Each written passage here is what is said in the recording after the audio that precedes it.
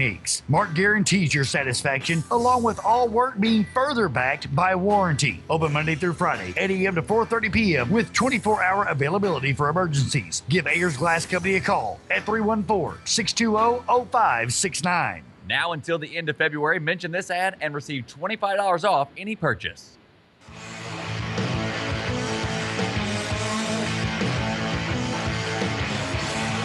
Welcome back to the Bob Seacrest Fieldhouse on the campus of Mineral Area College. Day number 2 of our MAAA Conference Tournament coverage. It's day number 2 of the quarterfinals for both the men and the women. And, of course, we've got 4 great matchups here to bring you. But right now, it's our Eagle March starting lineups. It's the St. Genevieve Hunters, coached by Josh Banks. He'll start number 3, Madison Reynolds, a 5'4 sophomore, along with Reagan Zerwig, a 5'8 senior. Maggie Fleeg, a 5'4 senior, along with Riley Meyer, a 5'10 junior, and Courtney Donzie, a 6' sophomore. Arcadia Valley is coached by Adam Waddell, and he's going to start Rebecca Bovington, a 5'4 junior, along with Kristen Williams, a 5'10 senior. Megan Williams, a 5'9 junior, along with Anna Thomas, a 5'7 senior, and Briar Johnson, a 5'9 sophomore. Again, I'm Aaron Coxton alongside by Sam Lawson, our executive producers, Dustin Kopp. On camera, live at youtube.com is Spencer Hovis and Matt Dawkins. Back in our master control room is Brad Dawkins. YouTube.com. Check out our live video stream. I want to say hello to all the other radio stations out there listening. We get a lot of notoriety, and I think a lot of people think there's a lot of heavy competition in the radio business around here. But it's good to have friends and people who like to comment and say, hey, we really like what you're doing and what you're bringing to high school sports. So we want to say hello to all of those other radio stations tuning in. And we're underway as the tip-off is won by the Lady Tigers. Down underneath, a bad pass, and it's going to be out off Arcadia Valley, and it's a bad start for AV as a Thomas pass goes out of bounds into the baseline. Still a no-score ball game. And we've got some interesting matchups coming up here throughout the afternoon and evening here at Mineral Area College. If you want to get here now, great opportunity to get some nice low-floor seats. But otherwise, you're going to have to hit the bleachers up top here later on because, like I said last night, we had a great, outstanding crowd. Packed up really quick here, pretty early in the night last night, and then it kind of filtered off a little bit towards the end, but most of them stuck around for that very good game we saw against in between West County and AV. I'm sorry. The Hunters are on the offense through the field, and in the lane goes Zerwig. First shot on goal didn't happen, and over the top comes Kristen Williams. It's going to be a foul on Arcadia Valley. It'll be team foul number 1 and the first on senior Williams.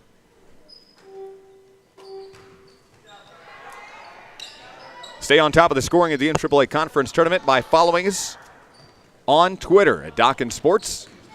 Down the court, a ball was stolen away by Arcadia Valley, and a 2-point put-up is missed on, and a rebound comes down to St. Genevieve as the Lady Hunters, Reagan Zerwig will get it off to Meyer. Back at the top goes to Zerwig, make that Reynolds, and in the left corner to Riley Meyer. St. Genevieve is in their traveling uniforms as a right side is Madison Reynolds 2. And St. Genevieve will start off the scoring.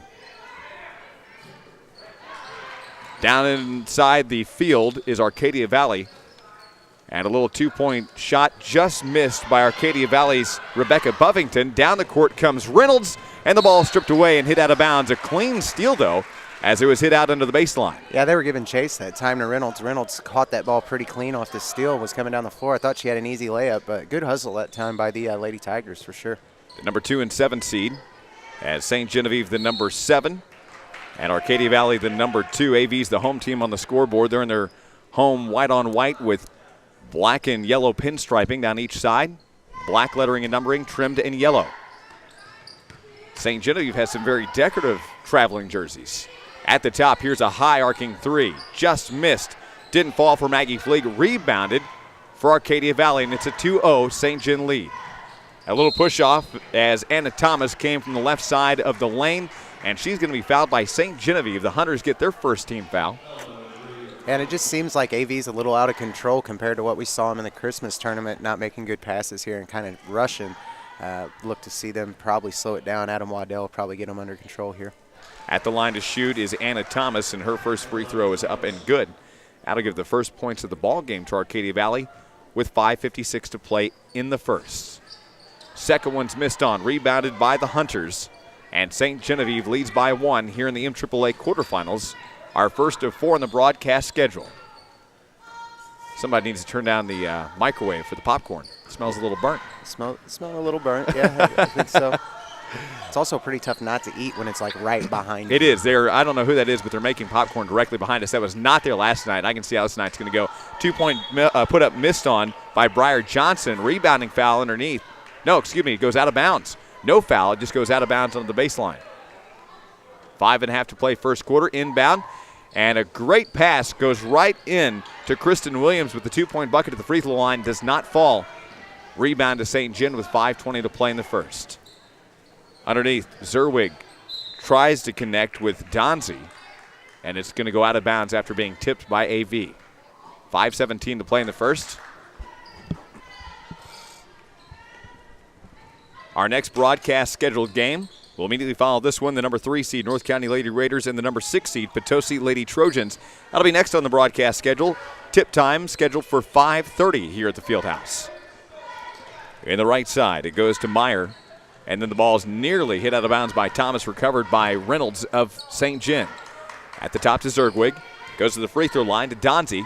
And the ball is again going to go out of bounds. This time, though, it's off on St. John. Arcadia Valley gets the break, and they go on offense with 4:52 to play first quarter. A low-scoring 2-1 lead for St. John to start off this first. Yeah, and they're moving the ball extremely well. They're just not finishing with the shots down here on their side of the floor. Here's a three, and it's good for Rebecca Buffington. And Buffington was just about 4 feet to the left side of the top of the key and makes it a 4-2 lead. On the rebuttal down the court, a quick-moving Riley Meyer couldn't hit one in the corner of the backboard in the rim. Anna Thomas comes down court after getting a rebounding pass all the way down. She misses a 2-point bucket. Buffington make that Megan Williams underneath. She's going to go to the free throw line after being fouled by St. John. Team foul 2 for the Hunters. This foul is going to be on Maggie Fleeg. That'll be her first. And team foul 2 at the line to shoot is Megan Williams. Her first free throw is up and bounces out off the front. Coverage brought to you by Happy Times Daycare, Ayers Glass, and the Farmington Walmart Supercenter, along with Specialty Granules and First Bank. Megan Williams gets her second free throw to fall, and that'll give her first point of the ball game. And it's a 5-2 AV lead here in the girls' quarterfinals of the MAAA Conference Basketball Tournament. Again, live videos available right now at YouTube.com. Here's a foul as down to the ground goes Madison Reynolds, and Anna Thomas is going to get the foul for Arcadia Valley. That'll be her first, and that'll be the second team foul for the AV Lady Tigers. Live audio and commentary on the Dawkins Sports Radio Network. 2-point shot missed on by Reynolds, rebounded on the low post by Briar Johnson of Arcadia Valley. Down the court, and a 2-point put up by Megan Williams, and a great pass there by Rebecca Buffington. And a timeout. St. John comes with 3:50 to play in the first as the number 2 seed leads the number 7 seed. It's Arcadia Valley up by 5, 7-2, and we'll be back after this 30-second timeout. Your Walmart Supercenter in Farmington is proud to be a part of the Farmington area. Your Walmart Supercenter in Farmington is always there for you when it comes to everything that you might need for your home, outside the home, and the family. Food, clothing, fishing and hunting supplies, so much more. Walmart Supercenter in Farmington. Save money, live better at Walmart.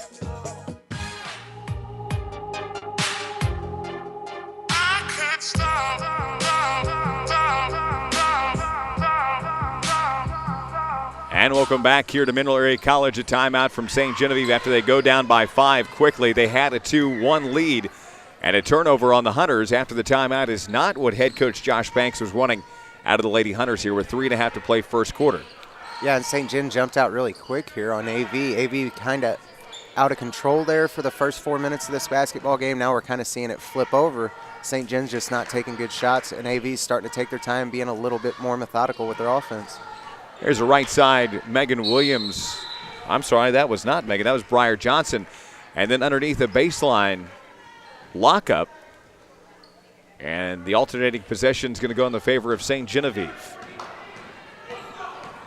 Again, last night's broadcast available right now. Go to our YouTube channel. And I'll explain more here in just a moment. Under the baseline, ball goes out of bounds. This time it's going to be out on St. John, so AV goes back on offense. All of last night's games in the men's and women's first quarterfinal day, now available at our YouTube channel. All you have to do is go to youtube.com. In the search field, type in KDKZ18. Our YouTube channel will give you access to last night's broadcast along with today's live event. And then after tonight's broadcast, that'll archive online for you to go back and enjoy time and time again. Ball goes out of bounds once again, and it's really been a fight for the possession here as the ball's gone out on one end of the court to the other end of the court. Still a 5-point ball game. For Arcadia Valley, the 2 seed, leads St. John, the 7 seed, 7-2. A steal away. Down comes Buffington.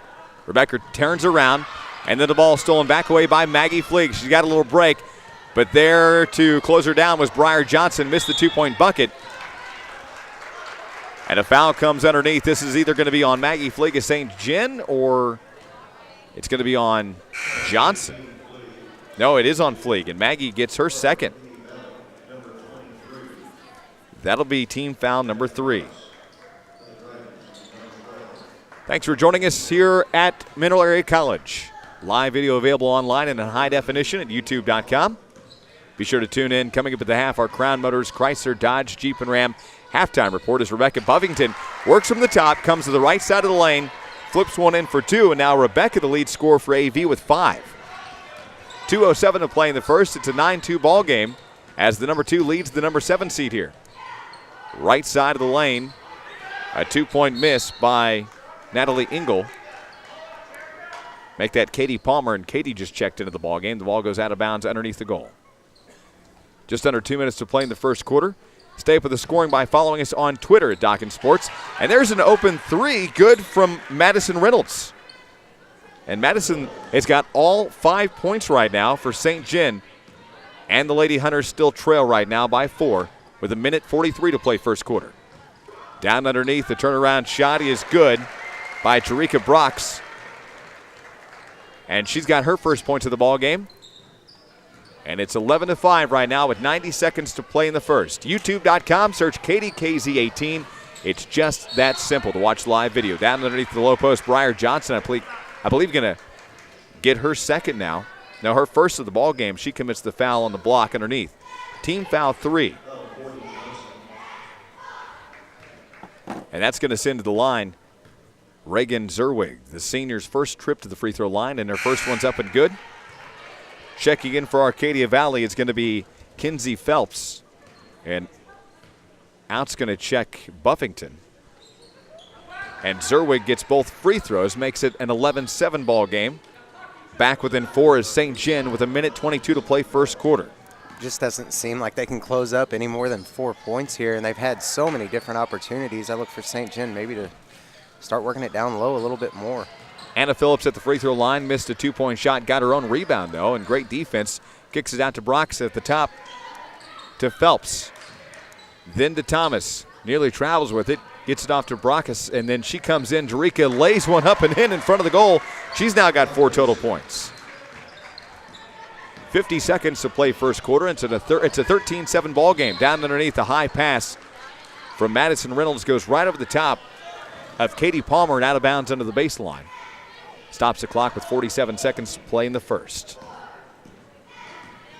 Again, I'm Aaron Cox, joined alongside by Sam Lawson. Lady Tigers come into this ball game 18-2 on the season overall. They're 18-2 overall, and they're 5-0 in the conference. As the Lady Hunters are 11-9 overall and 1-4 in the conference. 24 seconds to play first quarter, and it's a 13-7 ball game. In front of the goal, 2-point shot just doesn't fall. And, you know, I've always called them the Lady Hunters, but their jerseys say Dragons on them. Always confuses me. You're not the only one. I really don't know if they're the Lady Dragons or the Headhunter. I'm not sure on that one. Natalie Engel tried a last second into the quarter shot, but it doesn't happen. And at the end of one, it's the number 2 seed leading the number 7 seed. And right now it's a 13-7 ball game. AV over St. John. We'll be back for quarter number 2 after this 60-second timeout. Specialty Granules Incorporated Annapolis, Missouri plant has been a leading producer of roofing granules to the American residential and commercial roofing markets for over 85 years. Our longevity is a testament to our dependability as a raw material supplier and the durability of our products. We value the long-term relationships we have with asphalt roofing industries, manufacturers, and consumers that we serve. Specialty Granules is a sustainable business with a long-term commitment to the community as the steward to the environment. Specialty Granules Incorporated is proud to have received the award for the safest large surface mine in the state of Missouri by the Department of Labor. First Bank in Park Hills and Bismarck says being a part of the community is vital to us. And that's what First Bank in Park Hills and Bismarck's all about. For over 40 years, they've been serving the banking needs of their customers in St. Francis County. No matter where you're at in your financial life, First Bank has a plan that's right for you. Stop in for a free financial checkup or get in the game with great rates, personalized banking services, and check out mobile deposit. It's new and a fast break for your deposits. Good luck, Central Rebels and Bismarck Indians. From First Bank, member FDIC.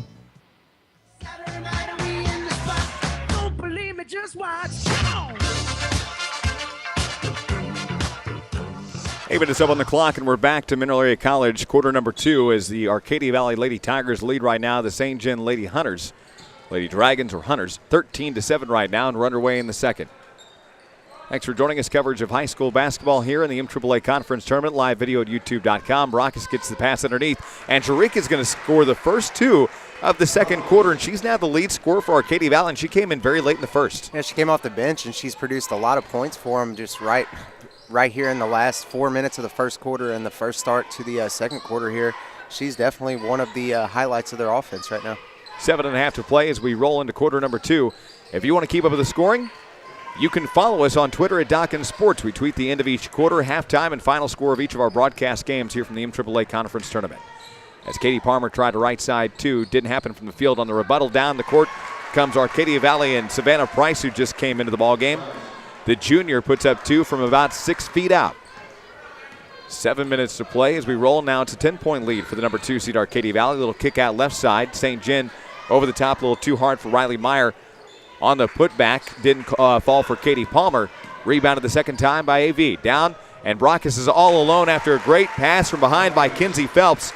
And Jareka now has 8, and the sophomore makes it 19-7. 6:40 to play in the half. Fighting for down low is Donzie. Courtney turns around under the right side of the lane, puts it in. And she's got her first 2, and back within 10 is St. John. Our next broadcast game to immediately follow this one, the number 3 seed North County and the number 6 seed Potosi. Underneath shot on goals, missed in a double team. Jareka on the putback, too hard. Rebound on the left side to Reynolds. Make that Zerwig and gets it all the way down to Engel. Running away with it, Engel comes through and she'll be fouled by Arcadia Valley. That'll be team foul number 4.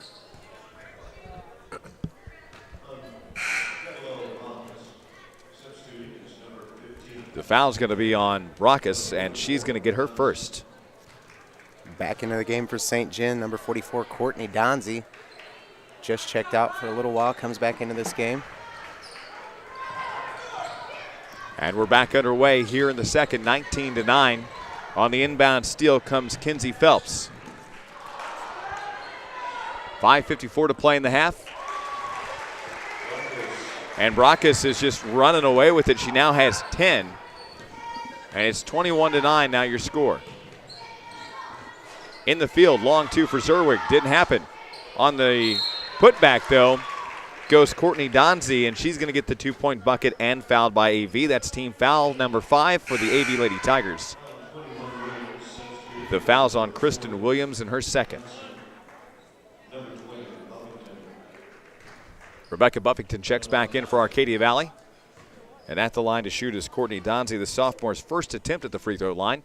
Our next broadcast game, North County and Potosi in the girls' quarterfinals, as Donzie misses that one. Ball goes out of bounds after the attempt at the free throw line. Stops the clock with 5:35 to play here in the half. 21-11. Still a 10-point ball game. Right now it's AV, the 2 seed, leading the 7 seed St. John here in the women's quarterfinals. of the MAAA Conference Tournament. Our first broadcast of 4 on the schedule, same as yesterday. 2 women's, 2 men's quarterfinals to bring you. We'll recap yesterday's scoring and where everybody stands and much more.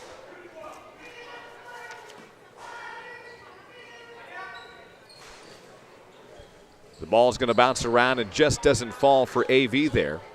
5:13 to play in the half. 21-11 right now.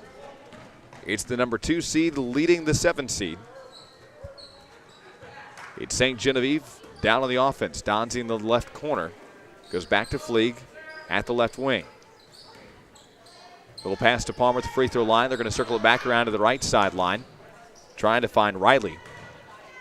And then Katie Palmer's going to come running in with it and hits the high side of the backboard.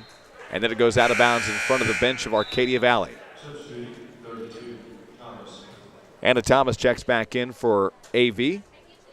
4:44 to play here in the half. 21-11 the score. Zerwig also checks in for St. Genevieve.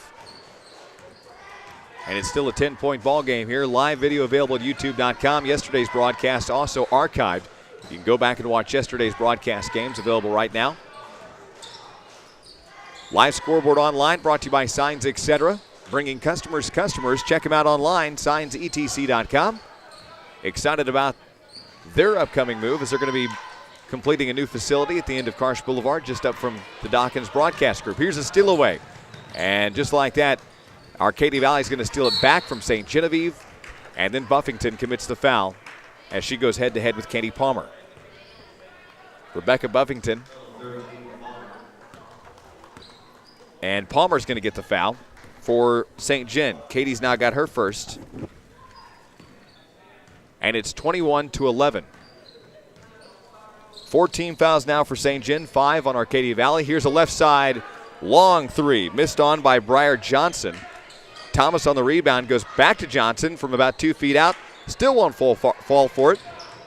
And she continues to fight for the rebound. Thomas in the lane, and a push off from St. Gen will stop the clock with 3:46 to play in the half. Fleeg's going to get the foul. And that'll be Maggie's third. That'll be team foul number 5. Again, thanks for joining us. Arcadia Valley leads this one. Inbound pass goes to Megan Williams underneath.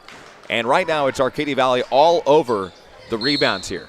Yeah, and it's killing St. Gen right now. They're just not boxing AV out. And part of AV's success right now is not on the first shot. You know, second shot, third shot. They're getting a lot of offensive rebounds. That's something that St. Gen has to fix if they're going to keep up in this game.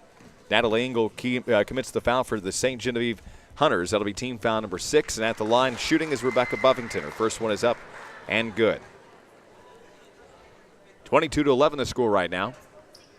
3:39 to play in the half. 22-11 the score. And back at the line still to shoot is Rebecca Buffington for her second one, but she misses that one altogether right now. AV's only missed 3 free throws.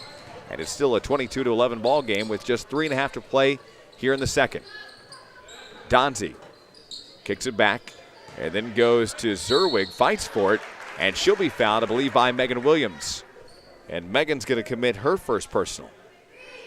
That'll be team foul number 6 for Arcadia Valley now. Both teams with 6 team fouls. And at the line to shoot is Reagan Zerwig. Her first free throw up and good.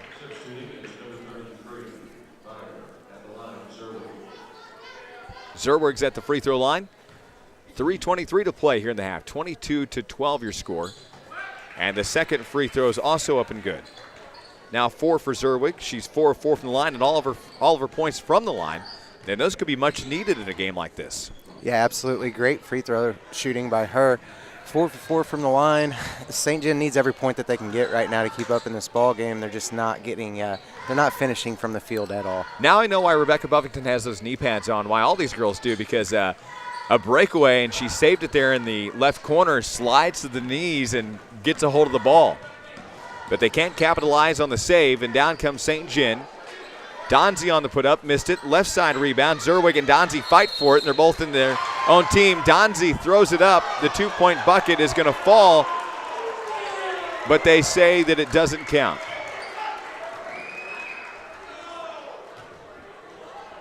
Why, I didn't see. I didn't see why either. It's actually right where I can't see. So.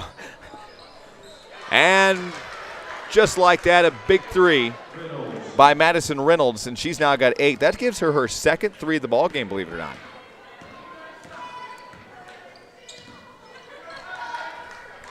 AV now on the other side of the floor, throws it out of bounds, and now they're back on the ground again.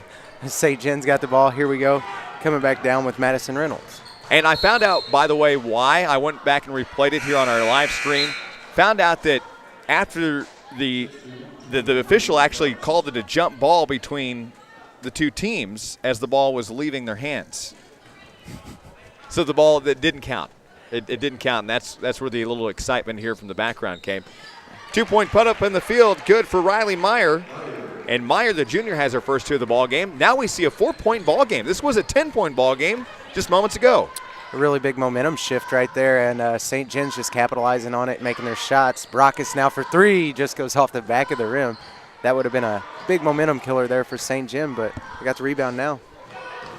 And under 2 minutes to play here before halftime. Follow our scoring. We tweet the end of each quarter. Here's a right side. Donzie 3, missed it. We tweet the end of each quarter. Final, and of course, the halftime score of each of our broadcast games. Follow us on Twitter at Dawkins Sports Today.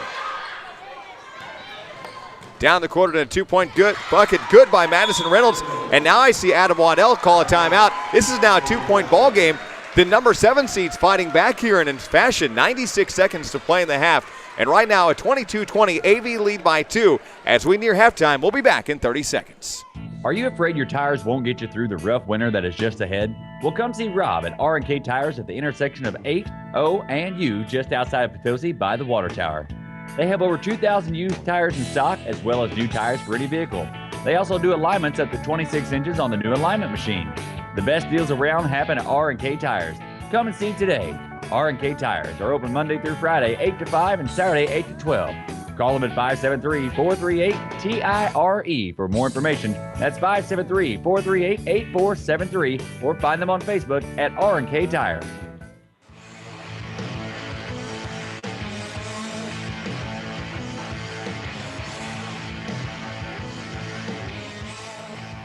And welcome back after the timeout. A steal away by St. Genevieve, not what Adam Waddell wanted, but a foul called on Arcadia Valley is down underneath. Fighting for it was Madison Reynolds. And Reynolds is going to go to the line, and AV picks up team foul number 7. It's a 2-point lead right now, the number 2 seed leading the 7 seed. Yeah, and what a swing of momentum here. St. Jim with a chance with these free throws to tie up this ball game. Anna Thomas got her second foul of the ball game. That's going to send Madison Reynolds to the line. She misses the first one. And these are some big points now, and we were just talking about how well these free throws are going to play into a game like this. Yeah, and right there we see how, and I think I pulled the old announcer jinx on her like Aaron usually does, but what she gets one of them. Madison now 1 of 2 from the line with 11 total points. She's the lead scorer for St. Genevieve. And there's a minute 20 to play in the half, and it's just a 1-point ball game and a bad pass at half court. The ball's going to go back in the favor of St. Gen. Zerwig comes to the top, goes left side to Engel. Natalie looks around, goes in the corner, finds Reynolds, or excuse me, that's Zerwig. And then the ball's tipped and stolen away by Johnson. Long cross from Megan Williams, goes to Thomas, right side 3. And it's through the air from the right wing. Anna Thomas for her first 3. She's now got 4, and it's 25-21. Little momentum now swinging the way to Arcadia Valley here in the girls' quarterfinals of the MAAA Conference Tournament. Our first broadcast game of 4 on the schedule here from the Bob Seacrest Fieldhouse at Mineral Area College. On the steal away, Megan Williams comes down, goes to Brockus, left side, and she's going to go hard to the ground, and she's going to be fouled by St. Gen. She was in the act of shooting and will be fouled by Natalie Engel, I do believe. No, it's going to be Madison Reynolds on the foul. That'll be her second personal, team foul 7. That's going to send Jerika Brockus back to the free throw line. And her first one is up and good. It's now a 5-point ball game at 26-21. 38 seconds to play in the half. Coming up at halftime, our Crown Motors Chrysler Dodge Jeep and Ram halftime report, where we'll talk scores and where each team stands in the MAAA and where they play from here on out. Also yesterday's scoring and much more. 27-21. And down underneath as Jerika, she made both of those, right? She made both free throws on that trip, yeah. 27-21 the score with 25 seconds to play in the half. On the way, our Crown Motors Chrysler Dodge Jeep and Ram halftime report. We'll talk, like I said, about the first half of this game, other broadcasts that are coming up later on today, yesterday's scoring, and where everybody plays from here on out in the MAAA. A foul called this time underneath the goal. This is going to be on Donzie. Courtney's going to pick up her first, and that'll be team foul number 8. And now the St. John Hunters are kind of losing that momentum they most desperately needed here late in the half. Yeah, and it comes a lot from a couple bad passes down here, and they were actually getting a little bit better as far as controlling the ball, controlling the pass around the horn, and then now they're just trying to force stuff in there. I think maybe they got a little excited when it got really close there at one point, and now they're kind of falling back behind, so they're going to need to pick the momentum back up here. Savannah Price at the free throw line. She made her first one and the second one. That'll give Savannah 4 total points. She's 2 of 2 from the line. And it's now an 8-point ball game at 29-21. This was just a 1-point ball game moments ago. As Reynolds fights for it, comes in the lane. And a foul called on Arcadia Valley this time. The Lady Tigers pick up team foul 8. Madison Reynolds is only 5'4". She drives that lane like she's so much bigger, though. She is not scared to go in there and battle with some of those bigger girls down there underneath the bucket. Ball's going to bounce in and out and then falls for Madison Reynolds. She'll now have 12. She's 2 of 3 from the line. And I believe it was Briar Johnson who picked up the foul. I think she should have her second. And at the free throw line, it's going to be Madison Reynolds, who now has 13 total points and is shooting 3 of 4. And we're nearing the end, but a bad pass stolen away down the court. And at the end of the half, a ball through the air is going to be waved off. Madison Reynolds couldn't get it up and away in time. And your halftime score, the number 2 seed leads the number 7 seed 29-23. It's halftime here at Mineral Area College. And we'll continue coming up. Our halftime report and much more brought to you by Crown Motors, Chrysler, Dodge, Jeep, and Ram. We'll tally the numbers and we'll be back coming up after this quick timeout. Everyone finds themselves needing a little extra cash for unexpected bills or emergencies. If you find yourself in this situation, count on Check on the Spot on South Jackson Street in Farmington, right behind the post office. Check on the Spot has payday loans, check cashing, and more. Affordable rates plus the best customer service anywhere. Need extra money? Then visit Check on the Spot and talk with Dale. Call 760-1770. That's 760-1770 for Check on the Spot at 16 South Jackson Street, right behind the post office in Farmington. Aren't there times when you just want to kick back, get comfortable, and enjoy a great meal? At Colton Steakhouse in Farmington, you can relax in a fun, casual atmosphere and let us take care of serving up mouth-watering food. Of course, it won't be a meal at Colton's without peanuts with it. Enjoy all you want while you look over the menu. Take your time. There's lots to choose from at Colton's, and it's all made from the finest quality ingredients at Colton Steakhouse in Farmington. We now have our lunch deals Monday through Friday, 11 a.m. to 2 p.m. We also serve choice cut USDA hand-cut steaks, ribs, chicken, and seafood entrees, sandwiches, and so much more. And one more thing, if you can't stay, everything on the Colton's menu can be prepared to go. Come by and visit with us soon at Colton Steakhouse and Grill, 1300 Maple Street in Farmington.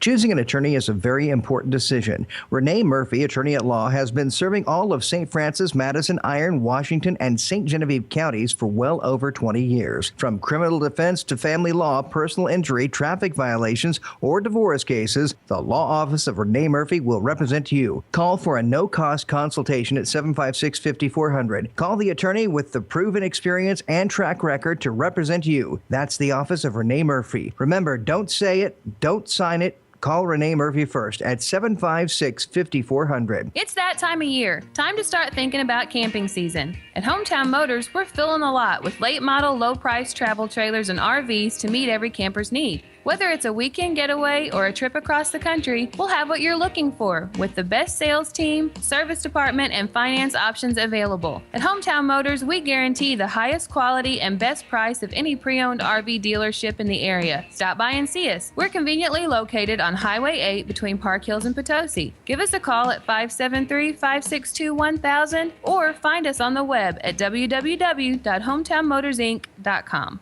Lemon drop, shop at the lemon drop, lemon drop. The new Lemon Drop Cafe and Health Food Store in Park Hills offers all 100% gluten, peanut, and soy-free health foods. Plus, you can get organic smoothies, muffins, cookies, coffee, tea, and parfaits. They even have a salad bar of nuts, berries, and vegetables. Order their soup of the day or try a gluten-free crust pizza. The Lemon Drop Cafe, now open on St. Joe Drive, right behind Save-A-Lot in Park Hills. Eat your organic fruits and veggies every day. Get them at the Lemon Drop Cafe. As a smoothie, salad, or soup, it will keep you away from the goop. When a car dealership has been around as long as Sweeney Auto Sales in Park Hills, you know you can trust them. Trust and professional service is what Sweeney Auto Sales in Park Hills is all about. No bull, no strings attached, and no whistles and bells. Just old-fashioned service with a smile at Sweeney's Auto Sales in Park Hills. No matter what your budget is, you'll find a vehicle that you will love to take home. Let Bruce and the gang at Sweeney's Auto Sales in Park Hills show you how easy it can be to own your next vehicle. Stop by and see the dealership that is trusted by hard-working men and women of the area.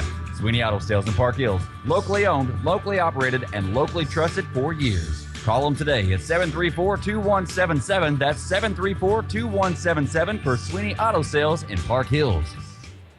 The Arcadia Valley School District wants to send out this good luck message to the teams participating in the MAAA Conference. Good sportsmanship is a key factor in a great ball club. To all the teams in this year's MAAA tournament, good luck from the Arcadia Valley School District. Now, how y'all doing? This here's the ladies' man with an announcement from Check Please in Farmington. And I read, what is love without money? Impossible. That's what it is. Are you broke as a joke with no money for your honey? Yeah, that's not good. Do you have no cash for your Valentine's bash? Yeah, that's not good either. Is your lady unhappy because your wallet is crappy? Yeah, we know that's not good. Is your cash flow running low, leaving you unable to go? Fellas, this just ain't gonna work. So we're gonna take a caller now. Caller number 1, go ahead. You're on with the ladies' man. Hello, ladies' man. Ooh, it's the lady. Go ahead with your sweet self. This is Jackie at Check Please. Just wanted to let all the men out there know that we are here for all their Valentine's Day needs to get that perfect gift for that lucky lady in their life. So call me, Jackie, Check Please of Farmington, 747-0900. Let's get it on.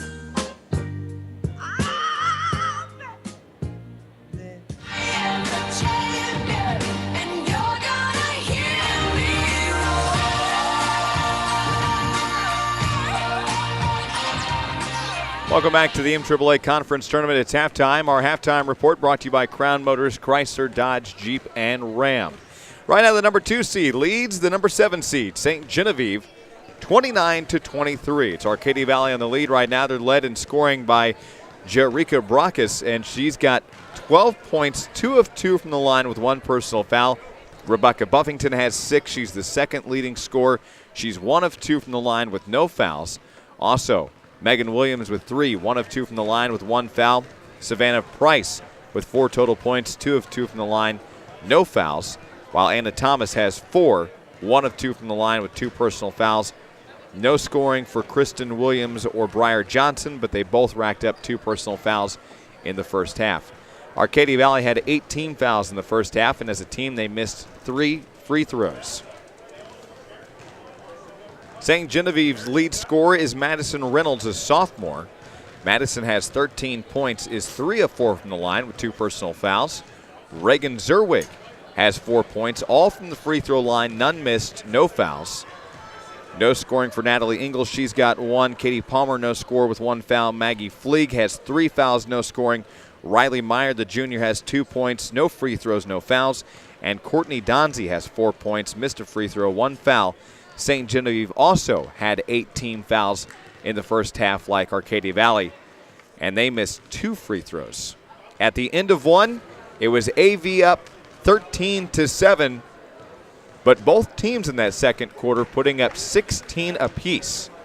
And it was a huge effort at one point late in the second quarter, Sam. It was a 1-point ball game at 22-21. Yeah, and then St. Gen got a little bit out of control, I guess you could say. I think they just got a little bit excited there when they pulled it to within 1 point. And after that point, they just started throwing the ball, trying to force things inside, and we're throwing those balls away. And I think that's what got them in trouble. I look for them to slow it down a little bit here in the second half, start being a little bit more methodical, moving the ball in, out. instead of just forcing those shots and forcing those passes. And I think if they can do that, then they have a really good chance of coming back and beating this Lady Tiger team here in the second half. It's our Crown Motors, Chrysler, Dodge, Jeep, and Ram halftime report. And we'll continue coming up with the second half after this 2-minute timeout. Stay with us. We'll be back to Mineral Area College after this break. Impressive Auto Service is a full-line auto repair shop offering routine maintenance on vehicles, including specials on tires, brakes, alignments, and suspension work. Right now, with 2 convenient locations, visit them in Farmington at 1249 East Karsh Boulevard or call them at 756-0011 and in Bonne Terre at 112 South Division Street or give them a call at 358-5800. Impressive Auto Service. Like they say, let us prove it. With excellent pricing on suspension lift kits, Impressive Auto wants to wish everyone good luck in this year's MAAA tournament. Are you looking for a change to update those old floors or countertops? Well, come see me, Randy, or one of the members of my staff here at Flooring Systems in Farmington. We're open 8 to 5:30 Monday through Friday and 9 to 1 on Saturdays. With our new expanded showroom, you can easily find what you're looking for with our beautiful selection of hardwood, carpet, tile, laminate, and vinyl flooring, as well as area rugs. For your kitchen needs, we offer ceramic, marble, and granite countertops.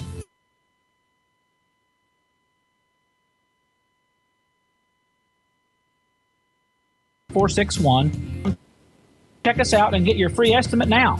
Don't forget to check us out on Facebook. Like and follow us to see the amazing work we've done.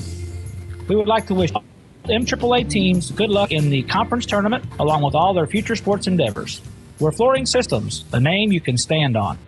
High school sports is such an important part of a student's development, and the Potosi R3 School District is proud of their athletic department and is proud to sponsor high school sports on the Dawkins Broadcast Group. Whether you're on the field or off the field, remember, team spirit and dedication makes winners. Go Trojans from the faculty and staff of the Potosi R3 School District.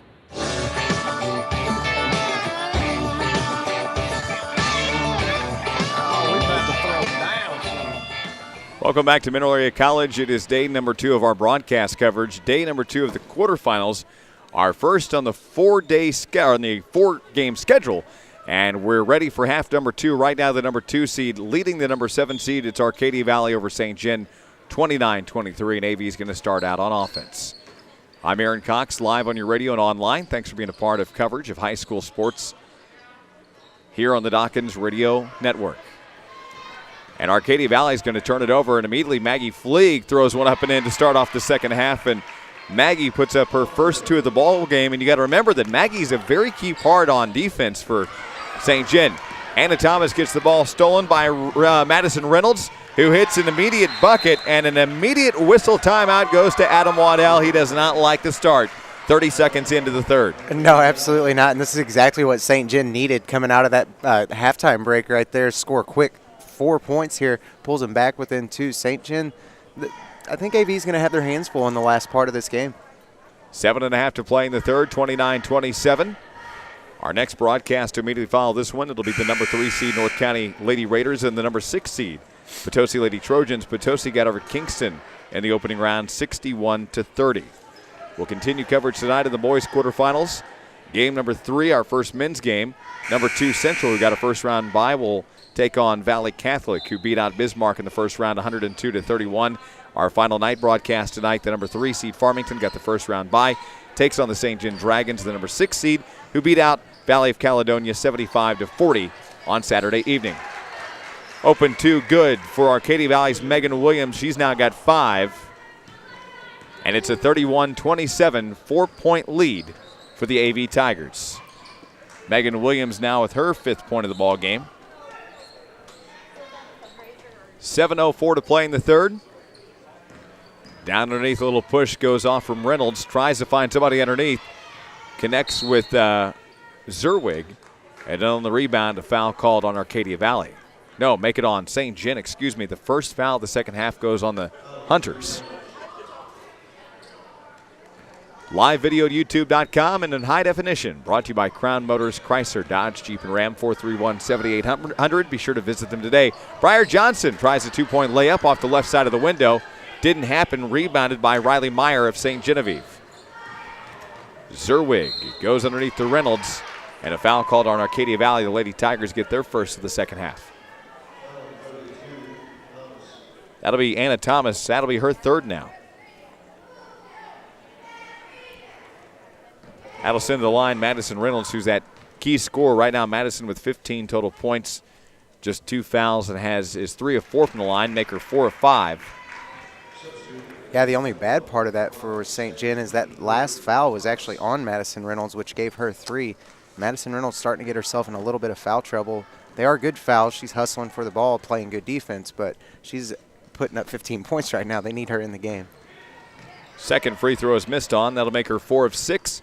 And it's a 31-28 ball game. Right now, the number 2 seed leads by 3 as we roll through quarter number 3. 6.5 to play. Live video at youtube.com. Check it out. And, of course, you can find us and subscribe to the YouTube channel where you can be updated when we upload our live broadcast at the end of each evening. Reynolds kicks it right side to Donzie. Back to Reynolds' right wing. Goes to the top. Zerwig near the circle. Left side to Engel. Make that Maggie Fleeg. Sometimes they look alike. It's hard to tell them. Matter of fact, each of the St. John girls have very long hair. All of them in ponytails with white headbands on. So it gets a little difficult to tell them apart at times. Down in a double team action on Kristen Williams. Manages to get it away to Buffington. Right side coming in is Megan Williams from the baseline. Missed it. Kristen on the putback, and the ball goes out of bounds underneath the base. 5:40 to play, third quarter. 31-28 your score. The only thing I still see St. John not doing is they're still not boxing out, and they're giving AV 2 and 3 tries at it every time that they're down underneath the board, and that's something that they have to fix here to take the lead in this game. MAAA Conference Tournament here in the girls' quarterfinals. 5:15 to play in the third. And it's 31-28 and a steal away. Down comes Rebecca Buffington, and Buffington's going to stop at the free throw line. And great defensive play by Fleeg that time. She picks it off. She goes down the floor, and she's going to draw the foul this time on AV. Maggie Fleeg's going to go back to the free throw line. I believe the foul's going to be on the number 32. This one's going to be on Arcadia Valley, and this will go on number 23. That's going to be Savannah Price's first. That'll send Maggie Fleeg to the free throw line. Right now, Maggie's first attempt at the free throw. And she's got one. Now 3 for Fleeg, who has 3 personal fouls in this one. 5:04 to play in the third. Our next broadcast in the girls' quarterfinals. It'll be North County and Potosi in our second and the 4 broadcast schedule. Maggie Fleeg gets both of them. And she's now 2 of 2 with 4 total points. So down comes the AV Tigers. It's just a 1-point ball game now.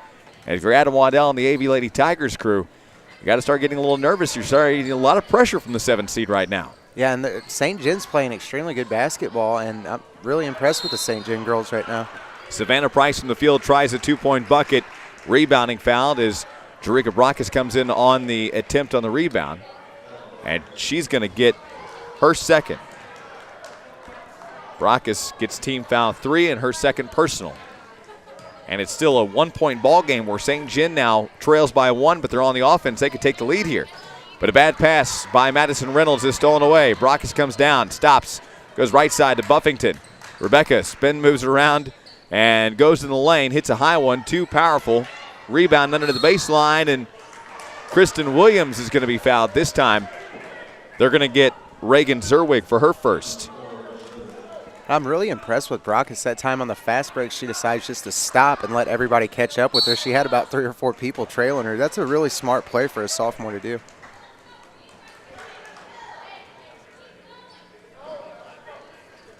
(31-30) your score right now with 4:22 to play in the third quarter. Here's a Megan Williams 2-point attempt in the field, and it doesn't happen. And down comes the St. Genevieve Hunters as they trail still by 1 with 4:10 to play third quarter. Remember, live video in high definition available at youtube.com. Live scoreboard brought to you by Signs Etc., bringing customers, and a tie possession at the top of the key. The alternating possession will go in the favor of Arcadia Valley. No, excuse me, of St. Genevieve. And a whistle timeout goes to Josh Banks as he wants to talk one over, and it comes with 4:04 to play. It's a 1-point ball game, 31-30. AV leads St. Gen. We're back after this 30-second break. D&D Towing in Fredericktown has been serving the area for over 15 years.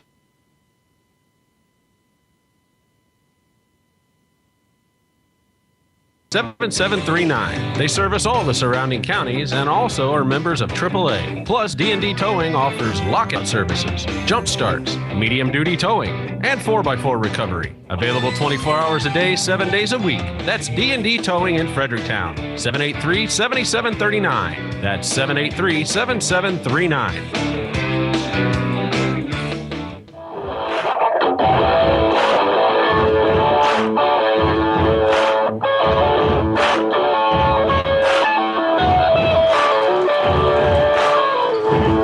And a huge start after the timeout.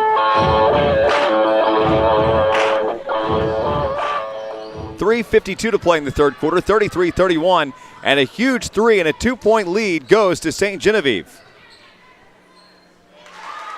And on the other side, 2-point put up by Arcadia Valley as that 3 by Reagan Zerwig will start us off here in the third after the timeout.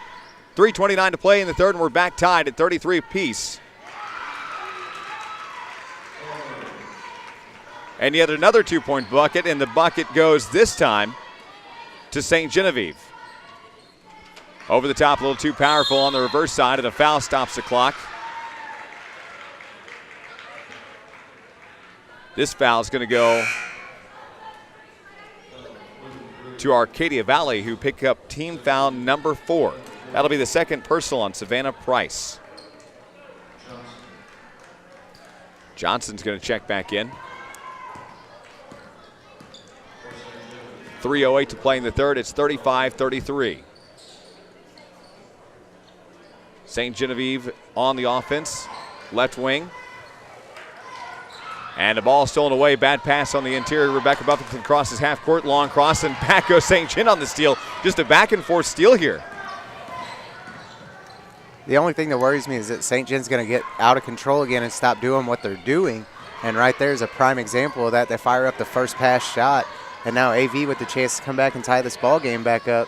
They need to work that clock a little bit and start getting a little bit more on the interior and, you know, putting up some good shots, maybe even get some fouls out of it. Donzie tried down on the other end. A little bounce pass from Arcadia Valley as they right now trail by 2. 2:25 to play in the third. Ball out of bounds. St. Gen goes back on offense. 35-33 with 2:25 to play in the third quarter.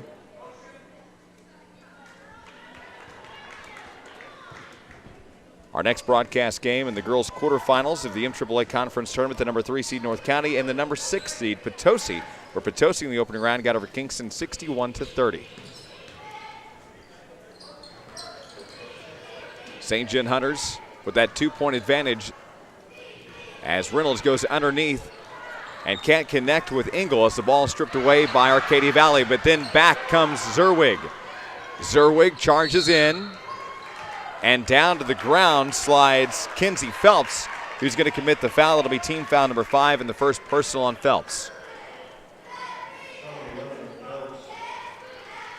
35-33 is your score with 1:57 to play in the third.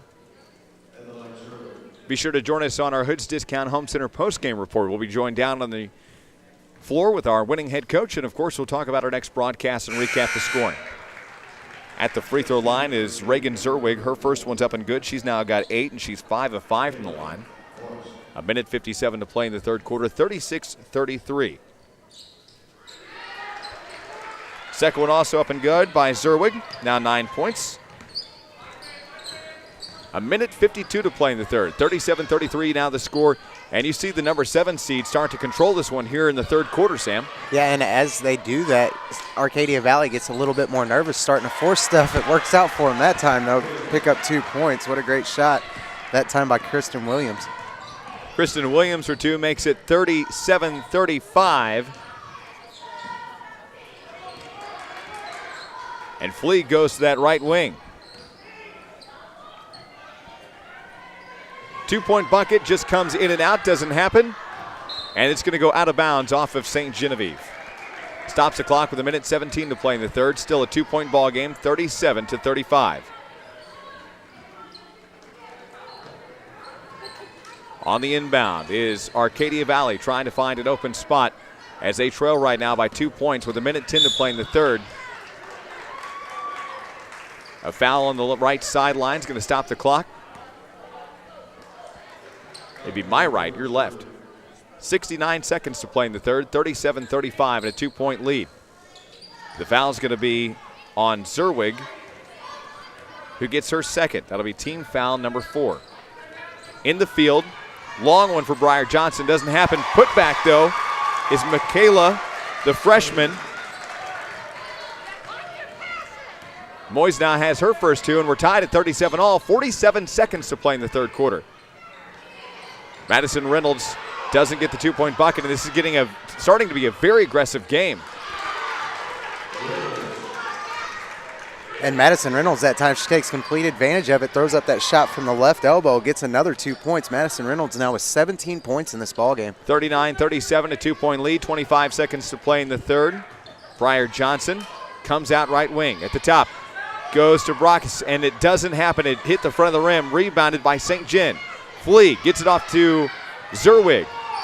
As Reagan comes firing down the court, goes right sideline through the air, and one cannot fall here easily enough for Katie Palmer. They're going to fight for it. Zerwig's second attempt, and down to the ground goes everybody, and the jump ball will be called with 0.2 of a second to play here in the third quarter. And there is a lot of beating and banging going on down there underneath that bucket. I thought a couple of those were going to be fouls, but they're letting these girls play, and it's starting to get really intense down there, 39-37. Remember, you can find our archived video available online, and at the end of 3, it's a 2-point ball game where the number 7 now leads the number 2 seed, 39-37. It's St. Genevieve over Arcadia Valley. We're headed for the final 8 minutes of this one. We'll do it coming up in 60 seconds. Hey, everyone wants to look their best. That's why you should stop by MV Salon on East High in Potosi and let one of the great stylists give you a new cut, style, or color. They have over 12 years of experience. These girls really care about your hair. So let Chrissy, Stephanie, or Terry give you the best cutter style. That's MV Salon on East High in Potosi, or call 438-3689.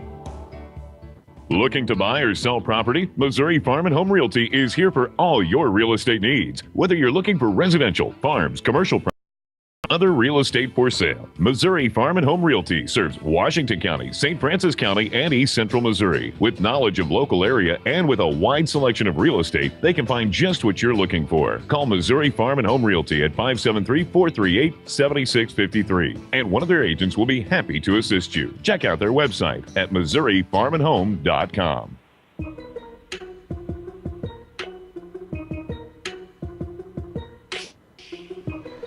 And welcome back here to the Bob Seacrest Fieldhouse on the campus of Mineral Area College. Quarter number 4, the number 7 seed leads by 2, 39-37.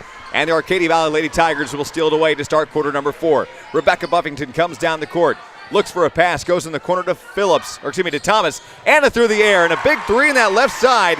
And that's a great way for AV to start off this fourth. Yeah, and Anna Thomas picks up her second three-pointer of this game. Couldn't have come at a better time, though. 40-39, AV takes the lead again. St. John's now pressing. And what a follow-up, though, for St. John. Oh, my gosh, another big 3 that time from Fleeg. Maggie now with 7, makes it 42-40, and the Hunters lead by 2. And this one's going to be an exciting game. I cannot tell you how pleasing it is to know that we've had some really good basketball to start off the tournament. Thomas throws one up. It's not even close, but underneath, Johnson tries. Thomas fights for it in the lane, and then a foul called. Everybody was spinning down there under it. Riley Meyer and everybody else. Thomas will go to the free throw line.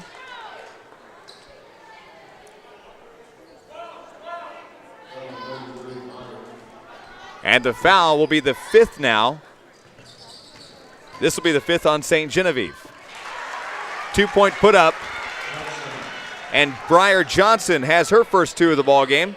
That foul, by the way, on Riley Meyer of St. John will be her first.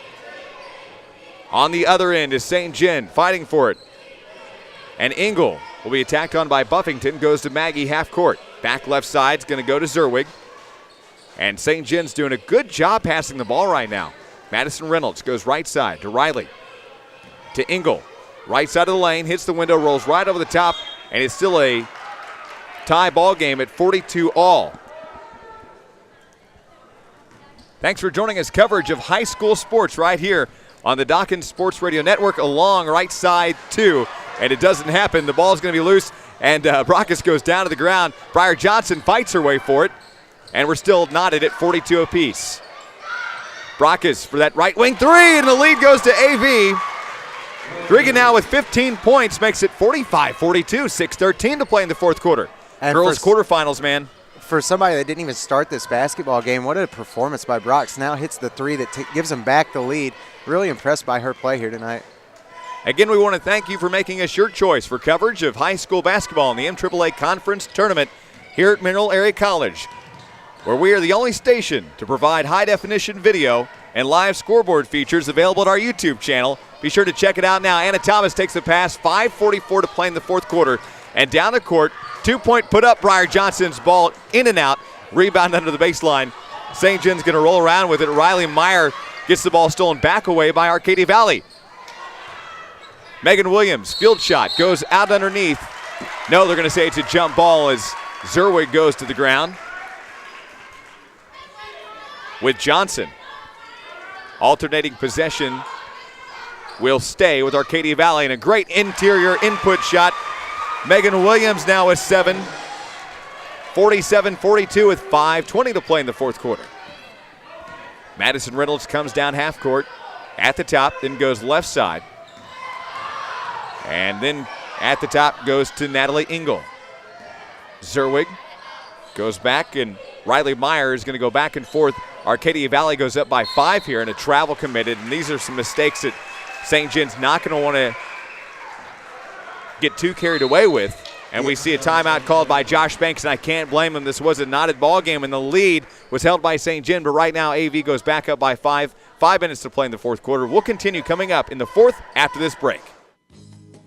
Southbrook Skilled Nursing by AmeriCare is located in Farmington. For years, they've been a vital part of the community's health care continuum. When it comes to skilled nursing care, families in Farmington and surrounding areas have come to trust Southbrook. When you need a level of care that calls for others to lend a helping hand, you want those hands to be well trained in all the techniques of care. Southbrook is backed up by an undeniable expertise in skilled nursing and rehabilitation, all within a gracious living environment. Southbrook offers a small and intimate home-like environment. Come experience the AmeriCare difference. Southbrook Skilled Nursing, 1108 Liberty in Farmington.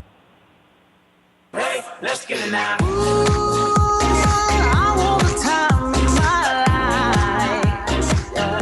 Welcome back to the Bob Seacrest Fieldhouse on the campus of Mineral Area College in Park Hills, Missouri. It's Tuesday night coverage, our second night of coverage here of the MAAA Conference Basketball Tournament in the men and women's quarterfinals. We'll wrap up all the quarterfinal games tonight, and then we will have games coming up Thursday and Friday in the men and women's semifinals. We'll wrap up with the third place in championship games this Saturday, Valentine's Day, February the 14th. There are some games coming up tomorrow, some non-broadcast games. We'll talk about that in the scheduling. Anna Thomas for a left wing three. Didn't happen. Johnson on the rebound.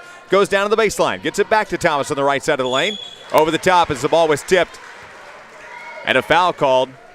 This is going to send Thomas to the line. St. John commits team foul 6.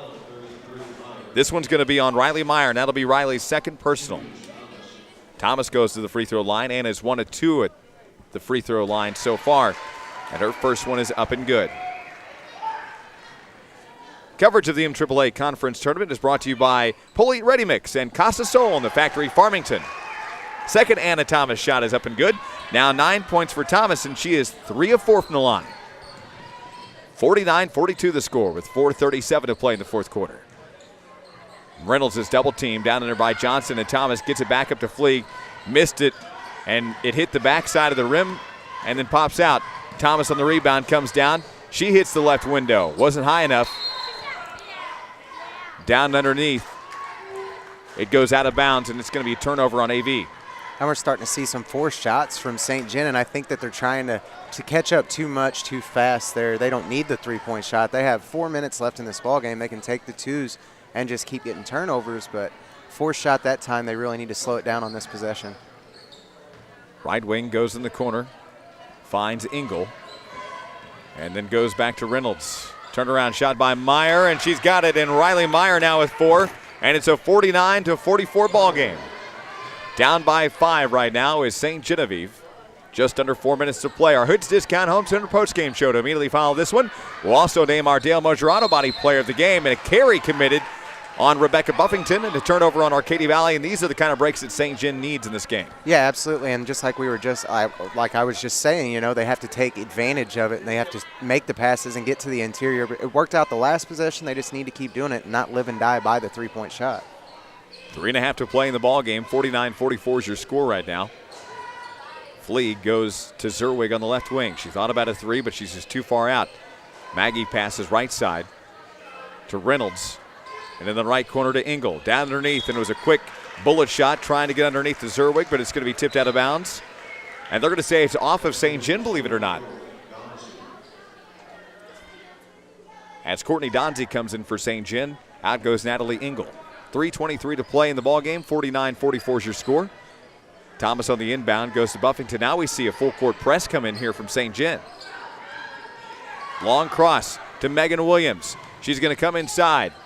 And the bounce pass from Kristen to Thomas on the left side of the window for two. And now Anna has 11 points.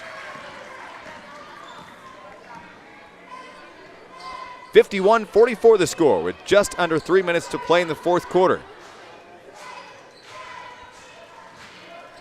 Down underneath the baseline, and that's going to be Reagan Zerwig sliding down to the ground as it's going to be a tie possession. It'll stay with St. John with 2:49 to play. Remember, you can watch live video and in high definition at youtube.com. Our next broadcast will be in the girls' side of things.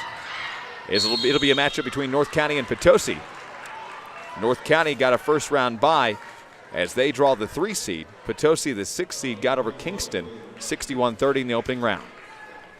Foul that time is going to be on the number 21 from Arcadia Valley, Kristen Williams. Her third personal now. Third. Here's a long three. Didn't happen for Reynolds. Got her own rebound, believe it or not, and then locked up with Briar Johnson. Yeah, and a bad break that time for St. John as the ball's going to go to Arcadia Valley this time, but St. John's still trying to hang in there as much as they can. Timeout. St. John comes with 2:38 to play in the ball game. 51-44. It's AV leading the St. John Hunters, and we're back in 30 seconds. When you shop at a convenience store, you of course want it to be convenient. Shortstop's convenience store on Highway E in Potosi is just that and so much more. Shortstop's Convenience has so much to offer, plus the friendliest associates to take care of you. Tim and Tom, along with everyone at Shortstop's Convenience, wish the Potosi Trojans the best of luck in the MAAA Conference. Remember, everything you could ever want in a convenience store, that's Shortstop Convenience on Highway E in Potosi. Good luck, Trojans. Polite Ready Mix is proud to serve the entire Southeast Missouri region with quality concrete and fast, dependable service. When you need a solid foundation for your job site, it's good to know Polite Ready Mix is on time, like promised. Polite Ready Mix has been serving this area for decades, and they look forward to continuing to earn new business with professional service to all customers. That's Polite Ready Mix of Toast.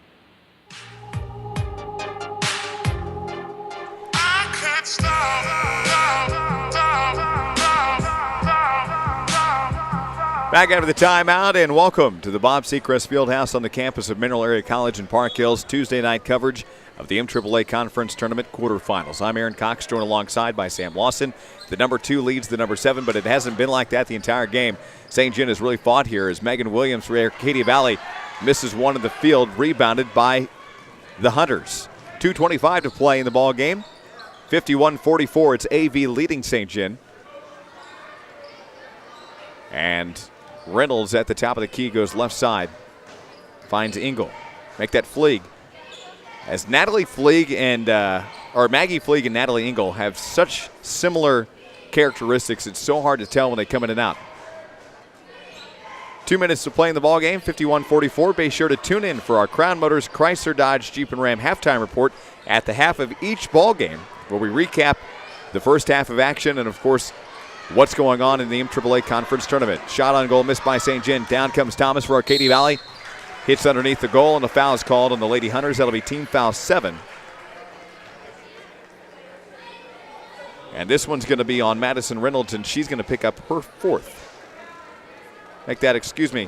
Riley Myers 3rd. And that's going to send Anna Thomas to the line, who gets a free throw. And right now, Arcadia Valley doing very well from the free throw line, only missing 3. As Anna Thomas's second free throw also up and good. She's now got 13, shooting 5 of 6. And it's a 53-44 ball game, up by 9 is Arcadia Valley now, as we just have 97 seconds to play in this contest. You're listening to high school basketball live on Froggy 96, KYLS FM Ironton Farmington. 107.1 The Zone is KLMZ Leadwood Farmington, along with KTNX Arcadia and KYLS AM Fredericktown. The ball went out of bounds into the baseline and a whistle timeout. Again, Josh Banks is going to take his final one. And there's a minute 28 to play in the fourth quarter. We'll be back in 30 seconds. Mark Bonney Construction is proud to be a sponsor of the Game of the Week. Remember, when you're ready to build your new home, Mark Bonney Construction will give you the most quality workmanship for your money. Mark offers custom framing, turnkey homes, and has brand new homes in Westmeyer subdivision. Mark Bonney Construction is licensed and insured and has been in business for over 20 years. Call Mark Bonney Construction at 573-760-2033. Mark Bonney Construction, quality and honesty is what you receive. I'm on the pursuit of happiness, and I know everything that shine ain't always gonna be gold. I'll be fine. Fourth quarter coverage of the girls' quarterfinals, our first broadcast on the 4-game schedule here from the Bob Seacrest Fieldhouse, as we're just entering the 5 o'clock hour. Next broadcast game in the girls' quarterfinals, it'll be a matchup between the number 3 seed North County and the number 6 seed Potosi. A minute 28 to play in the fourth quarter, 53-44. And the ball goes over the top of the backboard. I'm surprised they didn't call that out of bounds. Nonetheless, St. John's shot is going to be rebounded by AV. Down comes Brockus, hits the corner of the backboard of the rim. Rebound St. John. No, it's going to be Arcadia Valley still fighting for it. And Buffington tries to lob one up. And down's going to go Zerwig.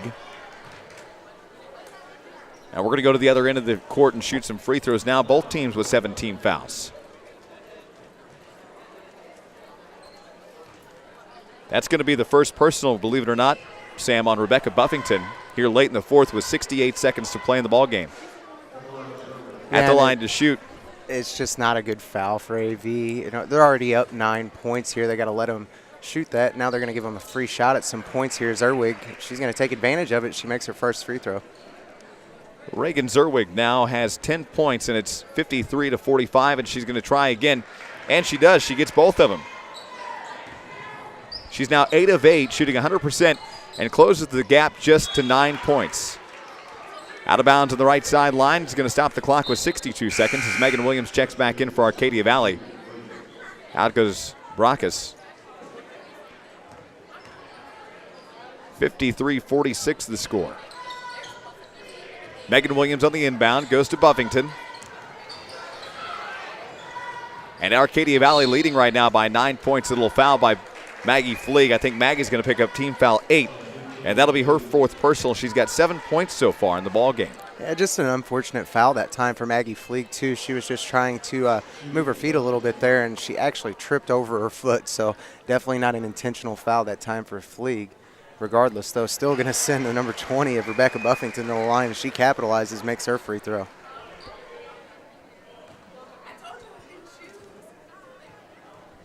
Still shooting at the line is Rebecca Buffington, and she makes both of them.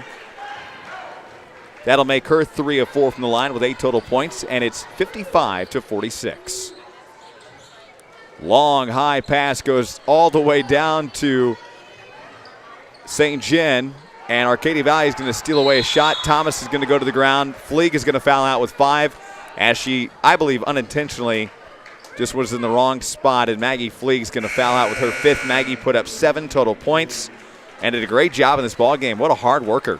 Yeah, Maggie Fleeg, she played a lot of good defense here, and she was a lot of the reason for most of those turnovers for AV. Unfortunately, you do get a lot of fouls when you're a good defensive player, and right now she's going to have to sit down with 5, and she's also a big production point for the offense. So bad loss that time for St. John. Anna Thomas to the line. She misses a free throw. Ball is going to go out of bounds. And it's going to go to St. Genevieve with 35 seconds to play. It's right now a 9-point ball game at 55-46. Make that a little, wait, see if my math is right. It is a 9-point ball game. Takes me just a couple of seconds to do the math. You know, got to carry the one, round up. The foul is going to be on Arcadia Valley. This will be team foul number 8 now. And this one's going to go on Kristen Williams, who gets her 4th of the ball game. At the line to shoot is Madison Reynolds. Madison makes her first one. She's now got 19 total points and has had a great game here. She's been the lead scorer. She misses the second one, though. St. John's going to run down their own rebound. At the top, through the air, Reynolds for 3, and she's just having a lightning shot here in the late part of the 4th. 16 seconds to play.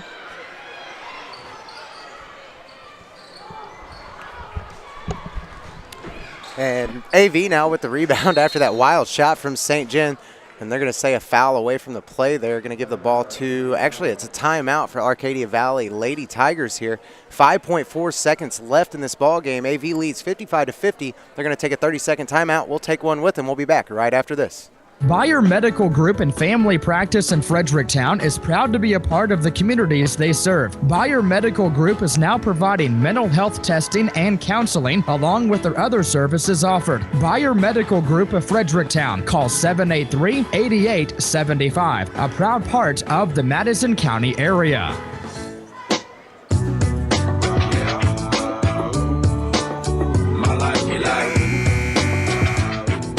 Hey everybody, welcome back to Mineral Area College. AV up on top of St. John right now, 55-50.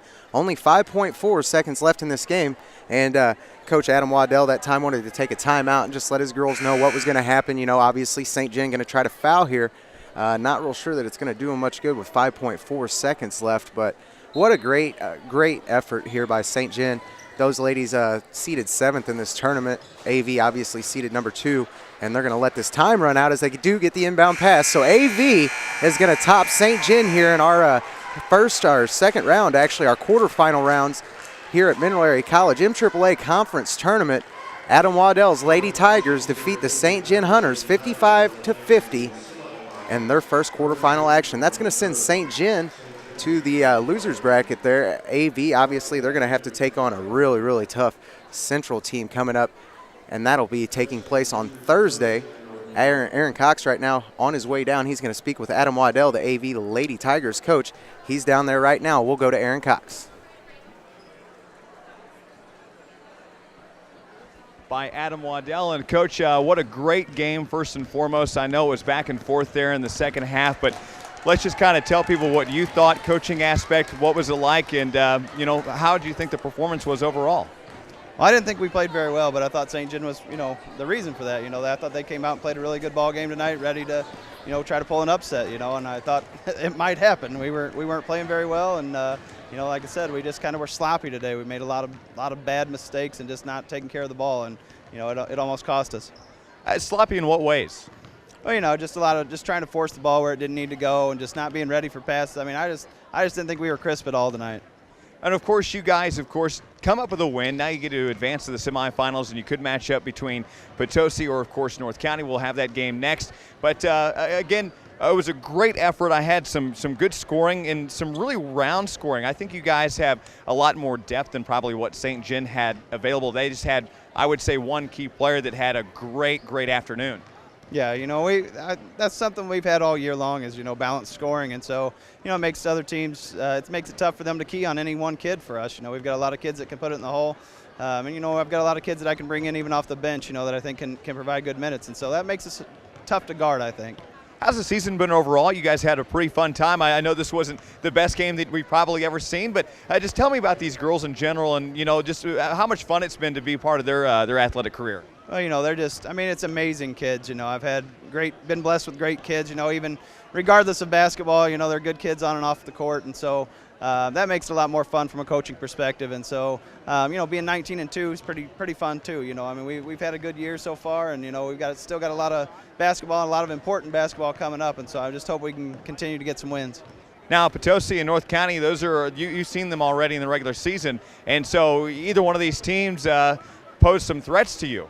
Well, I think they're both really good. Teams, we've played Potosi twice, and, we beat them, by 35 the first time, but then the second time we played them as a 10-point ball game. And, I think that's what they're capable of doing. They're a good team, and so they can play anybody tough. And we played North County early in the season. It was an 8-point ball game, and so they're a good physical team, and and they're tough to guard too. And so I mean, whoever it is, I think it's going to be a tough matchup for anybody. Absolutely. Coach Waddell, thanks for your time. We'll look forward to seeing you come up in the semifinals. All right, thank you. Head coach Adam Waddell of the Arcadia Valley Lady Tigers. Appreciate his time here on our Hoods Discount Home Center postgame show. Of course, coming up, we'll name our Dale Mosier Auto Body Player of the Game. And Sam, it was a back and forth ball game altogether. And we, of course, will continue to watch both these teams as they advance to the MAAA Conference Tournament. Arcadia Valley, the number 2 seed, and you just never know about this, what could possibly come out of this tournament this year. No, absolutely not. And the proof was in that last game, Aaron. And, they jumped up to a really big lead there for a minute. St. John fought their way back into it with some good passing and some good perimeter shooting. Got themselves back into the ball game. The only thing that they lacked on just a little bit was control when they got it close. They did take the lead at one time, but they started forcing some passes and taking some shots that they really didn't need to take at the time when they should have just been taking their time, working the ball inside. They didn't do that, and that ultimately led to the St. Genevieve Headhunters, I guess you should say, losing that ball game as they gave that up with some pretty sloppy passing there towards the end of the fourth quarter. Coming up, we'll tally up the scores. We'll also have a little post-game show for you, and we'll talk about our next broadcast, North County Potosi. Stay with us. We'll be back to Mineral Area College after this timeout. Have you been by Country Bouquet in Ironton lately to see what's new? Country Bouquet has lots of things for everyone this Valentine's Day, like wonderful fresh-cut flowers for any occasion, beautiful silks and silk flower arrangements, plus willow tree angels, Swan Creek candles, and Mama Says line of figurines. Don't forget, Country Bouquet in Ironton is your home for unique items such as Lottie Dotties, Ginger Snaps, and Jake's Lot Bling jewelry. Perfect as gifts for your special loved one or even just for yourself. Country Bouquet would be happy to help you with all your special occasion needs. So come visit Country Bouquet on Main Street in Ironton and see their new expanded showroom. Call Shelley at 546-5056. That's 546-5056. Country Bouquet wants to wish everyone a safe and happy Valentine's Day and reminds everyone to get their Valentine's Day orders in early. Keeping up with your family's needs is tough unless you make one stop count at your local Walmart Supercenter in Deloge. The lowest prices, the best service, and everything you'll need for your family. Walmart Supercenter in Deloge wants to wish the Park Hill Rebels and North County Raiders good luck in this year's high school sports season. Walmart Supercenter in Deloge. Save money, live better, Walmart. Hey, this is Sam, your announcer for Froggy and the Zone's Games of the Week. Those bricks in your back pocket starting to weigh you down? Why not do the smart thing and get a hold of my friend Cricket down at AAA Check Advance of Farmington? Don't let your long wait for tax returns get you in foul trouble. Get over to Cricket and pick up some cash until that big tax return gets here. Having trouble figuring out where you're going to get some cash to impress that certain someone on Valentine's Day? Don't get benched for the next best player in line. Get over to Cricket at AAA Check Advance there, Rico Suave, and talk to the best cash referee you can find. That's AAA Check Advance, located across from the movie theater in Farmington on Valley Creek Drive. You can also reach AAA Check Advance at 573-747-3038. Come to Fisher Furniture. We can save you more for sure. You get more at Fisher Furniture. Whether it's a chair, a sofa, recliner, or a bed, you're going to feel like you're in heaven when you make your purchase from Fisher Furniture in Ironton. Fisher Furniture in Ironton has so many styles to choose from and super everyday low prices too. It's easy to afford your new furniture from Fisher Furniture in Ironton. Shop locally and feel like you're in heaven when you shop at Fisher Furniture in Ironton. Arcadia Valley Academy, formerly the Ursuline Academy, restored and opened for business in 2011. This beautifully historic restaurant, bakery, creamery, bed and breakfast, which also offers tours, weddings, events, and entertainment, is the ideal place to make meaningful memories. With its unique history, natural beauty, and peaceful atmosphere, Arcadia Valley Academy is your destination vacation you'll want to visit over and over. Located at 211 South College Street in Arcadia, Arcadia Valley Academy is in one of the most beautiful scenic parts of Missouri. Arcadia Valley Academy offers fun and great events that not only you can enjoy but participate in as well. On February 28th, get ready for Murder Mystery Dinner Theater featuring Sherlock Holmes. For all of Arcadia Valley Academy's upcoming events and to see what all they have to offer, check them out at www.arcadiavalleyacademy.com. You can also give Arcadia Valley Academy a call at 573-546-4249. We all get in those spots where we're just looking for a great pawn and gun shop to go to that will offer us the top dollar to loan or sell items. Express Pawn and Gun Shop with 2 locations, Farmington and Potosi, is the pawn shop you want to go to. Express Pawn and Gun Shop buys gold, electronics, and most items of value. With the new additional space at their Farmington location located in the old Wild River Bar and Grill building on Highway 221, you're going to find inventory that you didn't even know Express Pawn and Gun Shop had. Give Express Pawn and Gun Shop a call at 573-756-0599. Express Pawn and Gun Shop not only has a selection of jewelry and electronics, but hunting gear and guns as well. Come check out Express Pawn and Gun Shop and see what all they have to offer, or get that top dollar for that item you'd like to pawn. Express Pawn and Gun Shop in Potosi is located at 208 East High Street, or you can give them a call at 573-438-2244. If you've never had transmission trouble, you are one of the lucky ones. If you do have transmission problems, take it to the ones who know transmissions inside and out. Willie's Transmission in Farmington. For decades, people have trusted Willie to take care of their transmission problems. From manual to automatic transmissions, clutch systems, and more, Willie's Transmission can do the job. Give them a call at 631-2762. 631-2762 for Willie's Transmission in Farmington. Man, this truck sounds horrible. Runs horrible. Brakes barely stop it anymore. I just don't think I can afford to get it all fixed at 4 different places it would take to get it all done.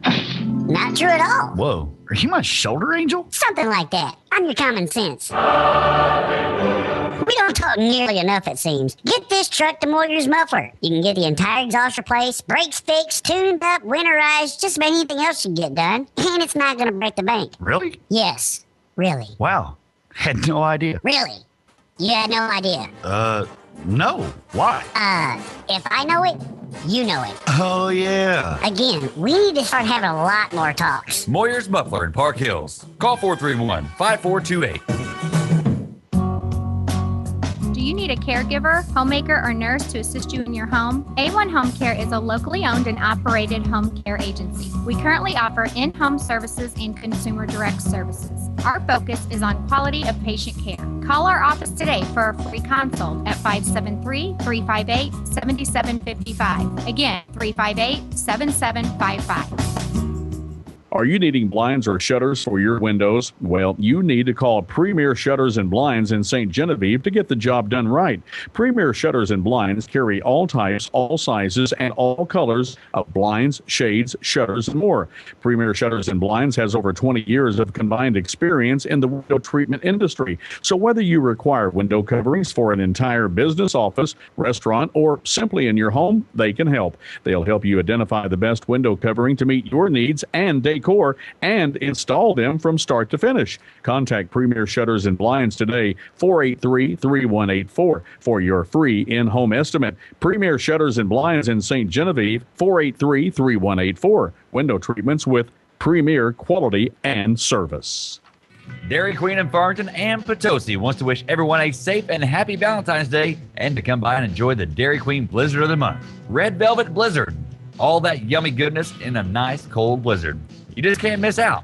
So visit your Farmington and Potosi Dairy Queens today. Dairy Queen in Farmington and Potosi is open Sunday through Thursday from 10 a.m. until 10 p.m. and Friday and Saturday from 10 a.m. until 11 p.m. Locally owned since 2007, visit Dairy Queen in Farmington at the junction of Highway 67 and W at 1701 West Columbia. Call them at 760-9002 or Dairy Queen in Potosi at 777 Purcell Drive, or call them at 436-7777. That's Farmington and Potosi Dairy Queens, wishing everyone a safe and happy Valentine's Day and all the teams good luck in this year's MAAA basketball tournament. Don't believe me, just watch.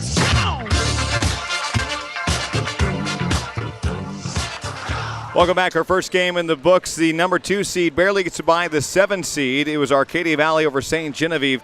And again, your final, Arcadia Valley 55, St. Gen 50. It's our Hoods Discount Home Center postgame show. I'm Aaron Cox, and we're going to recap the scoring for Arcadia Valley. Jerica Brox, the sophomore, had 15 points, 2 of 2 from the line with 2 personal fouls. Also, Rebecca Buffington with 8 points in the ball game was 3 of 4 from the line with 1 foul. Kristen Williams with 2 points, no free throws and 4 fouls. Megan Williams with 7 points, was 1 of 2 from the line and had 1 personal foul. Also, Savannah Price with 4 points in the ball game was 2 of 2 from the line with 2 personal fouls, while Anna Thomas had 13 points. Anna had 3 3-pointers, was 5 of 7 from the line, 3 personal fouls. Michaela, the freshman, had 2 points, no free throws and no fouls. Briar Johnson with 2, no free throws, 2 fouls. In the first half, Arcadia Valley had 18 fouls. In the second half, they also had 18 fouls.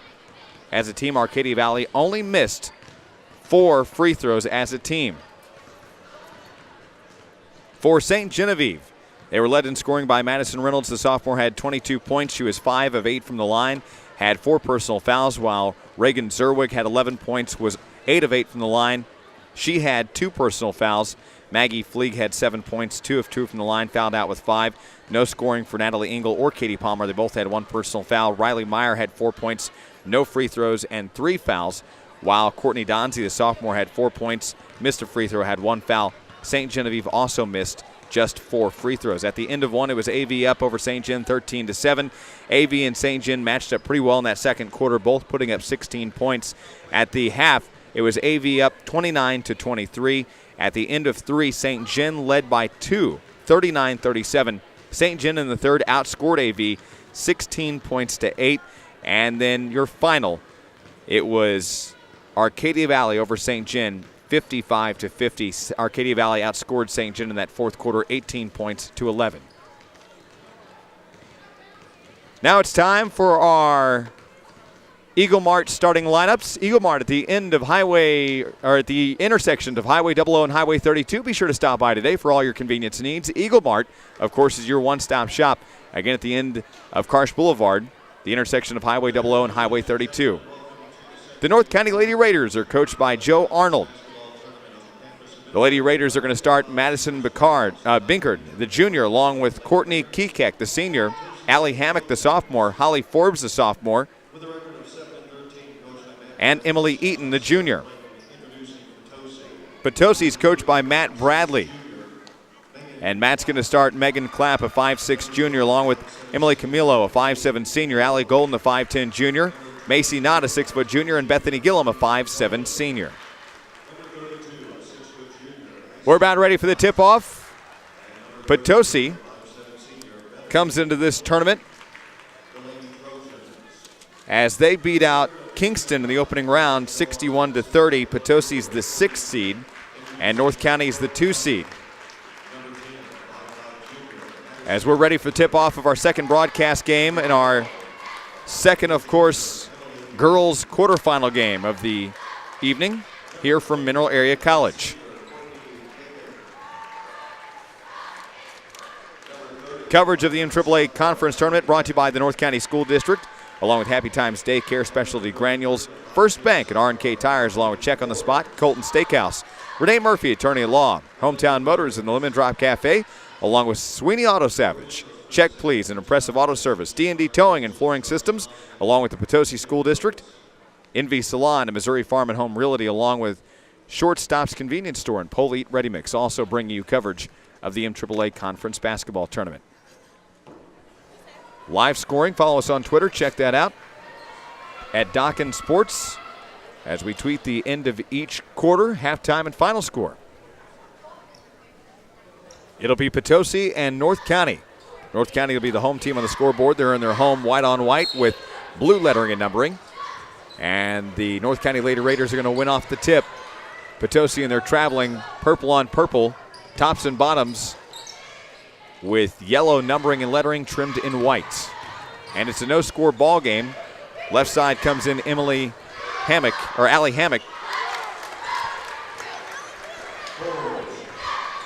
And a 2-point shot by Holly Forbes will start off the scoring for North County. On the other end, the ball is stolen back away by the Lady Raiders. A travel, I believe. No, a carry. It was a carry by Courtney Kekak as that dribble got way high in the air, and she just had to put the hand right over the top of it. Yeah, I got the steal, and she tried to come down the floor really fast on the fast break. Got a little out of control, forced her to carry the ball a little bit. But both of these teams have a really good possibility of scoring points very quick. I look for this to be a really bang-bang game. 7:11 to play first quarter. And Potosi now is going to have it on the top of the left wing. Kicks it back over to the right. She looked for a three. No. And then she's going to kick it over to the left-hand side. Shot up by Potosi. Goes off. North County now on the rebound. All the way down. That's going to be the 30 of Allie Hammock. She drives to the bucket, and she picks up 2. Great shot by Allie Hammock that time. Goes over the top of the number 32 from Potosi. That's Macy Knott. She connects. Allie Hammock now with 2 points. North County up to a 4-0 lead. Back down on the other side of the floor. Potosi trying to find some way towards the bucket. Over to the right-hand side. That's Megan Clapp. She has to dish it down low. Macy Knott looking for something to do with it. Has to kick it back up to the top. And around the horn we go for Potosi. Potosi's number 33, Bethany Gillum, gets it inside. That's going to be Macy Knott. She fires up a shot. That's no good. They're going to say that goes off of Potosi, and North County will get the ball back here. 6:20 to play in the first quarter. A 4-0 ball game right now. As we're under our second game of 4 on the broadcast schedule for the afternoon evening. Again, thanks for joining us. Coverage of high school sports on the Dawkins Sports Radio Network. It is 5:36 p.m. We're broadcasting live from Mineral Area College of Park Hills. Underneath, and a great pass. Another 2 points for Holly Forbes, and now she's got 4.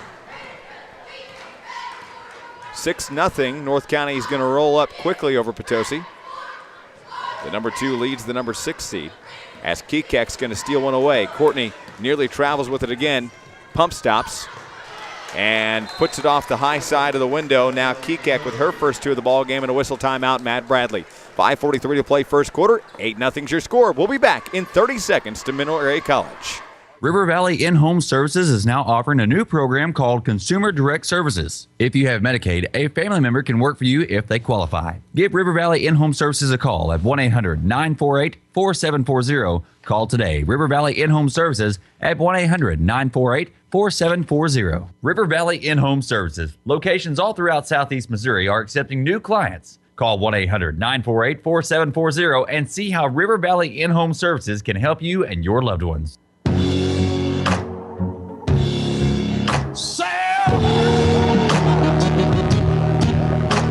Archive broadcast games available at youtube.com/KDKZ18. Our YouTube channel is available for you to go back and enjoy tonight's broadcast and yesterday's broadcast.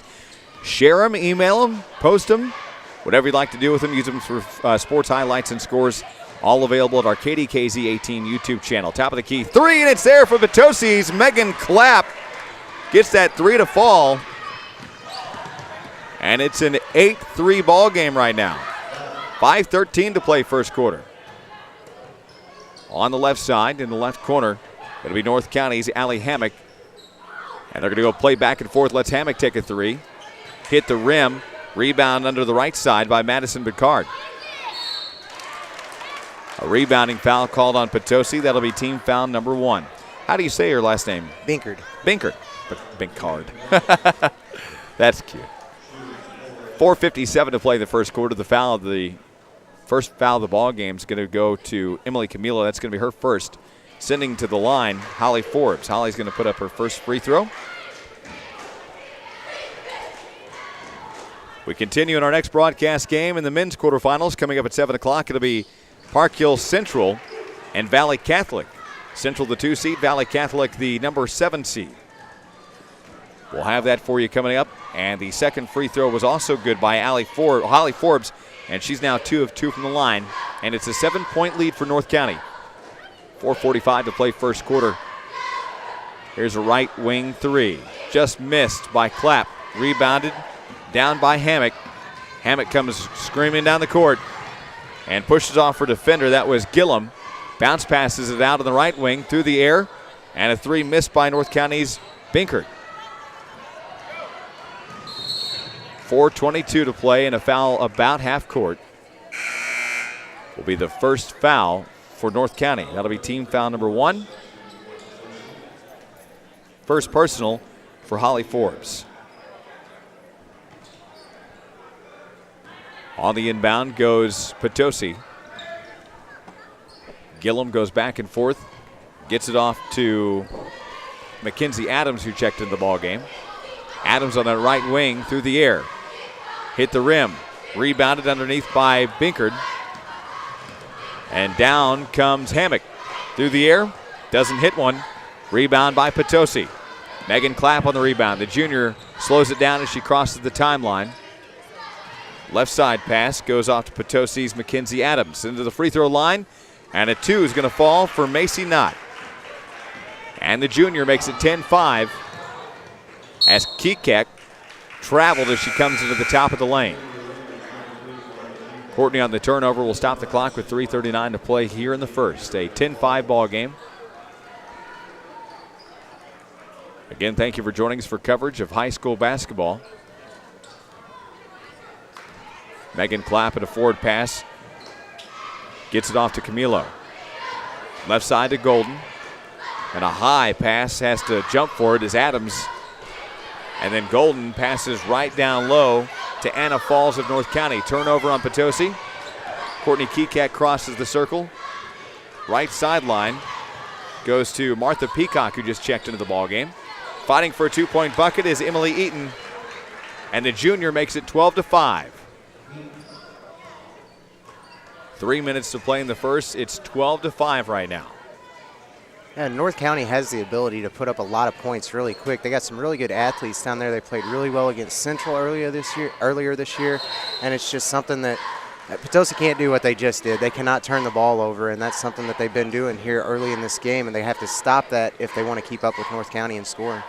It was a double dribble on, I believe, Megan Clapp, and it's going to be a turnover on the Potosi Lady Trojans. They right now trail by 7. 2:45 to play in the first.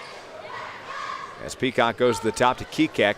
Turnaround shot good for Anna Falls. And Anna's got her first 2 of the ball game. 14-5 your score.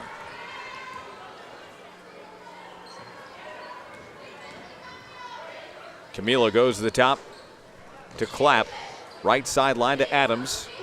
And it's a 14-5 North County lead here as we roll through quarter number 1. Through the air on a 3. Clapp at the top of the key. Adams going to try to run down the ball, but she's going to run about 5 rows up into the stands. Great hustle that time by her, but just a really bad pass that time, and she was trying to wrestle that one down. Another turnover for Potosi, and North County's probably going to come down here and try to take a little bit more time with this shot. Remember, live video is available at youtube.com. Be sure to check that out now in high definition. At the top of the key, a great pass from Courtney Kekek. Way to find Emily Eaton down underneath, and Matt Bradley still not seeing the rhythm of his Potosi Lady Trojans. A 16-5 lead. The number 2 seed leading the 6th seed. Just under 2 minutes to play first quarter. We'll be back to Mineral Area College after this 30-second timeout. The excitement of watching high school athletes work hard is a great way to show team spirit, a determination to win, an attitude of self-confidence, all skills taught in school. The North County School District and Bonne Terre have a long-standing history of pride and commitment in their athletic department as well as the student body. And the faculty encourages you to attend as many high school sports activities as possible. Hard work and confidence build strong students and athletes as well as our future leaders. This announcement sponsored by the North County School District and its faculty. Don't believe me, just watch. Back at the Bob Seacrest Fieldhouse on the campus of Mineral Area College. Our second broadcast game of the evening in the girls' quarterfinals, our final quarterfinal for the women. With 1:49 to play in the first quarter, it's the number 2 seed leading the 6th seed. Allie Golden's going to have the jump ball called as she locked up down there with North County's Emily Kay, who just checked into the ball game. Potosi on the inbound. Goes to Clapp on that left wing. Goes down in the corner to Adams, left side through the air on a 3. And it hits the rim, pops high. Rebound's going to go out in the right corner. 1:39 to play in the first. 16-5 the score. Remember, not only can you watch this game in progress right now from anywhere in the world and in high definition at youtube.com by searching KDKZ18, you can watch last night's broadcast games, also available. Allie Golden on the inbound, takes a left. No, that was not Allie Golden. That was Macy Knott for 3 on that left wing, and Macy's got 5 of the Potosi 8 right now. Under 90 seconds to play in the first. Kekek goes to the left side through the air to Parker. Back to Kekek. They're going to circle it around to Peacock. And in the lane, a bad pass from Emily Kay is going to be picked off by Allie Golden. She comes firing down but loses the dribble, controls it in the right corner. Tries to get to Macy Knott, and a foul, an inside grab on Falls. And Anna Falls, I believe, going to get team foul 2 in her first personal. 16-8 the score. 68 seconds to play first quarter. They're going to say it was on Sydney Parker, actually. 65 seconds in the first to play, 16-8. Right side, Mackenzie Adams 3. Hits the iron, pops straight up, rebounding foul, push. This is going to be on Potosi. Yeah, and that'll be on Macy Knott. She went over the back right there. She was just trying to make something happen after the missed shot. Unfortunate foul that time for Macy Knott. Still picks up the second team foul, though. 53 seconds to play in the first. It's a 16-8 ball game. Ball's loose, picked up by North County. And they're going to stay on the offense. Kekek goes to a left side 3 through the air. Rebounded on the baseline by Potosi's Allie Golden. She comes running down court in the lane. Double team, gets around both of them. Hits the underside of the goal. And a travel committed by North County. What a big break there as Allie Hammock on the rebound will turn it back over to Potosi. Tucked and ran it that time like a running back after she pulled it down, and they caught her with it. She was just trying to get through some traffic. Unfortunate travel that time for her. Under 30 seconds to play first quarter. 16-8, the number 2 leads the number 6 seed. On your radio and online. Macy Knott for another 3. And Macy Knott is really keeping this Potosi bunch alive right now. Down the court, pass goes to Binkard. And then out on the sideline.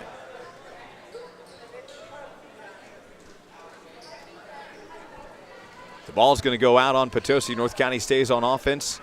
Kekek looks up the clock after taking the inbound pass. She's got 8 seconds. She looks back at the clock with 7 seconds. Kekek right side through the air. North County's Madison Binkard missed it. Rebounded by Knott on the right sideline. That'll end one. Right now, it is North County leading Potosi 16-11. The number 2 seed leads the 6 seed. And we'll be back coming up for quarter number 2 after this 60-second timeout.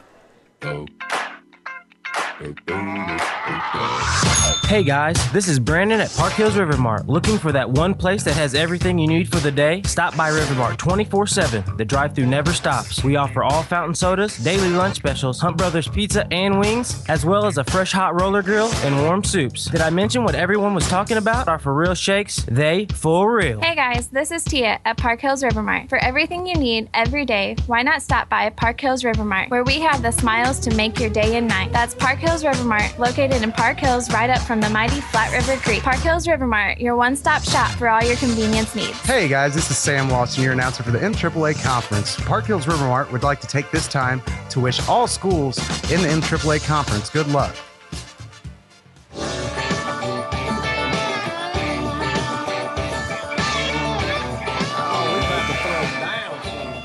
And welcome back here to Mineral Area College in Park Hills. 16-11 the score. Right now, even is up on the clock as we head into quarter number 2.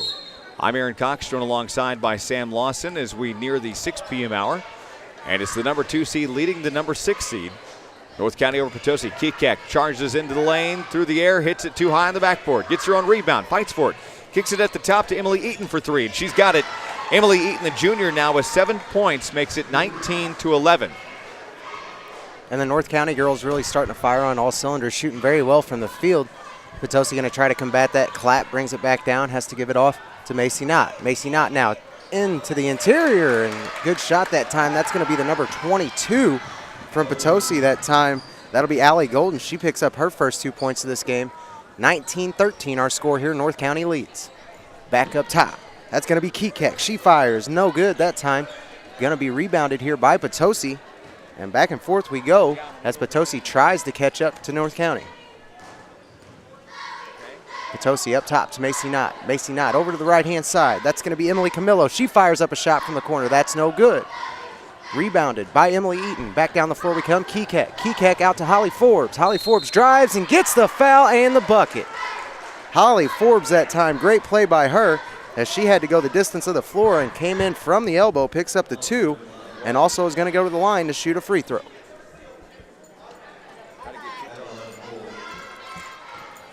Foul that time is going to be on the number 35 of Jenna Haynes. That'll be Jenna's first personal. Team foul number 3. All right, I got to go.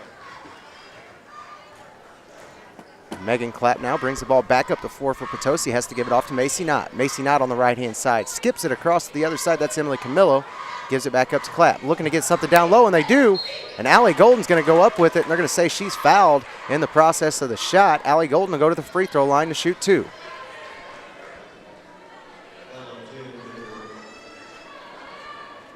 This will be Allie Golden's first time at the free throw line tonight. Her first free throw is up, and that doesn't draw iron. No good on that one. She's 0 for 1 so far from the line.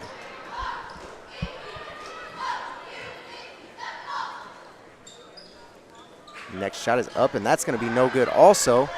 And Kekek gets the rebound real quick, comes back down the floor. She's going to dish it off underneath the bucket to Camillo. Sorry, Camillo gets that rebound, has to give it back to Clapp. Clapp back down the floor for the Trojans, has to give it off to Camillo. Camillo off the left side. Back up top to Clapp. Clapp over to Allie Golden. No, sorry, Macy Knott, she fires a 3. That shot no good. Rebound here for North County. North County down the floor they go. Madison Binkard. She goes up for a layup. She's going to get 2. Madison Binkard with 2 points there. Gives her her first 2 points, and North County up to an 11-point lead. 24-13 our score here with 5:58 left in the first half. Macy Knott now from the right wing. Gives it up to the interior. That's Allie Golden. Allie Golden back out. Up top to Clapp. Around the horn we go for Potosi. Camillo stalls it out and has to give it back up top. Camillo now, left-hand side, wide open, fires up the 3. That shot no good. Rebound coming, and that's going to be out of bounds, I believe, on North County. So Potosi will keep the possession underneath their own goal. Inbound pass that time goes to Macy Knott. She fires up one off the back of the rim, rebounded by Emily Eaton. Eaton now comes back down the floor, off the right-hand side of the lane, drives herself, puts it off the glass, no good, just in and out. And they're going to blow the whistle on the rebound that time. Foul is going to be on Emily Eaton, I believe. That'll be Emily's first personal. Team foul number 4 here for North County.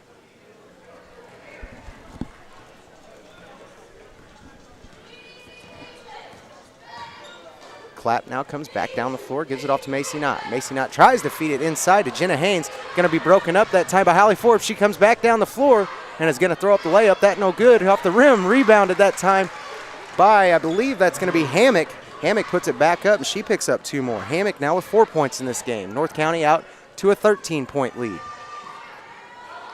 Stolen again here for North County. Binkard gets it. She's going to give it off to Eaton. Eaton down the floor. Throws up the layup off the glass. Emily Eaton, she picks up another 2. This game getting out of hand really quick for Matt Bradley and the Trojans. He's going to take a 30-second timeout. We'll take one with him here. We'll be back right after this. When it comes to preschool, parents look for many things before entering their child. Happy Times Daycare LLC at 212 5th Street in Leadwood offers everything a parent could want in a preschool and then some. Happy Times Daycare LLC is expecting kids from 6 months to 12 years old. Happy Times Daycare LLC is a family-owned and operated business for 20 years. They are state licensed, vendor approved, and they are CPR certified. Open Monday through Friday from 6 a.m. to 5:30 p.m. For more information, call Chelsea at 562-9838 or check them out on Facebook at Happy Times Daycare LLC. That's Happy Times Daycare LLC across from Stratfield's Market in Leadwood, 562-9838.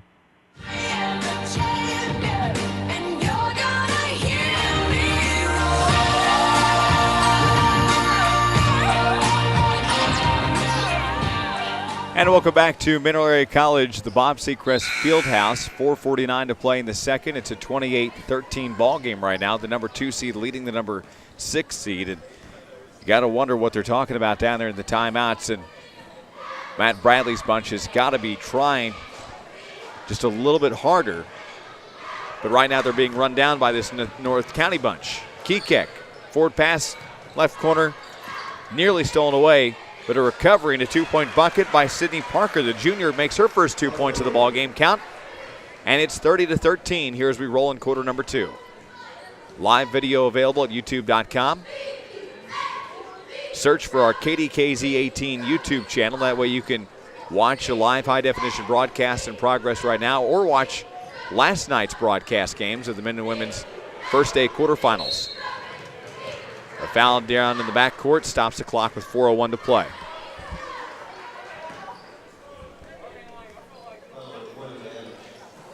This one's going to be team foul number 4 for Potosi.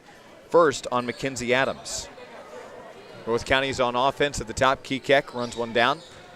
Comes to the top of the key. Nowhere to go. Left side through the air. Missed. Doesn't fall for Sydney Parker, but Kekek on the rebound. Comes running inside. And a travel by Kekek. Just moves that feet too many times. And that's her third turnover.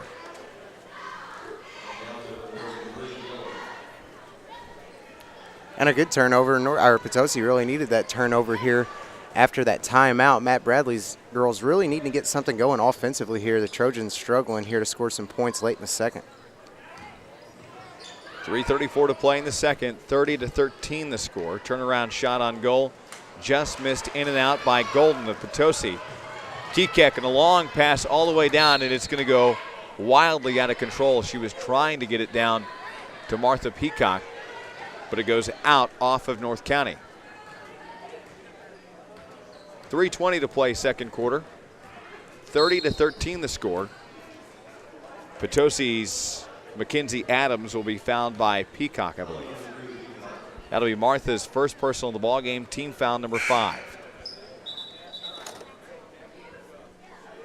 30-13 the score.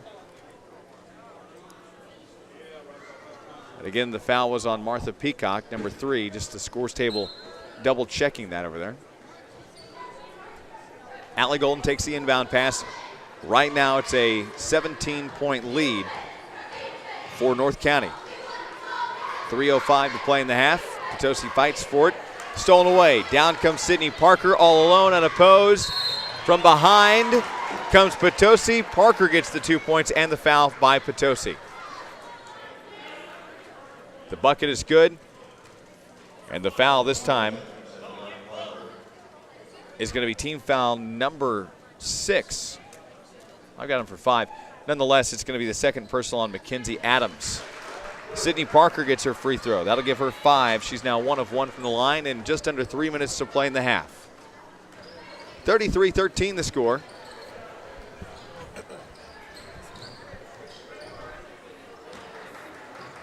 Camila's going to run down the ball in the corner. Pass underneath from Allie Golden goes right over the top.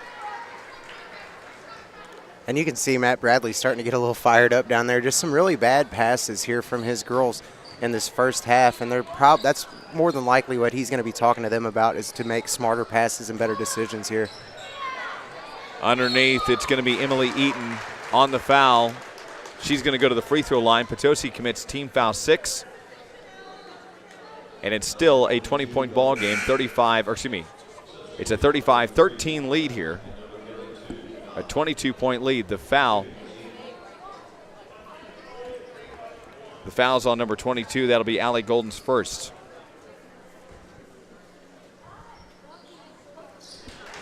Free throw up and good for Emily Eaton.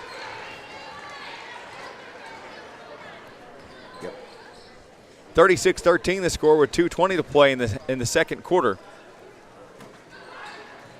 Allie Golden's going to fight for it. Goes out to Camilo through the air, hits the rim, bounces out. Kekek on the rebound. Down comes Courtney and nearly loses the dribble.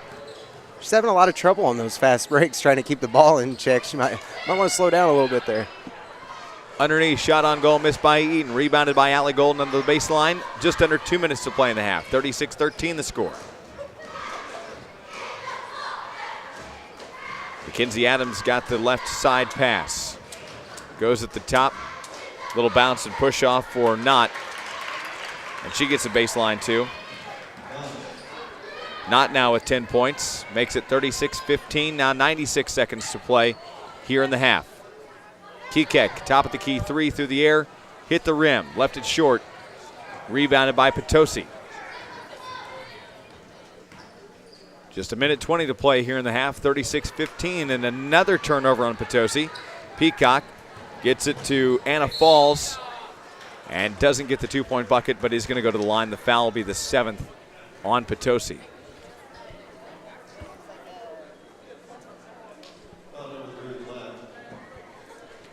That'll be on Megan Clapp. That'll be Megan's first team foul, 7. Anna Falls at the free throw line, makes her first free throw. She's now got 3 total points. A minute 14 to play in the half, 37-15. Our Crown Motors Chrysler Dodge Jeep and Ram halftime report on the way. And the second Anna Falls free throw is missed on.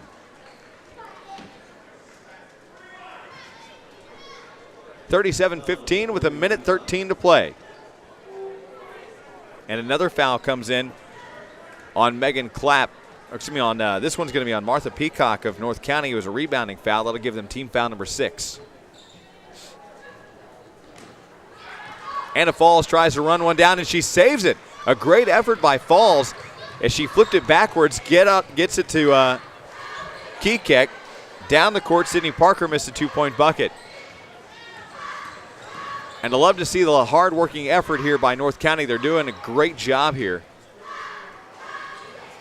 Defensively and offensively, they're really running right now against Potosi, and they're making Potosi make some bad passes. That time, Anna Falls, she takes one extra step there and is unable to get the dribble down. Anna Falls turns that ball over, but not from lack of hustle there from the North County Raiders, but good break for Potosi. They're going to get the ball back here and be able to maybe score a couple more points here before half. Clapp goes left side to Adams. Goes back to Clapp, who falls to the ground. And then the corner to Golden for 3. Pops up in the air on the rebound. Kekek's going to go to the ground hard. No, it's going to be Kekek fighting for it, and down to the ground hard for Potosi is going to be Jenna Haynes.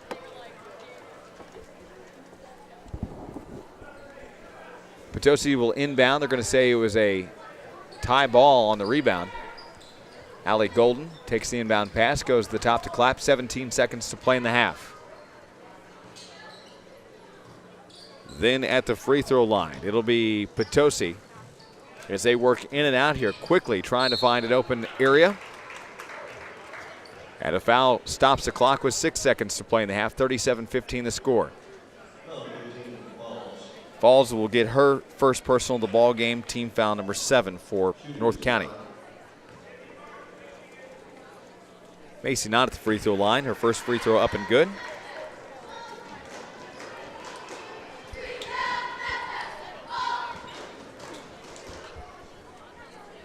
And the second one also up and good. And Macy Knott closes the gap down to 20 points. 37-17, and Kekek for the final shot of the goal of the first half.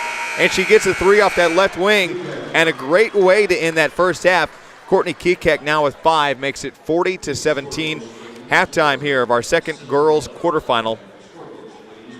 And North County leads 40-17. over the Potosi Lady Trojans. We'll recap the first half. Stay with us. More coming up from the Bob Seacrest Fieldhouse at Mineral Area College after this timeout. It's time again for the MAAA Conference. This exciting basketball tournament features some of the best athletes from great high schools around the area. Everyone at Valley R6 School District is proud to be a part of this exciting tournament. Good luck to all participating schools in this year's MAAA Conference.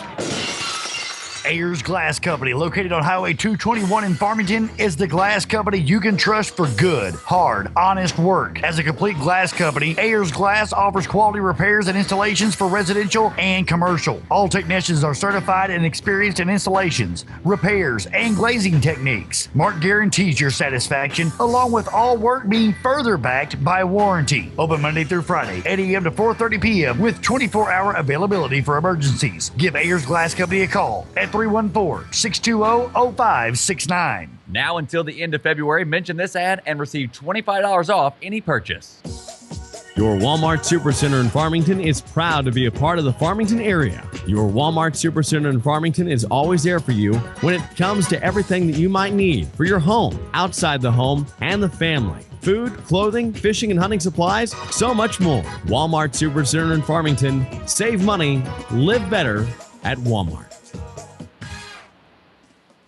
Specialty Granules Incorporated Annapolis, Missouri plant has been a leading producer of roofing granules to the American residential and commercial roofing markets for over 85 years. Our longevity is a testament to our dependability as a raw material supplier and the durability of our products. We value the long-term relationships we have with asphalt roofing industries manufacturers and consumers that we serve. Specialty Granules is a sustainable business with a long-term commitment to the community as the steward to the environment. Specialty Granules Incorporated is proud to have received the award for the safest large surface mine in the state of Missouri by the Department of Labor. First Bank in Park Hills and Bismarck says being a part of the community is vital to us. And that's what First Bank in Park Hills and Bismarck's all about. For over 40 years, they've been serving the banking needs of their customers in St. Francis County. No matter where you're at in your financial life, First Bank has a plan that's right for you. Stop in for a free financial checkup or get in the game with great rates, personalized banking services, and check out mobile deposit. It's new and a fast break for your deposits. Good luck, Central Rebels and Bismarck Indians from First Bank, member FDIC.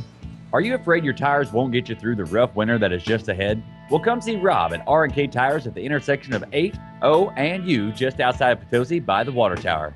They have over 2,000 used tires in stock as well as new tires for any vehicle. They also do alignments up to 26 inches on the new alignment machine. The best deals around happen at R&K Tires. Come and see today. R&K Tires are open Monday through Friday, 8 to 5, and Saturday, 8 to 12. Call them at 573-438-TIRE for more information. That's 573-438-8473, or find them on Facebook at R&K Tires.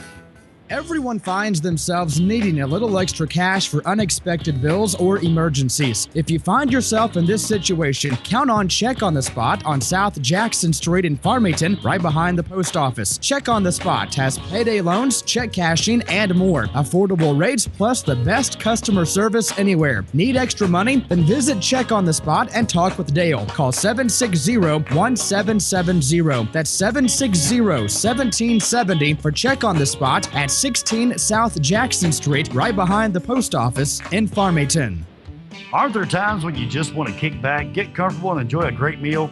At Colton Steakhouse in Farmington, you can relax in a fun, casual atmosphere and let us take care of serving a mouth-watering food. Of course, it won't be a meal at Colton's without peanuts with it. Enjoy all you want while you look over the menu. Take your time. There's lots to choose from at Colton's, and it's all made from the finest quality ingredients at Colton Steakhouse in Farmington. We now have our lunch deals Monday through Friday, 11 a.m. to 2 p.m. We also serve choice cut USDA hand-cut steaks, ribs, chicken, and seafood entrees, sandwiches, and so much more. And one more thing, if you can't stay, everything on the Colton's menu can be prepared to go. Come by and visit with us soon at Colton Steakhouse and Grill, 1300 Maple Street in Farmington. Choosing an attorney is a very important decision. Renee Murphy, attorney at law, has been serving all of St. Francis, Madison, Iron, Washington, and St. Genevieve counties for well over 20 years. From criminal defense to family law, personal injury, traffic violations, or divorce cases, the law office of Renee Murphy will represent you. Call for a no-cost consultation at 756-5400. Call the attorney with the proven experience and track record to represent you. That's the office of Renee Murphy. Remember, don't say it, don't sign it. Call Renee Murphy first at 756-5400. It's that time of year. Time to start thinking about camping season. At Hometown Motors, we're filling the lot with late model, low price travel trailers and RVs to meet every camper's need. Whether it's a weekend getaway or a trip across the country, we'll have what you're looking for with the best sales team, service department, and finance options available. At Hometown Motors, we guarantee the highest quality and best price of any pre-owned RV dealership in the area. Stop by and see us. We're conveniently located on Highway 8 between Park Hills and Potosi. Give us a call at 573-562-1000 or find us on the web at www.hometownmotorsinc.com. Lemon drop, shop at the Lemon Drop. The new Lemon Drop Cafe and Health Food Store in Park Hills offers all 100% gluten, peanut, and soy-free health foods. Plus, you can get organic smoothies, muffins, cookies, coffee, tea, and parfaits. They even have a salad bar of nuts, berries, and vegetables. Order their soup of the day or try a gluten-free crust pizza. The Lemon Drop Cafe, now open on St. Joe Drive, right behind Save-A-Lot in Park Hills. Eat your organic fruits and veggies every day. Get them at the Lemon Drop Cafe. As a smoothie, salad, or soup, it will keep you away from the goop. When a car dealership has been around as long as Sweeney Auto Sales in Park Hills, you know you can trust them. Trust and professional service is what Sweeney Auto Sales in Park Hills is all about. No bull, no strings attached, and no whistles and bells. Just old-fashioned service with a smile at Sweeney's Auto Sales in Park Hills. No matter what your budget is, you'll find a vehicle that you will love to take home. Let Bruce and the gang at Sweeney's Auto Sales in Park Hills show you how easy it can be to own your next vehicle. Stop by and see the dealership that is trusted by hard-working men and women of the area. Sweeney Auto Sales in Park Hills. Locally owned, locally operated, and locally trusted for years. Call them today at 734-2177. That's 734-2177 for Sweeney Auto Sales in Park Hills.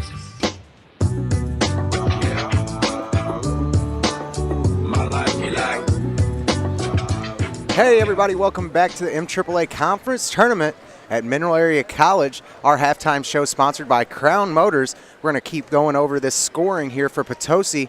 Megan Clapp, number 3, the 5'6 junior. She ends the first half with 3 points, 1 personal foul. Number 10, Emily Camillo, the 5'7 senior. No points there in the first half, but did pick up 1 personal foul. Number 20, Mackenzie Adams, the 5'5 freshman. No points for Mackenzie. She did pick up 2 personal fouls there in the first half. Number 22, Allie Golden, the 5'10 junior. She's got 2 points in this game, was 0 for 2 from the line, and picked up 1 personal foul. And number 32, Macy Knott, the 6' junior. She picks up 12 points there in the first half, was 2 for 2 from the free throw line, and picks up 1 personal foul also. Bethany Gillen, the 5'7 senior, with no points, no free throws, and no fouls there in the first half, as well as Jenna Haynes, number 35, the 6' sophomore, with no points and 1 personal foul. Your leading team right now with 40 points over the Potosi Trojans 17. The North County Raiders, coached by Joe Arnold. Number 5, Sydney Parker. She ends the first half with 5 points, was 1 for 1 from the line, and had 1 personal foul. Martha Peacock, the senior, ends the first half with no points, no free throws, and 2 personal fouls. Number 10, Madison Binkard, the junior. She ends that first half with 2 points, no free throws, and no personal fouls. The number 12 of Emily Eaton, the junior. She ends the first half with 12 points, was 1 for 1 from the line, and had 1 personal foul. Anna Falls, number 15, the senior, after not starting, came in off the bench, scored 3 points there for the North County Raiders, was 1 of 2 from the free throw line with no personal fouls. Number 20, Courtney Kekek. She ends the first half with 5 points, no free throws attempted for Courtney, and no personal fouls as well. Number 30, Allie Hammock, the sophomore. She ends the first half with 4 points, no free throws, and no personal fouls. Number 33, Holly Forbes, the sophomore. She's been battling it out down in the paint with the Potosi Trojans all night. She ends that first half with 9 points, was 3 of 3 from the free throw line, and had 2 personal fouls. That's our scoring for the first half. We're about to kick off here for our second half action. North County Raiders and the Potosi Trojans, 40-17 our score here. And Potosi, they fell behind there in that first half, had a couple of bad passes and some bad turnovers that they weren't able to capitalize on. North County, on the other hand, they were able to take some of those turnovers and turn those into points. That's the reason for the big gap right now. I believe a 23-point lead here. It is 23 points that the North County Raiders are up on the Potosi Trojans. Starting off our second half here, North County's going to take the ball first. Courtney Kekek goes immediately down into Emily Eaton. That ball is going to be broken up by the number 32 of Macy Knott from Potosi. North County will keep the ball underneath their own goal. Inbound goes into Kekek. Back up top to Binkard. Around the horn we go. They get it all the way over to Allie Hammock, who looks to try to get it down inside. That pass is going to be broken up by Potosi's number 10, Emily Camillo. Great defense by her on that possession. Second half here. Girls quarterfinal game number 4.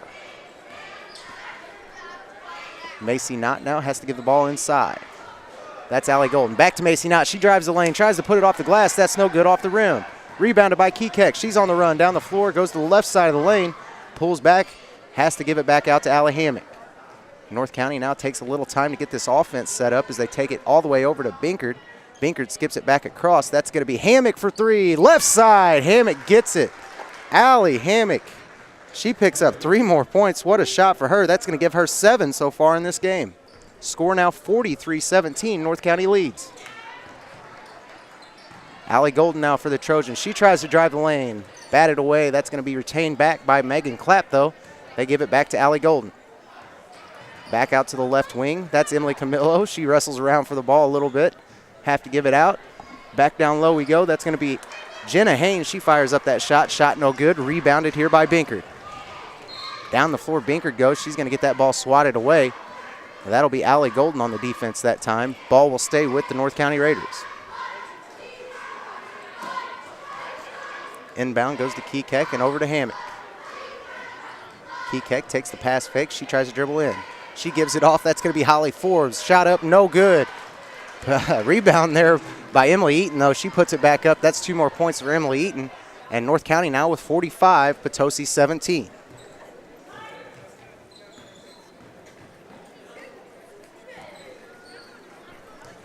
Potosi now on their side of the floor. Macy Knott has to kick it back out. That's Camillo off the left-hand side. Back up top to Clapp. Try to get it down low to Allie Golden. They have to kick it back out. Camillo now for three from the left side. Ball hits right off the front of the rim. Rebound goes to Kekek. Back on the run she goes. Gets to the top of the key. Dishes it off to Binkert. Binkert fires up a wild shot.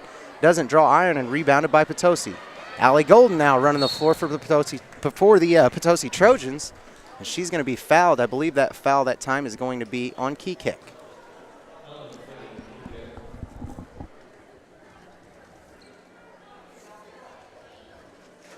And that will be Kekek's first personal foul in this game. Team foul number 1 here for North County in the second half. Off the inbound, North County steals the ball back away. Kekek gives it over to, I believe that's going to be Emily Eaton for three. No good, just in and out that time for Emily Eaton. Ball rebounded now by Allie Golden. Camillo tries to get that pass under wraps, and Hammock steals it away. Hammock now back down to the other side of the floor. She tosses up a shot off the glass. That's going to be good for Hammock. And Hammock extends this lead now to 20 points. And Coach Matt Bradley is not happy about that. He's going to take a 1-minute timeout here, and we're going to take one with him. We'll be back here right after this. Now, how y'all doing? This here's the ladies' man with an announcement from Check Please in Farmington. And I read, what is love without money? Impossible. That's what it is. Are you broke as a joke with no money for your honey? Yeah, that's not good. Do you have no cash for your Valentine's bash? Yeah, that's not good either. Is your lady unhappy because your wallet is crappy? Yeah, we know that's not good. Is your cash flow running low, leaving you unable to go? Fellas, this just ain't gonna work. So we're gonna take a caller now. Caller number 1, go ahead. You're on with the ladies' man. Hello, ladies' man. Ooh, it's the lady. Go ahead with your sweet self. This is Jackie at Check Please. Just wanted to let all the men out there know that we are here for all their Valentine's Day needs to get that perfect gift for that lucky lady in their life. So call me, Jackie, Check Please of Farmington, 747-0900. Let's get it on. Let's get it now. And welcome back. Macy Knott scores a point to start us off after the timeout. Knott now with 14 points in the ballgame makes it 47-19 with 4:45 to play here in the third quarter. Coverage of the MAAA Conference Tournament. Both teams with one team foul. Potosi just picked up one. And that'll be the second person for Emily Camillo. At the line to shoot is Courtney Kekek. She makes her first, and she'll try it again on the 1-and-1. 4:45 to play third quarter. Second free throw is just in and out for Kekek. Rebounded by Potosi. 48-19, so your score. 4:39 to play in the third. Left side, Camila comes to the baseline. Tries to fight for it. It's loose, and North County's going to fall to the ground on it. Emily Eaton doing a great job on the defense, trying to keep her out and try to get the possession back. 48-19 with 4:33 to play in the third quarter. Live video available at youtube.com. Left side three through the air. Hit the rim. Missed on by Megan Clapp. And a Kekek rebound goes all the way down. Parker on a two-point shot. Doesn't fall. Rebounded by Potosi. Down comes Clapp. Rolling quickly, and Megan's very fast. Megan comes into the field. Ball swatted away by Parker. And the ball goes in and out. Just doesn't fall, and the putback's there, though, for Potosi's Macy Knott. Now with 16 points is the lead point scorer for Potosi, and it's 48-21. On that right wing is Martha Peacock. Goes down to the baseline, finds Eaton. Now kicks it at the top to Kekek.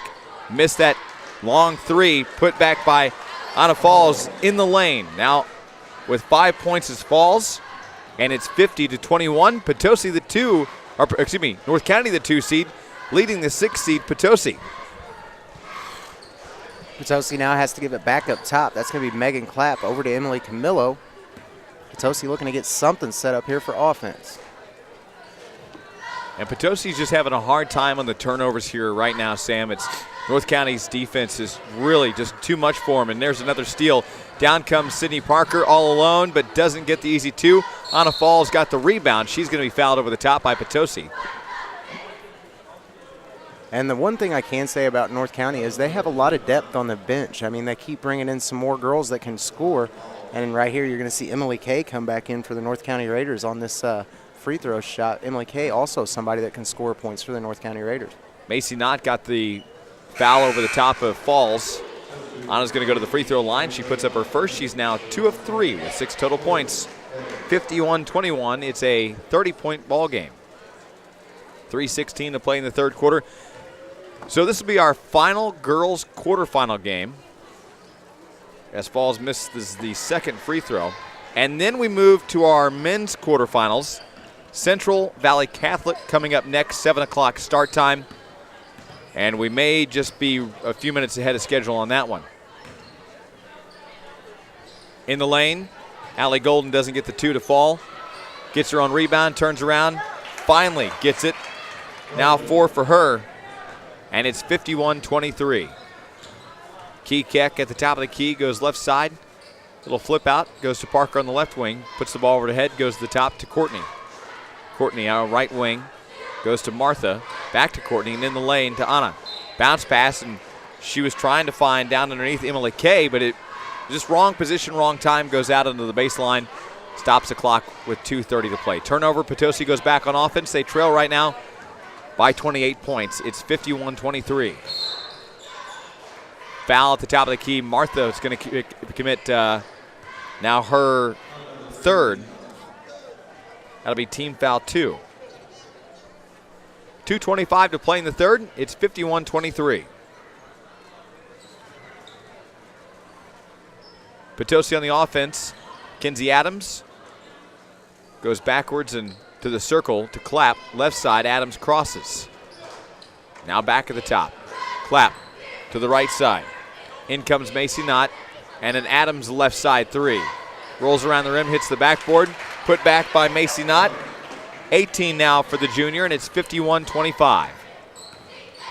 Under 2 minutes to play in the third. Baseline goes to the top to Kekek. Right side, and then a bad pass. Martha's shot is going to be picked off. Down comes Allie Golden, hits the backboard for 2. Now Golden with 6 points. She gets back-to-back point scoring here. And Kekek now tries to drive the lane, tosses up a shot right about the free throw line. No good off the back of the rim, rebounded by Potosi.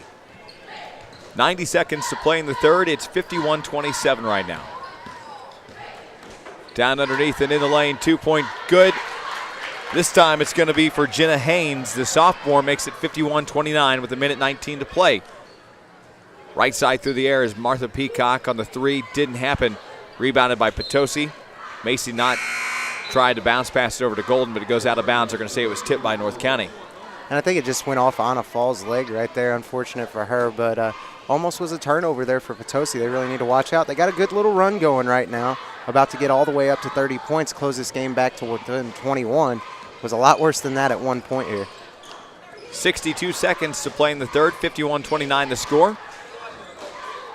Allie Golden in the lane, little slap there, and she's going to go down to the ground. Ball was then kicked out of bounds in that right corner. Turnover, North County is going to go back on offense. 51-29 the score with 53 seconds to play in the third. And they're going to let Kekek take a seat here and bring Emily Eaton back in this game. Leave Holly Forbes as well as Emily Kay out there. 51-29 the score. At the top, it'll be North County on offense. Lady Raiders lead the Lady Trojans right now. And the passing is getting a little crazy here for North County, but they're trying to guard off a Potosi bunch that's, I don't think, out of this ball game. They're down by a pretty good deficit here, but Potosi does have the ability to score a lot of points really quick if they want to. And right here we're going to see another shot by Macy Knott just off the front of the rim from 3. Macy left it short, hit the iron, comes out. North County on the rebound. Martha Peacock at the right side, goes at the top to Parker. Now Martha comes in the lane on a 2-point bucket to end the third quarter. And at the end of 3, it is the North County Lady Raiders 51, the Potosi Lady Trojans 29. We're headed into the final 8 minutes of this girls quarterfinal coming up after this 60-second timeout. The Arcadia Valley School District wants to send out this good luck message to the teams participating in the MAAA Conference. Good sportsmanship is a key factor in a great ball club. To all the teams in this year's MAAA tournament, good luck from the Arcadia Valley School District. Impressive Auto Service is a full-line auto repair shop offering routine maintenance on vehicles, including specials on tires, brakes, alignments, and suspension work. Right now, with 2 convenient locations, visit them in Farmington at 1249 East Karsh Boulevard or call them at 756-0011 and in Bonne Terre at 112 South Division Street or give them a call at 358-5800. Impressive Auto Service, like they say, let us prove it. With excellent pricing on suspension lift kits, Impressive Auto wants to wish everyone good luck in this year's MAAA tournament. Don't believe me, just watch.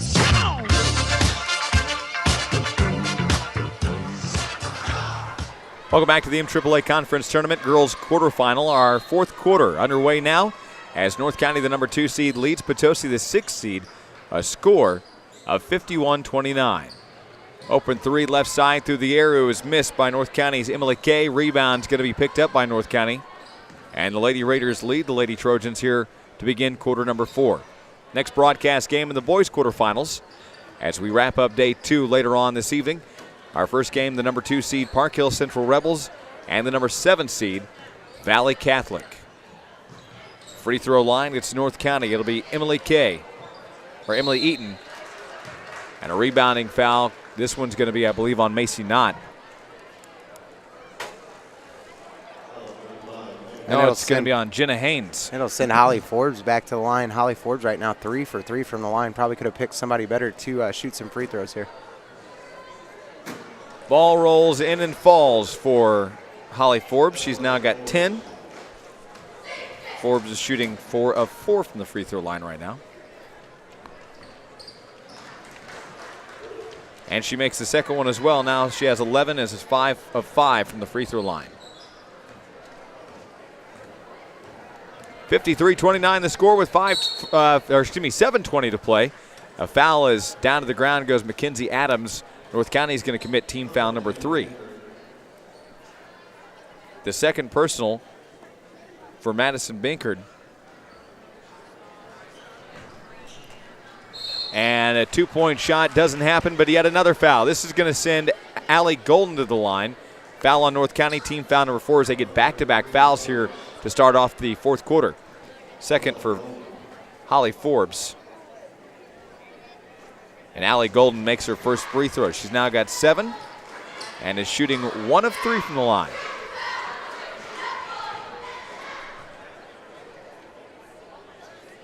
Second free throw is up and also good for Golden. Allie now 2 of 4 with 8 total points, makes it 53-31, 7:10 to play in the ball game.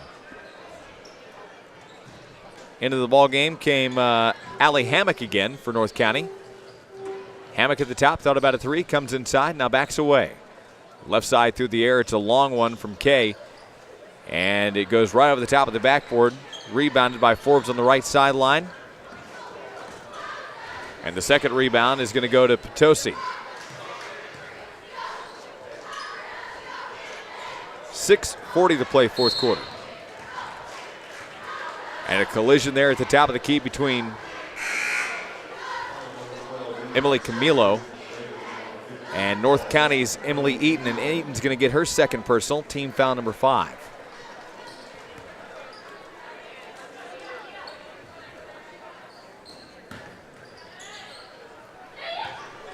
Through the air and a long one, missed by Potosi's Macy Knott. Rebounded by Kikek, and a foul called on Mackenzie Adams of Potosi. Little blocking foul on the arm. That'll be team foul 4. And the third personal now for Mackenzie Adams. 6.5 to play in the ballgame. 53-31, our next broadcast in the men's quarterfinals. And you see the crowd start to form here at Mineral Area College. And it'll only increase more and more over the next several days as we go into the semifinals and championship rounds. Underneath, 2-point bucket, Kikek now with 8. Courtney, the senior, makes it 55-31, 6:05 to play. Camilo comes in and out, goes to the right wing or the left wing, and then to Adams. Back to Emily. Through the air, didn't grab anything, didn't draw any iron. Kekek on the rebound. Courtney in a forward pass all the way down. Running it out underneath is Madison Binker, and she takes a hard hit to the wall. You know what I did notice? There is no padding under the wall. I know that there's, about 10 feet between the out-of-bounds line and the wall, but still no padding. No, it's still going to hurt if you run into it, and I'm pretty sure Binker probably just felt that a little bit. She hit it pretty hard down there. She must be a pretty tough girl. She bounced right off of it, came back into the game. Back down to the other floor we come, immediately fouled, though. I think this is going to be on Anna Falls. That is going to be on Anna. That's going to be her second personal. Team foul number 6. 5.5 to play, fourth quarter, 55-31. Courtney Kekek on the breakaway, all alone, lays one up, but it doesn't fall easily on the throwback. Missed by Allie Hammock, and then a rebounding foul called on Potosi. Team foul number 5 on the Lady Trojans. Emily Camilo is going to get her third.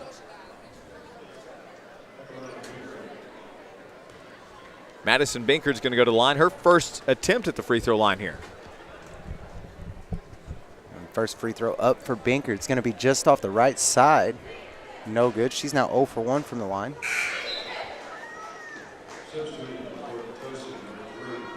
Megan Clapp comes back into the game here for the Potosi Trojans. Binker's second shot from the free throw line away. Just off the front of the rim, but rebounded by Courtney Kekek. She tries to go back up with it after the rebound. She's going to be fouled now. Now Courtney Kekek will go back to the free throw line. I believe that foul will be on Jenna Haynes, and it is. Jenna Haynes will pick up her third personal foul in this game. It'll be team foul number 6 here for Potosi. Kekek's first shot is up and good. Courtney Kekek now with 9 points in this basketball game. Second shot away for Kekek. That one just off the front of the rim. Rebound by Macy Knott. Knott gets it out to Clapp. Courtney now 2 of 4 from the line, and it's a 56-31 North County lead with 5:10 to play in the fourth quarter. Emily Clapp at the top, goes to Camilo left wing, back to Clapp. And Camilo and Clapp going to go back and forth here, 5 minutes to play. In the field, Camilo can't make the 2-point bucket. Kekek on the rebound for North County. Courtney comes running down quickly. 1-on-2, misses the 2-point bucket, tries for on rebound, but it's going to be picked up by Jenna Haynes. Megan Clapp, forward pass, goes to Macy Knott. Macy looks around, goes then to Allie Golden, and the ball is going to go out of bounds underneath the baseline. And the turnovers, just the passing seems to be so very fine in the outside perimeter, but down underneath the goal, things just get carried away. Yeah, and you just have to give credit to the players like Holly Forbes as well as Anna Falls. And the big girls down there underneath the bucket for North County, they're just breaking up a lot of those passes into the interior that Potosi's trying to get 4.5 to play in the fourth quarter. 56-31 is the score right now. Kekek underneath to Falls. Turnaround shot, got it. And Falls now with 8 points makes it 58-31. Down comes Megan Clapp, guarded off by Martha. Left side to Camilo. In the lane to Golden. Allie fights her way through. Tosses one up, and it sinks. Allie now at 10, and Allie's come alive here in the second half, much more than she was in the first half. Yeah, and they've scored a lot more points here in the second half because of that. Macy Knott starting to get a little help from Allie Golden. This is something that needed to happen a lot earlier in this basketball game. Potosi now down so many points, I'm not sure that it'll matter, but you like to see Allie Golden contribute a little bit here. 3:44 to play. Underneath pass goes to Golden, fights for another 2, and she's got it. Now Golden with 12, and you can definitely see where this is going to be a game changer, but now I see Matt Bradley put 5 players in for substitution over in front of the scores table. A foul is going to be called on North County, or on Potosi, excuse me. Team foul 7 for the Lady Trojans. That's going to send Anna Falls back to the free throw line. She's 2 of 4 right now. That'll be the second personal on Allie Golden. Falls will miss the first one, and we see a whole host of change-ups here for Potosi. And I think Coach Matt Bradley understands that this game's a little bit out of reach for him after not performing like his girls should have in the first half. So he's going to let his starters sit down a little bit here, take a little bit of a breath. They still will have to play tomorrow after losing this game, so Potosi will have to play once again tomorrow. Going to save a little bit of their energy for that, hoping not to lose 2 games in a row here in conference. 59-35 the score right now, 3:27 to play in the fourth. Potosi is going to play Carla Pasha. Also into the ball game is Kaylee Gaylor. Bethany Gillum trying to run down the rest of these numbers here. Also, Markayla Wilson. And a double dribble turnover on Potosi's going to give North County the opportunity to go back on offense as you see North County run many of their reserves here and pull out the starters and let them rest up. They're going to be playing in a semifinal game and matching up with that AV squad. Arcadia Valley got over St. John in our first broadcast game. And a bad pass underneath from Falls goes out of bounds on the sideline.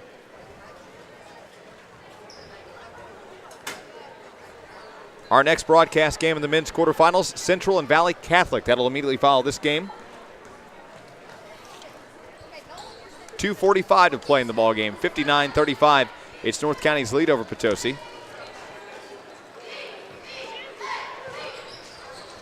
And there's a 3 through the air for Potosi. That was number 12, Carly Pasha.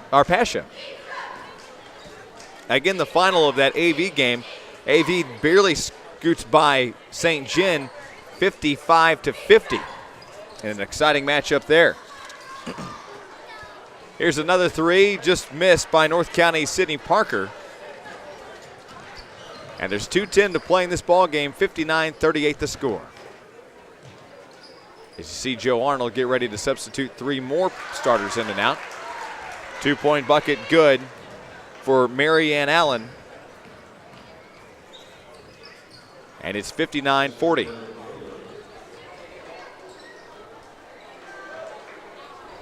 It's right now a 19-point ball game, just a back and forth with a minute 43 to play in the fourth quarter. Remember, you can go to youtube.com and watch tonight's broadcast games, available in high definition at youtube.com by searching KDKZ18. And a foul called will stop the clock with a minute 39 to play.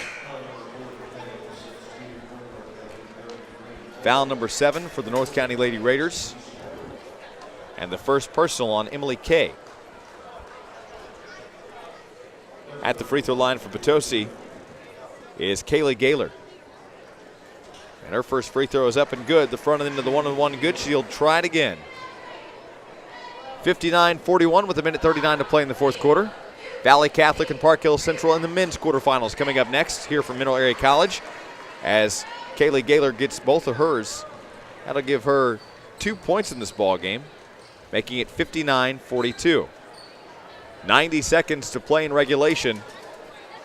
At the top is North County's Allie Hammock. Right side goes to Forbes, and then left side goes to Newland. Kaylee Newland, a sophomore for North County. Also in is Lexi Easter, a sophomore for North County, with some very bright neon yellow shoes. Those are the brightest shoes I've seen yet of the tournament. Absolutely. Yeah, they're kind of an eye attractor, if you will. Definitely looking at them. I had some track spikes like that one time. Loved them. Team foul number 8 for Potosi. And the first personal for Pasha. At the free throw line, shooting for the North County Lady Raiders is Allie Hammock. Her first free throw up and good. Allie has 10 points in the ball game for the sophomore. She actually started. Yeah, and Allie Hammock is a big offensive player for the North County Raiders. She's put up a lot of points in a few of the games that I've called for them. Not surprised at all to see her scoring here tonight. Now 11 for Hammock, and it's 61-42 with a minute 7 to play in the fourth quarter. Potosi's going to try a few shots on goal as we get down under 60 seconds. Doesn't happen, though. Down the court, North County's Newland throws one up and launches it. And Kaylee Newland, the sophomore, with 2, makes it 63-42. Right side, it's Potosi on the offense. Now to the left and through the air is Carly Pasha. Missed the 2 points, or the 3-point bucket. It goes out of bounds and off of her own foot. 63-42 is the score right now. Be sure to join us on our Hoods Discount Home Center postgame show, which we'll have immediately following this broadcast. Of the Potosi Trojans and North County Raiders, back up top we go. Allie Hammock tries to get it inside. That's Emily Kay. Back up to the top. That shot no good for North County. 15 seconds to play. North County in the lead, 63-42. Allie Hammock takes it back up top. North County looking to hold this ball. No, they're going to fire up one more shot. They're going to give it back to Potosi. Scrum for the ball down on the floor. Nothing happening, though. They're going to call a jump ball finally. That's going to stop our clock here with 2.6 seconds left in this ball game. North County about to roll on to their quarterfinal win that will advance them into the semifinals. And North County will win this game 63-42 over the Potosi Trojans. Big win for the North County Raiders. And Coach Joe Arnold for the North County Raiders got to be very happy with his squad here after this big win, 63-42. North County tops the Potosi Trojans by 21 points here in their quarterfinal game. That's going to send them into the semifinals, where North County will play AV. Down on the floor right now is Aaron Cox. He's looking for the Coach Joe Arnold from the North County Raiders, trying to corral him down. Going to do a quick interview with him before he tries to leave to go to the locker room. And Coach Joe Arnold talking to his girls down there. Not sure if Aaron's going to get that interview or not. He walks away pretty steadily. And Aaron Cox down on the floor. Joe Arnold's going to go back into the locker room, I believe. He's going to talk to his squad. So at the end of that game, our score is going to be 63-42. Aaron Cox down on the floor right now. We'll get the opportunity to talk to Joe after he talks to the girls. He wants to, of course, encourage them and make sure that they know they did a great job here. He's going to, of course, come out and do an interview with us here in just a few moments. But again, what a great turnout here and a great final score. North County, the number 2 seed, gets over the number 6 seed in fashion, and that'll match us up with a great upcoming game, Valley Catholic and Park Hills Central. And we'll see the Valley Catholic Warriors for the first time in the season, as they are part of a different Christmas tournament celebration. But nonetheless, we will continue on our Hoods Discount Home Center postgame show, and we'll have our starting lineups brought to us by Eagle Mart and much more. So our Dale Mosier Auto Body Player of the Game, and Sam, thoughts about that right now? Yeah, I have a couple thoughts about it, and I know a lot of people from the North County squad scoring. Emily Eaton with 14, Allie Hammock with 11, Anna Falls, Courtney Kekek both with 9. A lot of scoring for the North County Raiders. Those girls played some really excellent offensive basketball here in this game, but as far as player of the game goes, I think I'm going to have to go with Holly Forbes. Holly Forbes, she did have 11 points, but she was also 5 for 5 from the free throw line. She also only had 2 personal fouls, But Potosi's got some strength underneath there and underneath the bucket, and she did a great job tonight taking on Jenna Haynes, as well as some of the other Potosi girls, such as, Allie Golden, Macy Knott. Potosi has a lot of ways that they can score with the basketball, and I just feel that, Holly Forbes, she did an excellent job both defensively and offensively for the North County Raiders. Absolutely, and of course, our Dale Mosier Auto Body Player of the Game at the end of each of our broadcasts. Hoods Discount Home Center postgame show, and of course, we'll be joined by head coach Joe Arnold coming up here on the postgame report as well. Next matchup, we of course now have all of our women's quarterfinals in the books, and that'll advance us throughout the tournament. So we'll talk about the matchups, and we'll update the bracket for you and let you know what's going on across the bracket, and of course where we stand on our broadcast schedule. 2 more broadcasts to bring you coming up this evening. Central and Valley Catholic, that'll be our next broadcast, and much more. We'll tally up the scoring and much more after this break. Stay with us. We'll continue coming up from the Bob Seacrest Fieldhouse here on the campus of Mineral Area College, and we'll be joined very quickly by head coach Joe Arnold. And Coach, just talk about the season really quickly for us. What's it been like for these girls, and how they performed and how they progressed over the season so far? Well, like everybody, they've been working really hard, and got our eyes on the district tournament coming up at the end of the season, so this tournament's kind of a good tune-up for that. So good game tonight, just ready to move on to the next one. You guys are very deep. You have a lot of people that move in and out of the bench, and I think that really helps you guys. Yeah, we have to, because we like to push the ball, have a lot of energy on defense, so we need a lot of bodies. Anybody in particular looking forward to seeing as you continue on and head towards districts? No, not really. We'll just hopefully we can play well every night we step on the floor. So it's great to see players that don't score an awful lot people like Martha Peacock. I mean, really a great ball handler and able to get down there on defense for you a lot. Yeah, she hustles really well, and that's, we don't put emphasis on scoring. That's going to take care of itself. You got to handle the ball, and you got to play good defense, and those players sometimes don't get the credit they deserve. So absolutely, Joe. Appreciate your time. Sure, thank you. Head coach Joe Arnold of the North County Lady Raiders, as of course they just get over the top of the Potosi Lady Trojans and advance to the semifinals coming up Thursday here at Mineral Area College in Park Hills. We'll continue coming up after this quick timeout. Stay with us here on the Hoods Discount Home Center postgame show. Are you looking for a change to update those old floors or countertops? Well, come see me, Randy, or one of the members of my staff here at Flooring Systems in Farmington. We're open 8 to 5:30 Monday through Friday and 9 to 1 on Saturdays. With our new expanded showroom, you can easily find what you're looking for with our beautiful selection of hardwood, carpet, tile, laminate, and vinyl flooring, as well as area rugs. For your kitchen needs, we offer ceramic, marble, and granite countertops. Flooring Systems is the best for your remodeling and design needs. Call us at 573-760-1461 or come check us out and get your free estimate now. Don't forget to check us out on Facebook. Like and follow us to see the amazing work we've done. We would like to wish all MAAA teams good luck in the conference tournament, along with all their future sports endeavors. We're Flooring Systems, a name you can stand on. D&D Towing in Fredericktown has been serving the area for over 15 years. So when you're in need of a tow, call on the folks that have been trusted for years. D&D Towing at 783-7739. They service all the surrounding counties and also are members of AAA. Plus, D&D Towing offers lockout services, jump starts, medium-duty towing, and 4x4 recovery. Available 24 hours a day, 7 days a week. That's D&D Towing in Fredericktown. 783-7739. That's 783-7739.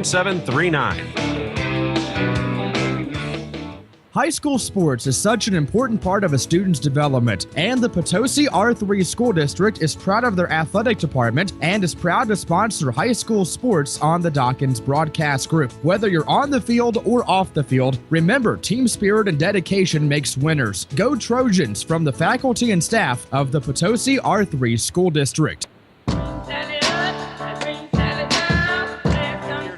College on the campus, of course, in Park Hills, Missouri, and we've seen our women's quarterfinals come to a close here. A great fashion. It was North County over Potosi, and I think that was a matchup that we expected here at the MAAA. Yeah, absolutely. And North County, they have a lot of girls that can come off the bench and score really quickly. They have a lot of girls that can drive to the bucket, and they have a lot of girls that can run and play really good defense. North County has a great team. They played Central, and they played Central really close. Central, obviously, with a really great team, but Potosi also can score points quick. Thought it was going to be a lot better game than what it was, but North County able to topple the Potosi Trojans pretty easily here. And relatively, they're overall, they've got some pretty good seniors, but they actually started several sophomores, and so North County is somebody I think that definitely has the opportunity to contend against the Central Rebel team coming up later on in this tournament. Yeah, absolutely. And Allie Hammock, one of the sophomores that you were talking about from North County, she comes into the game, puts up 10 points, I believe is what our total was at the end of that game. But Allie Hammock was a very big contributor to the offense, as well as Holly Forbes and, Courtney Kekek. Anna Falls, who also didn't start that game, the senior, comes in off the bench. She puts up 9 points herself. North County's just deep. They have a really good bench, and they can play good basketball when they want to. And that's what you heard Joe Arnold just tell us. They have to. They don't focus on scoring. They focus on rebounding. They focus on protecting the basketball. Yeah, absolutely. And they do an excellent job of it. Potosi is no slouch of a team for a girls' team. They actually play really good basketball. And for them to be defeated like they were here tonight just really shows how North County can play defense and what they can do overall as a basketball team.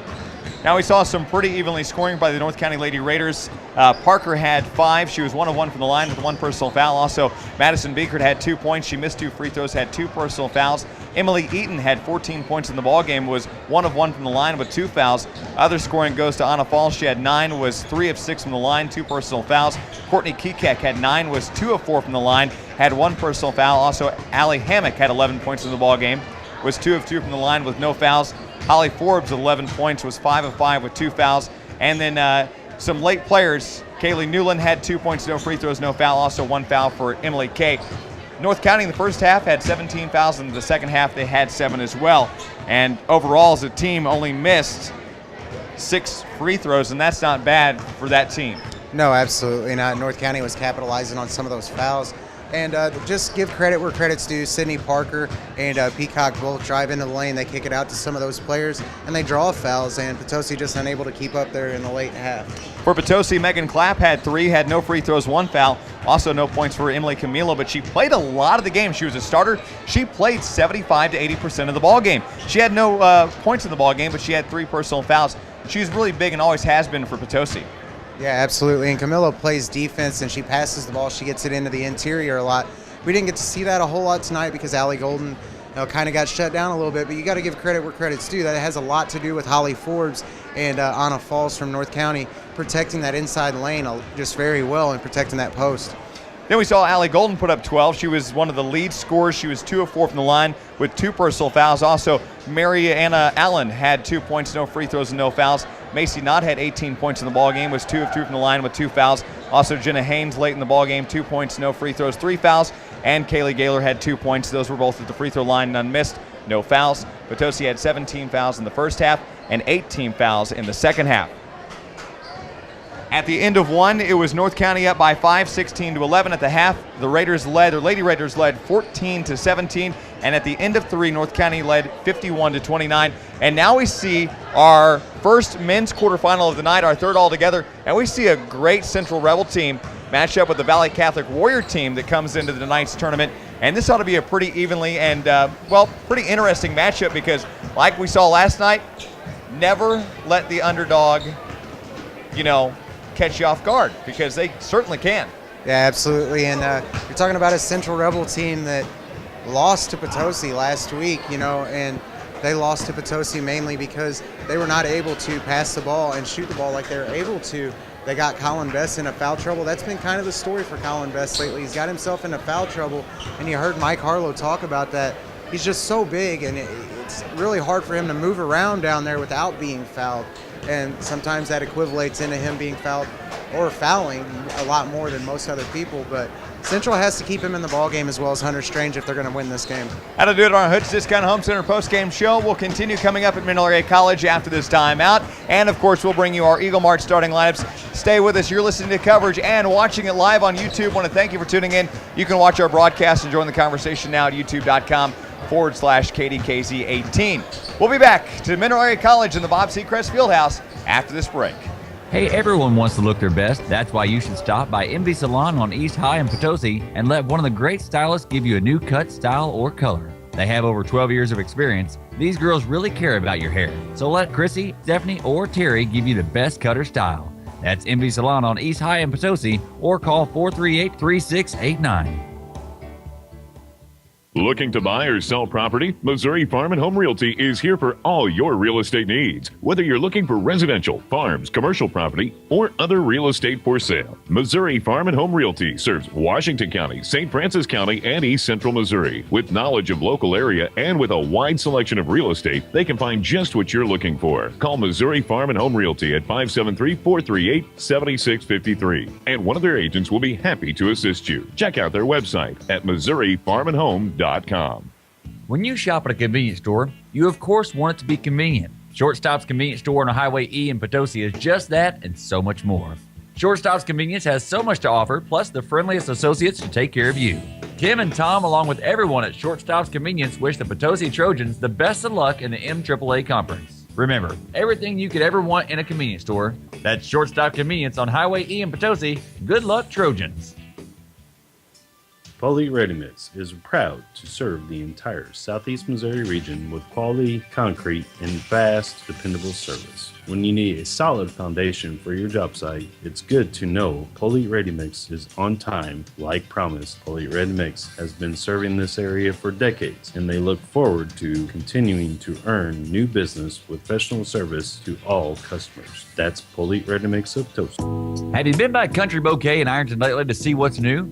Country Bouquet has lots of things for everyone this Valentine's Day, like wonderful fresh cut flowers for any occasion, beautiful silks and silk flower arrangements, plus Willow Tree Angels, Swan Creek candles, and Mama Says line of figurines. Don't forget, Country Bouquet in Ironton is your home for unique items such as Lottie Dotties, Ginger Snaps, and Chicks Like Bling jewelry, perfect as gifts for your special loved one or even just for yourself. Country Bouquet would be happy to help you with all your special occasion needs. So come visit Country Bouquet on Main Street in Ironton and see their new expanded showroom. Call Shelley at 546-5056. That's 546-5056. Country Bouquet wants to wish everyone a safe and happy Valentine's Day and reminds everyone to get their Valentine's Day orders in early.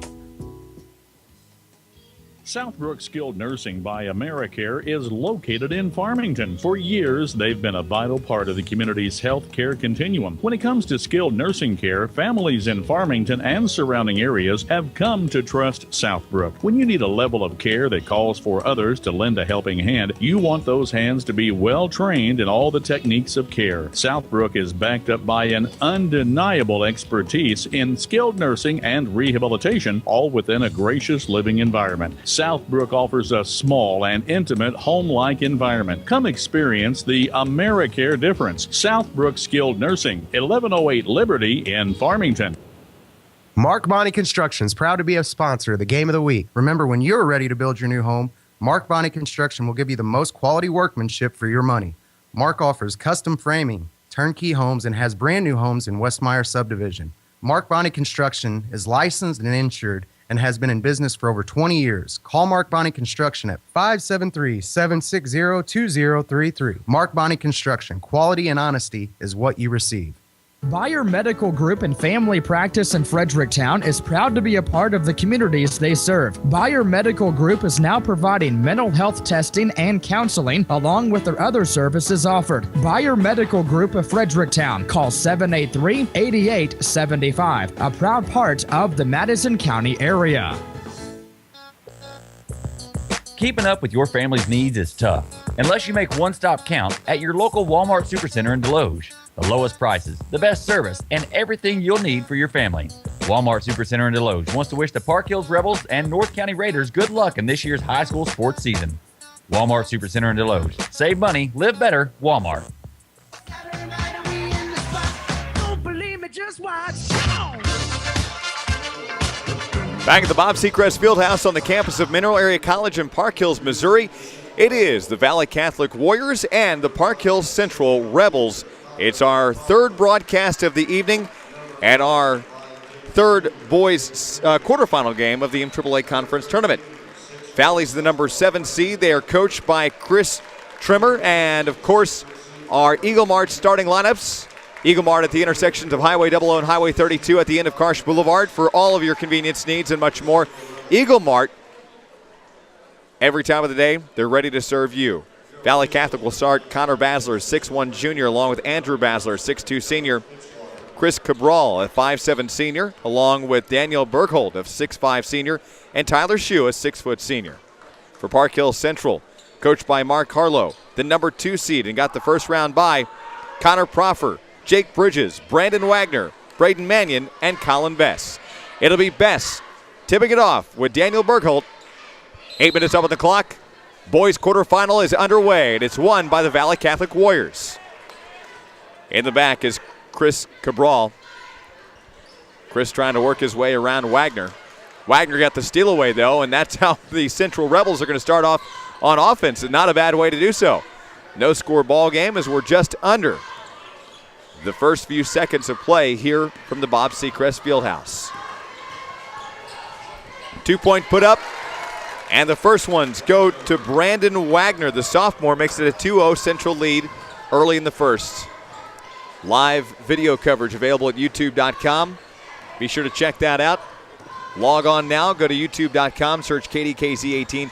Our, of course, video broadcast coverage will be available all week in all of our broadcast games, including the semifinal, third place, and championship games, which run all the way through Saturday. Aaron Cox joined alongside by Sam Lawson. It is 7 p.m. You're listening to the MAAA Conference Tournament live from Mineral Area College on Froggy 96, KYLS FM Ironton Farmington, 107.1 FM The Zone, KLMZ Leadwood Farmington, KTNX Arcadia, and KYLS AM Fredericktown. 2-point shot good by Daniel Bergholt. And it's a tie ball game at 2 apiece. Valley Catholic had to fight for that one, but they quickly go on offense.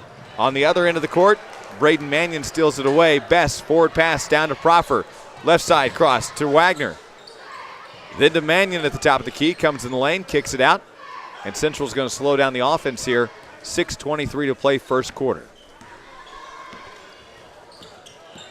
Central is the home team on the scoreboard. They're in their home jerseys. And a Proffer right wing three missed. Rebounded loose. Colin Best is going to go down to the ground, and finally a tie possession.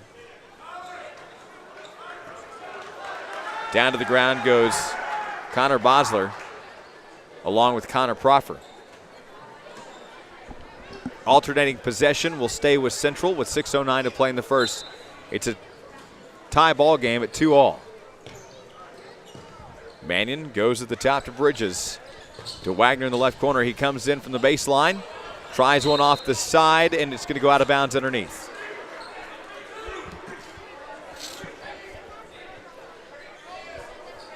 Off on Valley Catholic. Park Hill Central to inbound with 6 minutes to play in the first quarter. Wagner takes the inbound on the left side. A high arcing missed on Jake Bridges' three, but it didn't happen. Rebound to Valley Catholic. Andrew Basler gets the 2-point bucket, and he's fouled in the process by Colin Best. That's going to be the first team foul of the ball game. Yeah, and they're actually going to call that foul on the floor. Brandon Hubbard called that foul on the floor, so the bucket doesn't count. Foul still applies, though. No bucket there for Valley. 5:47 to play in the first. It's a 4-2 ball game right now. And the scoreboard still has it up there. Nonetheless, it was a timeout called by Park Hill Central after the foul was quickly called on Colin Best, his first personal in the ball game. 5:47 to play in the first. It's a 4-2 Valley lead. After the 2-point bucket. You know who got that? 5:47 to play in the first quarter. It was it's Andrew a 4-2 lead right now. Bosler that put up the shot, but they signaled, and they're going to take the points off now. But they signaled that shot was on the floor, and there they go. They take them off. So, yeah, foul still on Colin Best, but the shot doesn't count there for Bosler. 5:47 in the opening quarter. Andrew Bosler looks for an inbound pass. He is the older brother to Connor Bosler. 5:40 and rolling here in the first. It's a 2-all ball game. Men's quarterfinals of the MAAA Conference Basketball Tournament live from Mineral Area College on this Tuesday evening. Live video available in high definition at youtube.com. Shot is over the top of the backboard. No points for Valley that time. Best is going to fight for it, and over the top goes a huge Daniel Berghold, and he goes right over the top of Colin Best and swats the ball out of bounds. No foul for Berghold, and the swat goes out into the baseline. 5:16 to play first quarter. As Valley Catholic's Daniel Berghold is really going to give Colin Best a hard time here tonight, it looks like. Yeah, and he's a good athlete down there, a big, tall kid, and he's moving very well. They got to do something to get him under control. He's just driving into the lane and taking a turnaround on Colin Best. Central needs to either double or try to do something to block that off. But a huge three that time for Wagner, answers right back. Brandon Wagner now with 5, and it's a 5-4 Central lead here with 4 minutes and 43 seconds to play in the first quarter. Live coverage of the men's quarterfinals here from Mineral Area College. Live video available at youtube.com. Be sure to watch in high definition, available anywhere in the world. Valley's on the offense. And a foul's going to be called. This one's going to go to Connor Proffer. And Connor's going to get his first of the ball game. That'll give Central the second team foul. Yeah, and this is something we were talking about, Aaron. Central cannot get in foul trouble. The last 2 games that we've called against or called for Central, they've gotten foul trouble, and it didn't work out very well for them. Right side Berghold 3. There, right wing 3, huge. And Daniel Berghold is really having a good night here all of a sudden to start things off. Bridges looks around, takes the call. Goes in the corner. Down to the left side to Hunter Strange. Another turnover, and Valley Catholic with a 7-5 lead goes back on offense.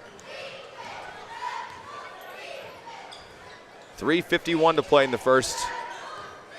At the top is Connor Basler, and he'll take a long three. Left it short. Rebound in a jumping action from Brandon Wagner on the rebound. Wagner down in the corner to Bridges. Comes inside. Goes to Best, right baseline. Collin looks around. Goes to Bridges on the right wing. Calls out the offense. And right now Central does not want to give the underdog the opportunity to try to capitalize here right now. And a foul on the floor will stop the clock with 3:25 to play first quarter. This one's going to be on Andrew Basler. That'll be the first team foul for Valley Catholic. First personal for Basler.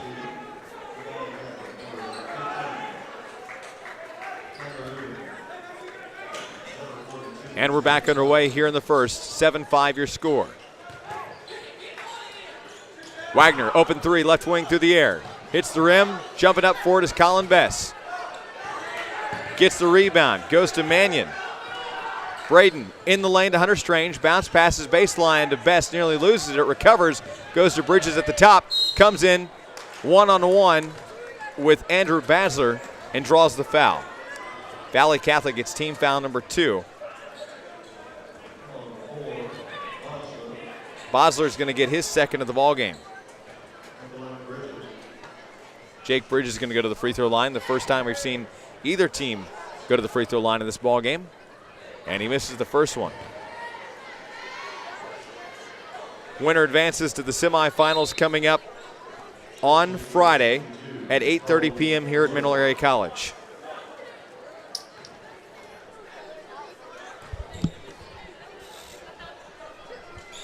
Jake Bridges makes the second free throw. That'll be Jake's first points of the ball game. And it's a 7-6 Valley Catholic Warrior lead. Mineral Area College is where our live broadcast of the MAAA Conference Tournament is originating from. Daniel Burkhold tried to go underneath to Cole Wood, and it's going to go out of hands off of the hands of Wood. Turnover on the Warriors, and it's still a 7-6 Valley Catholic lead. 2:44 to play in the quarter. Bridges in a long cross to Mannion on the left side. And Central's really good at those long cross passes. Yeah, they like to skip the ball around a lot and try to get some of those guards open for those three-point shots, and you can understand why with guards such as, Jake Bridges and also Wagner up there. They can both shoot the ball, and also Connor Proffer. Jake Bridges now going to go back to the line for the second time. First personal on Cole Wood, the sophomore, is going to send Jake Bridges to the line. He's one of 2 so far in the ball game. And his free throw is up and good. Bridges now with 2 is 2 of 3. And he can take the lead here as we're now knotted at 7 apiece. MAAA Conference Tournament men's quarterfinals here on a Tuesday evening. And the lead goes to the Rebels by 1 after Jake Bridges makes both of his free throws. Half-court collision. Down goes Cole Wood and Braden Mannion. And I think they're going to get Cole Wood here for the foul. Central going to start pressing these Valley Catholic Warriors, and that might be where Central starts to pull away a little bit. Central's got a lot of speed out there on the floor. The foul's going to go on Jacob Trotman. That'll be his first. Team foul number 4.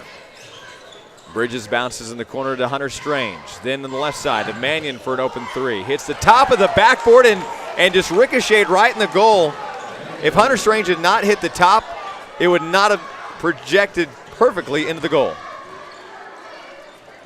2:03 to play, and then on the other end, it's going to be a foul called on Central.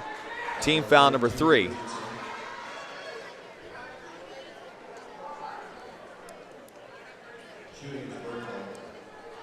As the foul this time is going to be on Central's Drew Harlow. Or excuse me, that'll be on Scott Richardson.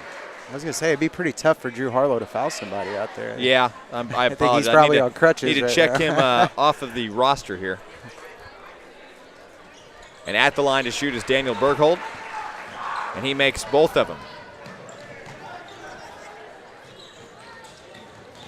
Down underneath, it's going to be Park Hill Central up by 2, 11-9. Wagner goes to the top to Strange. Hunter Strange gets it to Mannion, fights for it through the lane, draws the foul off of Valley Catholic. Team foul number 5 on the Warriors. Cole Wood's going to get his second. And at the line to shoot is Braden Mannion.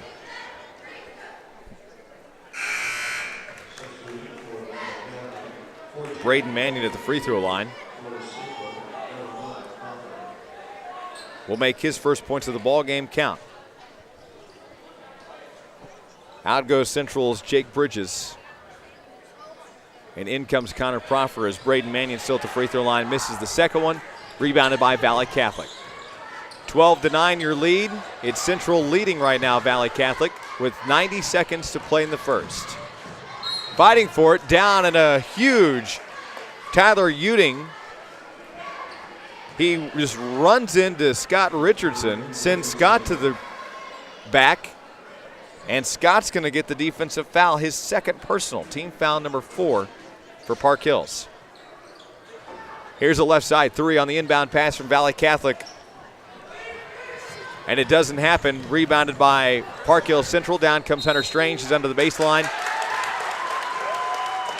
And the turnover, it's going to be a carry, and it's going to go over to Valley Catholic. And a huge break there for the Warriors.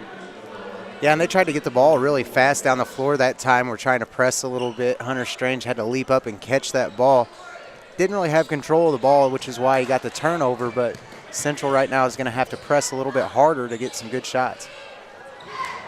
Trotman passes down in the left corner, but bounces just in front of Connor Basler and out of bounds. A minute 12 to play in the first. It's a 12-9 Park Hills lead over the Valley Catholic Warriors. Thanks for joining us. Coverage of the MAAA Conference Basketball Tournament.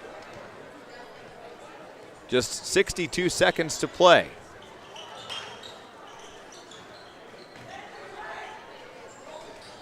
Through the air and a two-point attempt. Hunter Strange is going to fight for it. Colin Best tried the putback, and the foul will be called on Valley Catholic. It'll be team foul number 6. That's going to send Colin Best to the free throw line. And the second on Jacob Trotman, the senior. And I see two really big guys matching up well with Colin Best right now. Jacob Trotman and, of course, Daniel Burkle. Colin Best missed the first and second free throws from the line, and it's still 12-9, just 50 seconds to play here in the first quarter. Left side, Burkle three, too powerful. Over the top of the iron, rebound goes out of bounds under the baseline and stops the clock with 40 seconds.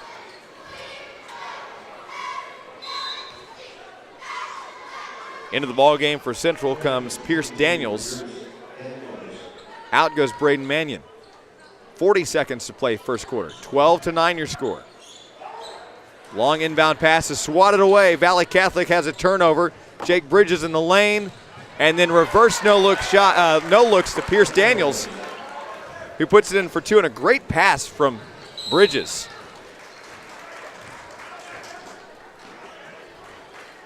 .28 seconds to play first quarter, and it's 14-9.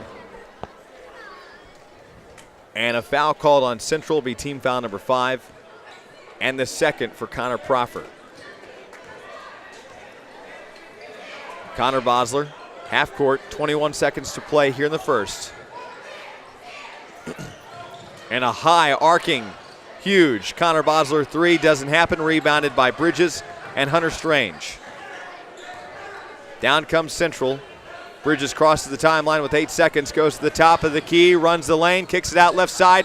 Connor Proffer three, hits the rim, and that will end the first. As the number 2 seed leads the number 7 seed, 14-9.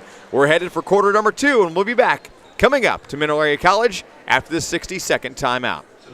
Hey, this is Sam, your announcer for Froggy in the Zone's Games of the Week. Those bricks in your back pocket starting to weigh you down? Why not do the smart thing and get a hold of my friend Cricket down at AAA Check Advance of Farmington? Don't let your long wait for tax returns get you in foul trouble. Get over to Cricket and pick up some cash until that big tax return gets here. Having trouble figuring out where you're going to get some cash to impress that certain someone on Valentine's Day? Don't get benched for the next best player in line. Get over to Cricket at AAA Check Advance there, Rico Suave, and talk to the best cash referee you can find. That's AAA Check Advance, located across from the movie theater in Farmington on Valley Creek Drive. You can also reach AAA Check Advance at 573-747-3038. If you've never had transmission trouble, you are one of the lucky ones. If you do have transmission problems, take it to the ones who know transmissions inside and out. Willie's Transmission in Farmington. For decades, people have trusted Willie to take care of their transmission problems. From manual to automatic transmissions, clutch systems, and more, Willie's Transmission can do the job. Give them a call at 631-2762, 631-2762 for Willie's Transmission in Farmington.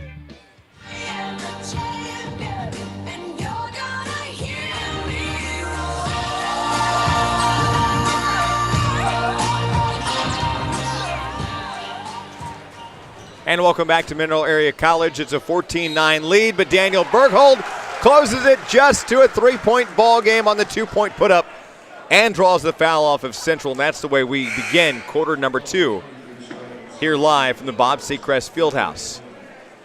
Team foul number 6. And Hunter Strange gets his first. At the line shooting is Daniel Berghold, and he's very good at the free throw line.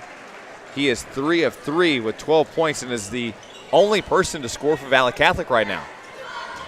And he's doing a tremendous job because he's also playing against Colin Best, who is probably one of the better big men in this conference. I'm really impressed with Berghold here in the first half.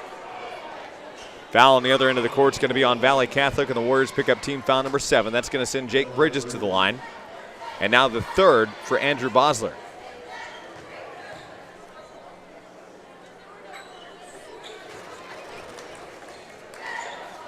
Jake Bridges makes his free throw. He's now got 4 from the free throw line, and it's 17-16.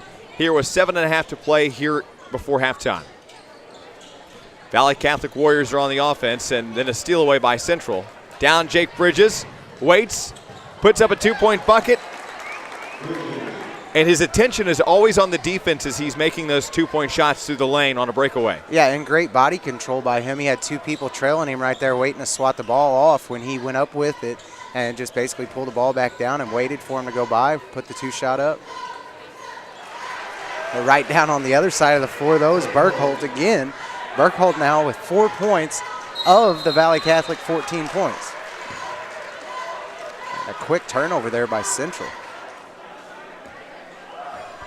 19-14.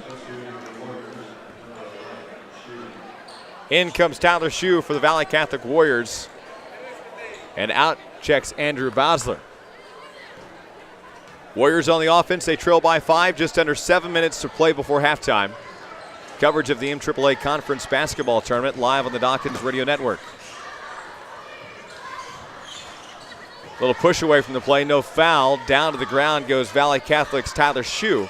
Daniel Berghold on the right wing, guarded off by Braden Mannion. Goes right to left, and then a turnaround pass to Connor Bosler. Jake Bridges goes over the top as Bosler's taking the shot through the air. And Bridges going to get his first of the ball game, his first personal, team foul 7. Yeah, and Bridges that time actually came from behind him, and I think he was just trying to flash his hand in front of his face, just a little distraction, but ended up touching his arm. Brandon Hubbard quick to call that foul that time, and it was a foul, but Jake Bridges I don't think was intentionally trying to do that. At the line is Andrew Bosler, and that's going to be his first of the ball game, his first points.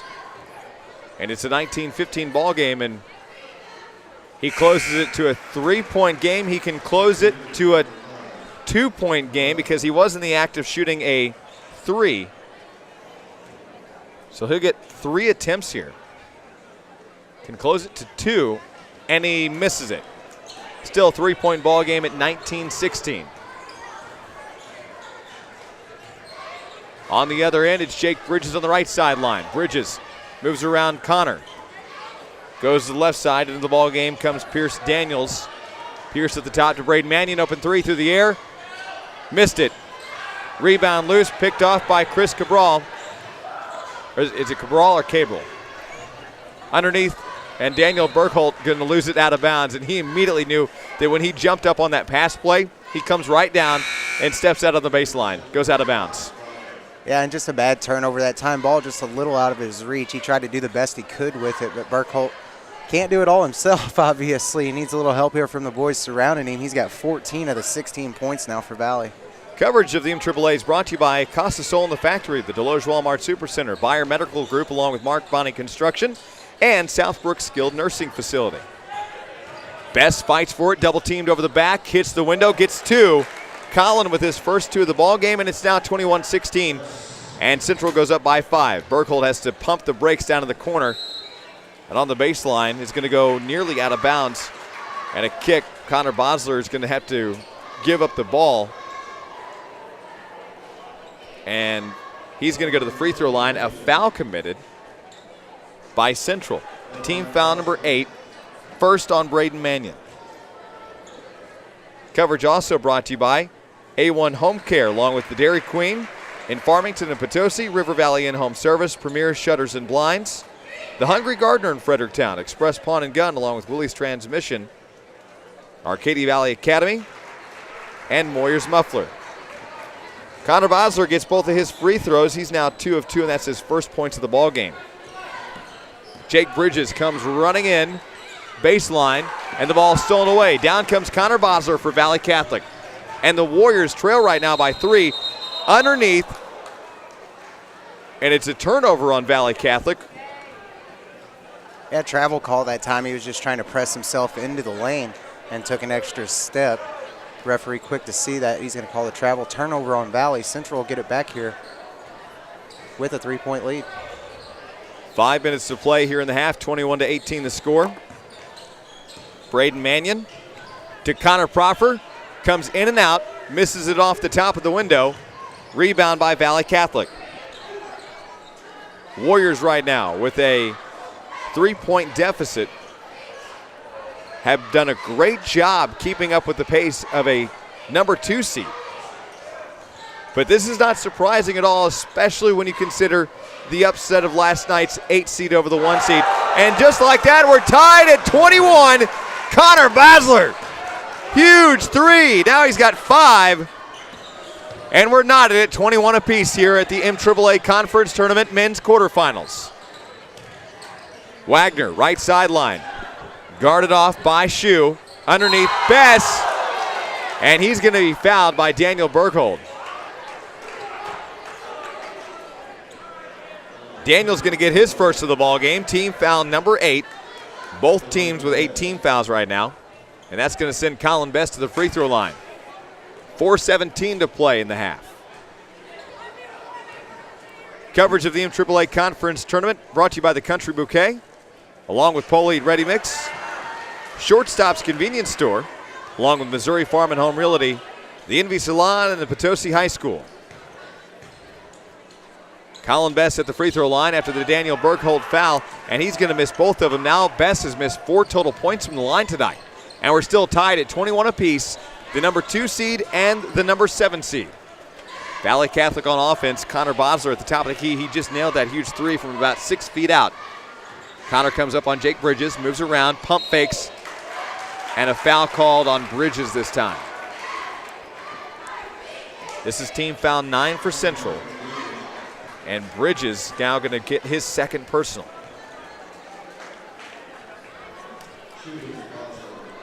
And you start to see Central start to get in a little bit of foul trouble once again. I mean, you have 3 players right now, Scott Richardson, Jake Bridges, and Connor Proffer, all with 2 fouls. 4 minutes still left here in the first half. Exactly what you and I were talking about, Aaron. Central's got themselves in a little bit of foul trouble in the last few games that we've seen them in, and they're not very prosperous when they do that. Connor Bosler missed the first one, makes the second one. He's now 3 of 4, and he has 6 total points. And now, for the first time, Valley Catholic has a 1-point lead at 22-21. Kick out. Connor Proffer, window, too hard. Connor nearly gets his finger stuck in the net as he comes to try to rebound it. You see how hard his fingers pull down on the net? Valley Catholic comes up with the rebound, and then the ball goes out of bounds off of Park Hill Central on the baseline, under the goal, other end of the court. And Central's just having some problems right now finishing, and they're getting some pretty decent looks underneath the basket, but they're not making their shots, especially those layups that are going in and out, and the free throws being left at the line. That's the big story right now for Central. 3.5 to play second quarter, and it's 22-21. And Connor Bosler pushes off. Scott Richardson rolls his right shoulder into it, and now we see Valley Catholic go up 24-21, a 3-point lead for the Warriors here in the MAAA Conference Tournament men's quarterfinals.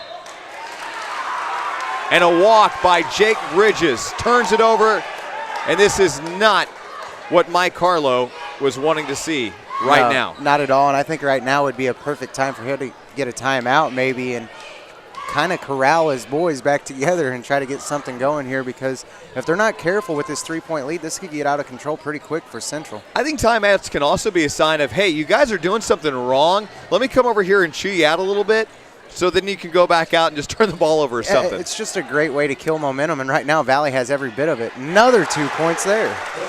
And I'm really surprised now that Mike Harlow doesn't call the timeout.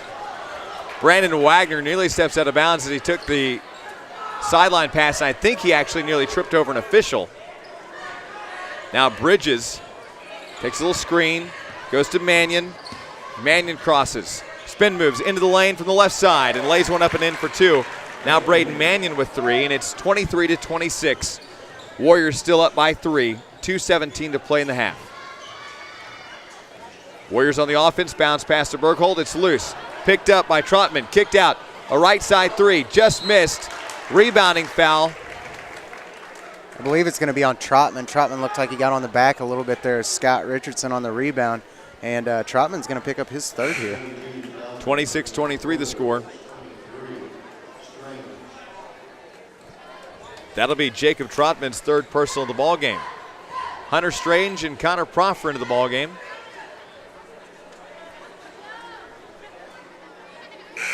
In for Valley is going to be Tyler Uding.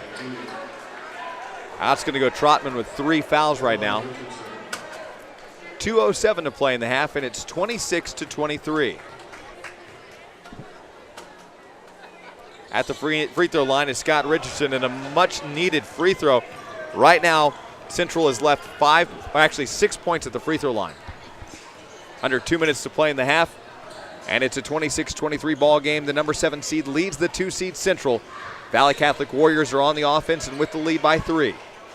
Shue tried to pass, and Scott Richardson, no, it's Hunter Strange is going to jump for it. Tyler Uding's going to commit the foul as he tries to steal it back from Strange. Team foul 10 on Valley Catholic. A lot of fouls here in the first half. 10 so far for Valley and 9 for Central. Just a lot of fouls being committed on both teams here. Both coaches can't be happy with that perspective.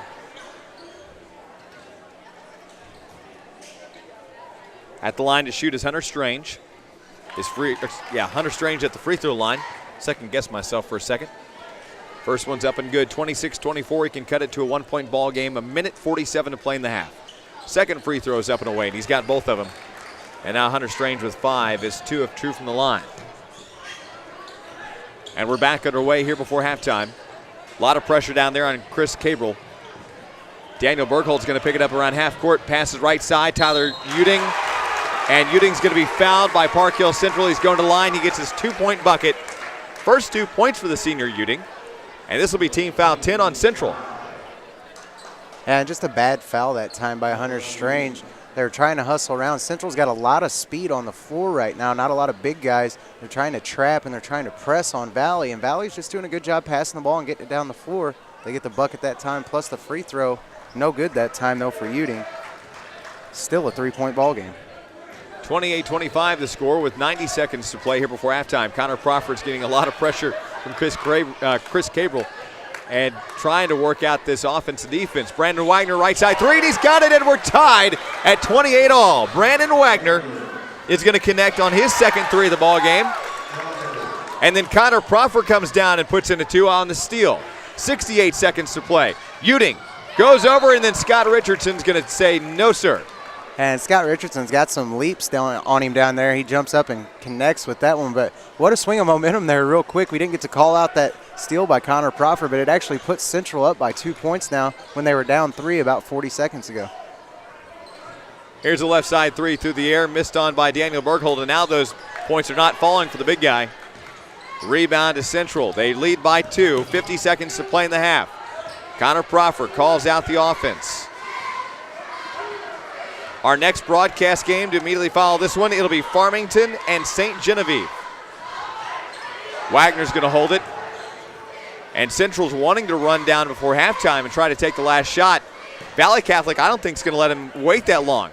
Up comes Chris Cabral.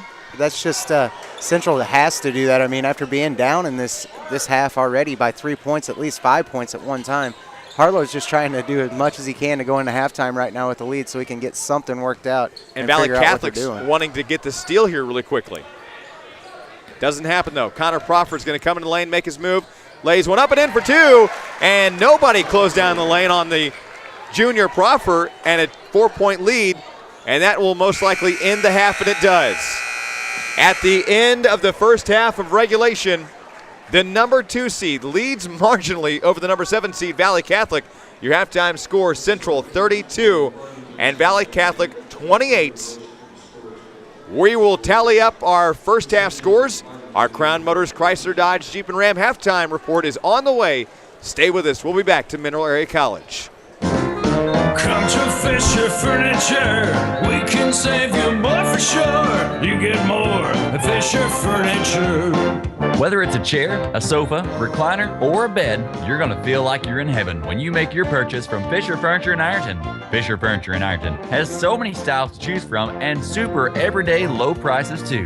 It's easy to afford your new furniture from Fisher Furniture in Ironton. Shop locally and feel like you're in heaven when you shop at Fisher Furniture in Ironton. Arcadia Valley Academy, formerly the Ursuline Academy, restored and opened for business in 2011. This beautifully historic restaurant, bakery, creamery, bed and breakfast, which also offers tours, weddings, events, and entertainment, is the ideal place to make meaningful memories. With its unique history, natural beauty, and peaceful atmosphere, Arcadia Valley Academy is your destination vacation you'll want to visit over and over. Located at 211 South College Street in Arcadia, Arcadia Valley Academy is in one of the most beautiful scenic parts of Missouri. Arcadia Valley Academy offers fun and great events that not only you can enjoy but participate in as well. On February 28th, get ready for Murder Mystery Dinner Theater featuring Sherlock Holmes. For all of Arcadia Valley Academy's upcoming events and to see what all they have to offer, check them out at www.arcadiavalleyacademy.com. You can also give Arcadia Valley Academy a call at 573-546-4249.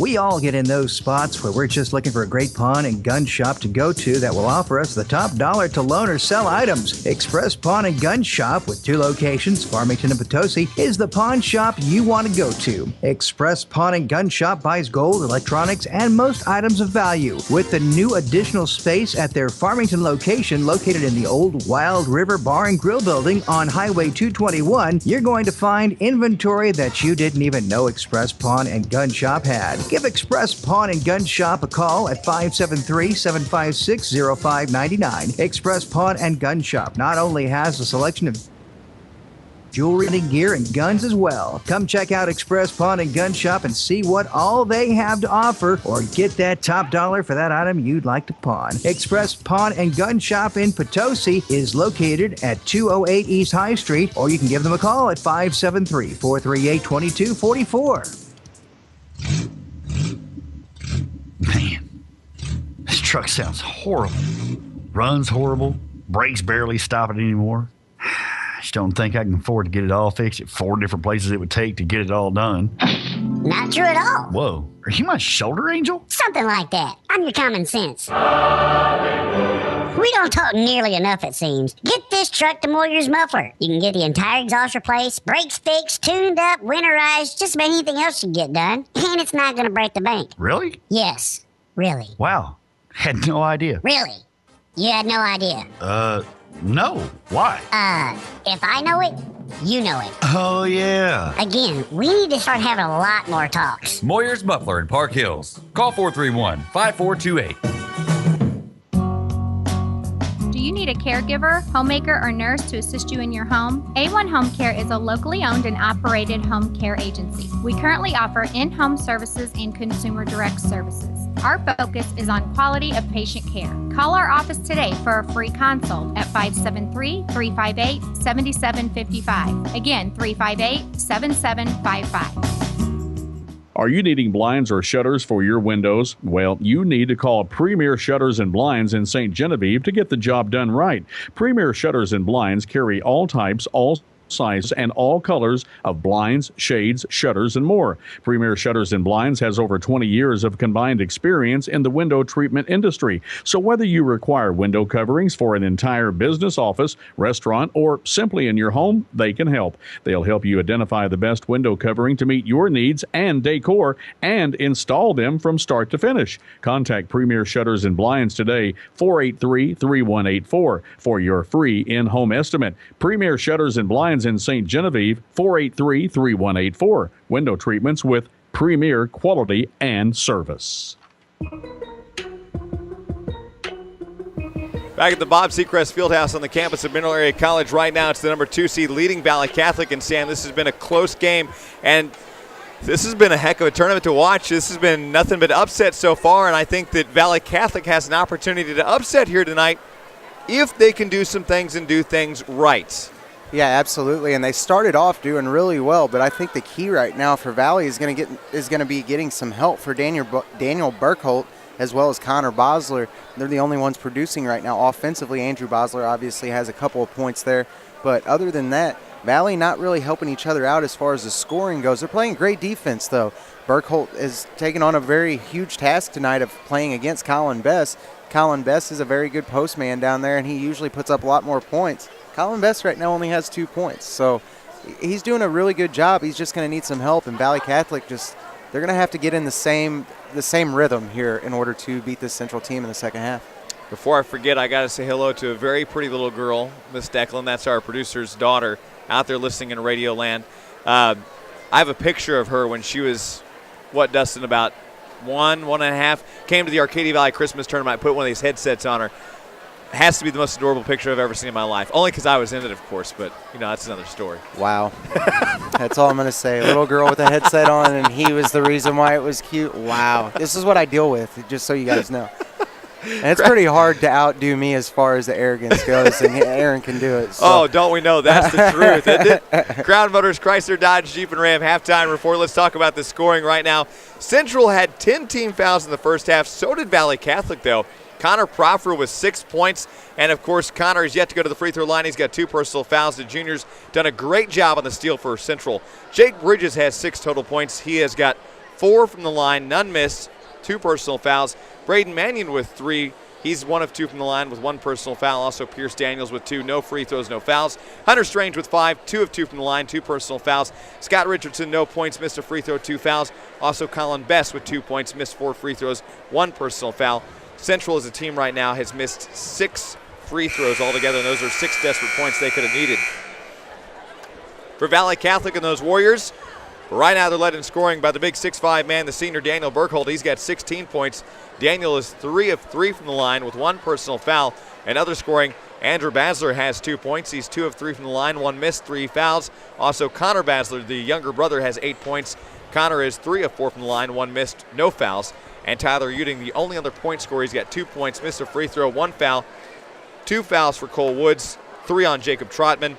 And Valley Catholic in the first half missed 3 free throws. At the end of one, it was Central over Valley 14-9. And here at the half, it's a 32-28 ball game where Valley in that second quarter outscored Central 19 points to 18. We got about 2 minutes before the tip-off. We'll take another timeout. Our Crown Motors, Chrysler, Dodge, Jeep, and Ram halftime report comes to an end. Visit them just north of Farmington at the Fairgrounds exit, 431-7800 or on the World Wide Web. And we'll be back to Mineral Area College after this break. Dairy Queen in Farmington and Potosi wants to wish everyone a safe and happy Valentine's Day and to come by and enjoy the Dairy Queen Blizzard of the Month. Red Velvet Blizzard. All that yummy goodness in a nice cold blizzard. You just can't miss out. So visit your Farmington and Potosi Dairy Queens today. Dairy Queen in Farmington and Potosi is open Sunday through Thursday from 10 a.m. until 10 p.m. and Friday and Saturday from 10 a.m. until 11 p.m. Locally owned since 2007, visit Dairy Queen in Farmington at the junction of Highway 67 and W at 1701 West Columbia. Call them at 760-9002 or Dairy Queen in Potosi at 777 Purcell Drive or call them at 436-7777. That's Farmington and Potosi Dairy Queens, wishing everyone a safe and happy Valentine's Day and all the teams good luck in this year's MAAA basketball tournament. Hey guys, this is Brandon at Park Hills River Mart. Looking for that one place that has everything you need for the day? Stop by River Mart 24/7. The drive-thru never stops. We offer all fountain sodas, daily lunch specials, Hunt Brothers pizza and wings, as well as a fresh hot roller grill and warm soups. Did I mention what everyone was talking about? Our for real shakes? They for real. Hey guys, this is Tia at Park Hills River Mart. For everything you need every day, why not stop by Park Hills River Mart, where we have the smiles to make your day and night. That's Park Hills River Mart, located in Park Hills, right up from the mighty Flat River Creek. Park Hills River Mart, your one-stop shop for all your convenience needs. Hey guys, this is Sam Lawson, your announcer for the MAAA Conference. Park Hills River Mart would like to take this time to wish all schools in the MAAA Conference good luck. River Valley In-Home Services is now offering a new program called Consumer Direct Services. If you have Medicaid, a family member can work for you if they qualify. Give River Valley In-Home Services a call at 1-800-948-4740. Call today. River Valley In-Home Services at 1-800-948-4740. River Valley In-Home Services. Locations all throughout Southeast Missouri are accepting new clients. Call 1-800-948-4740 and see how River Valley In-Home Services can help you and your loved ones.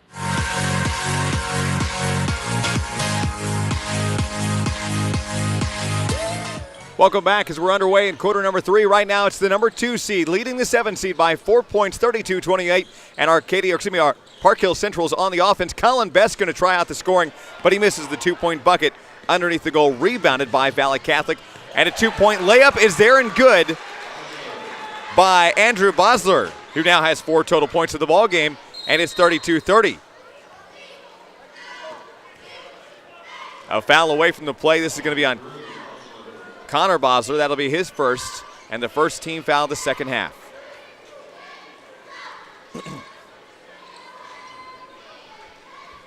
On the inbound pass, looking for it is Central. Mannion gets it in the lane, nearly loses the dribble, bounces out to Bess. Colin comes in from about 6 feet out and lets one roll. Now 4 points for Colin Bess.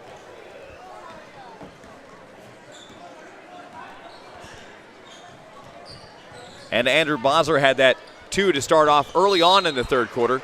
Here's a foul away from the play. Daniel Berghold's going to be fouled this time by Braden Mannion.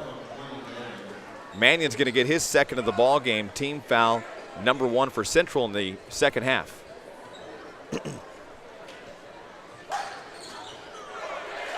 Two-point bucket good. This one by Connor Bosler, who now has, I believe, 11 points. Yeah, it's 11 points so far in the ball game.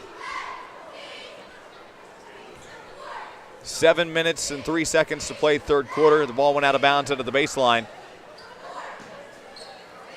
Inbound pass goes to Mannion. Bridges for 3, and he's got it. Jake Bridges now with 9. And that's something Valley can't let Central do. Jake Bridges and those guards and forwards out there, they cannot get on track on that three-point line, because that's just a never-ending battle right there against Central if you let them start heating up from out there.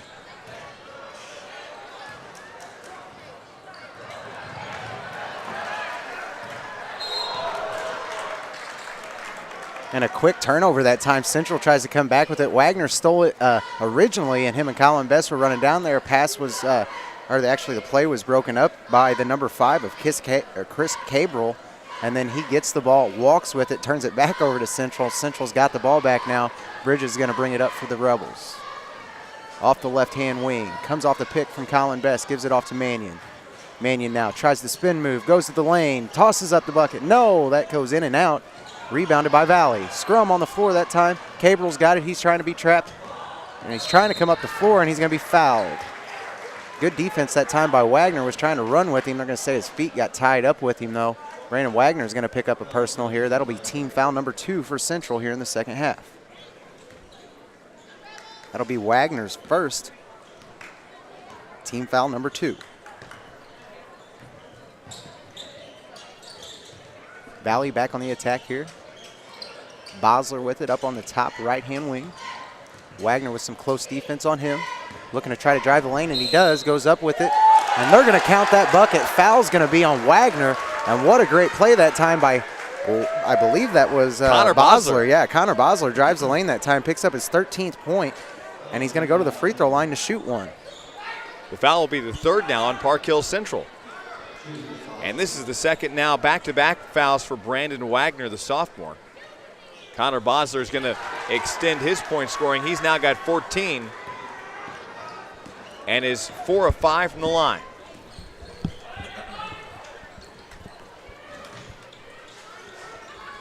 Inside, Jake Bridges for 2.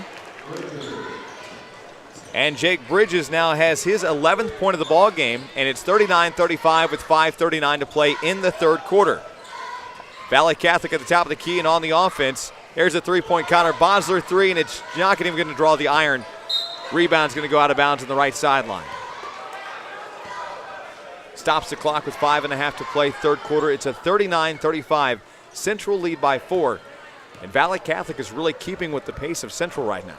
Yeah, absolutely, and they're playing really good basketball. What's helping at Valley right now is that people are starting to contribute other than Burkholt exactly what they need to do. Now they just have to stop Central. And what a three-point shot by Wagner way out there on top of the key. He was about 3 foot off the three-point line that time. Directly in front of the goal, though, but at the top of the key and about 3 feet off.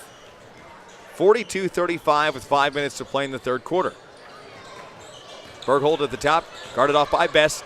Goes to the right side of the lane, pushes Best backwards, turns around, doesn't get the two-point bucket. He fired from about 8 out. Rebounded by Central. Down comes Mannion.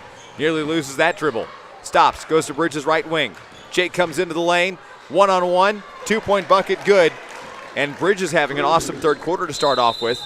And a whistle and a timeout. It's going to go to Chris Trimmer, and the Valley Catholic Warriors right now have their biggest deficit so far. The number 2 leads the number 7. 4:39 to play third quarter. Park Hill Central 44, Valley Catholic 35. We're back in 30 seconds. When it comes to preschool, parents look for many things before entering their child. Happy Times Daycare LLC at 212 5th Street in Leadwood offers everything a parent could want in a preschool and then some. Happy Times Daycare LLC is expecting kids from 6 months to 12 years old. Happy Times Daycare LLC is a family-owned and operated business for 20 years. They are state licensed, vendor approved, and they are CPR certified. Open Monday through Friday from 6 a.m. to 5:30 p.m. For more information, call Chelsea at 562-9838 or check them out on Facebook at Happy Times Daycare LLC. That's Happy Times Daycare LLC across from Stratfield's Market in Leadwood, 562-9838.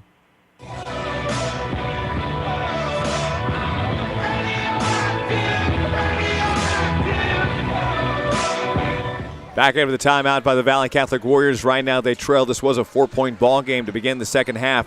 And some mistakes and some big Central scoring.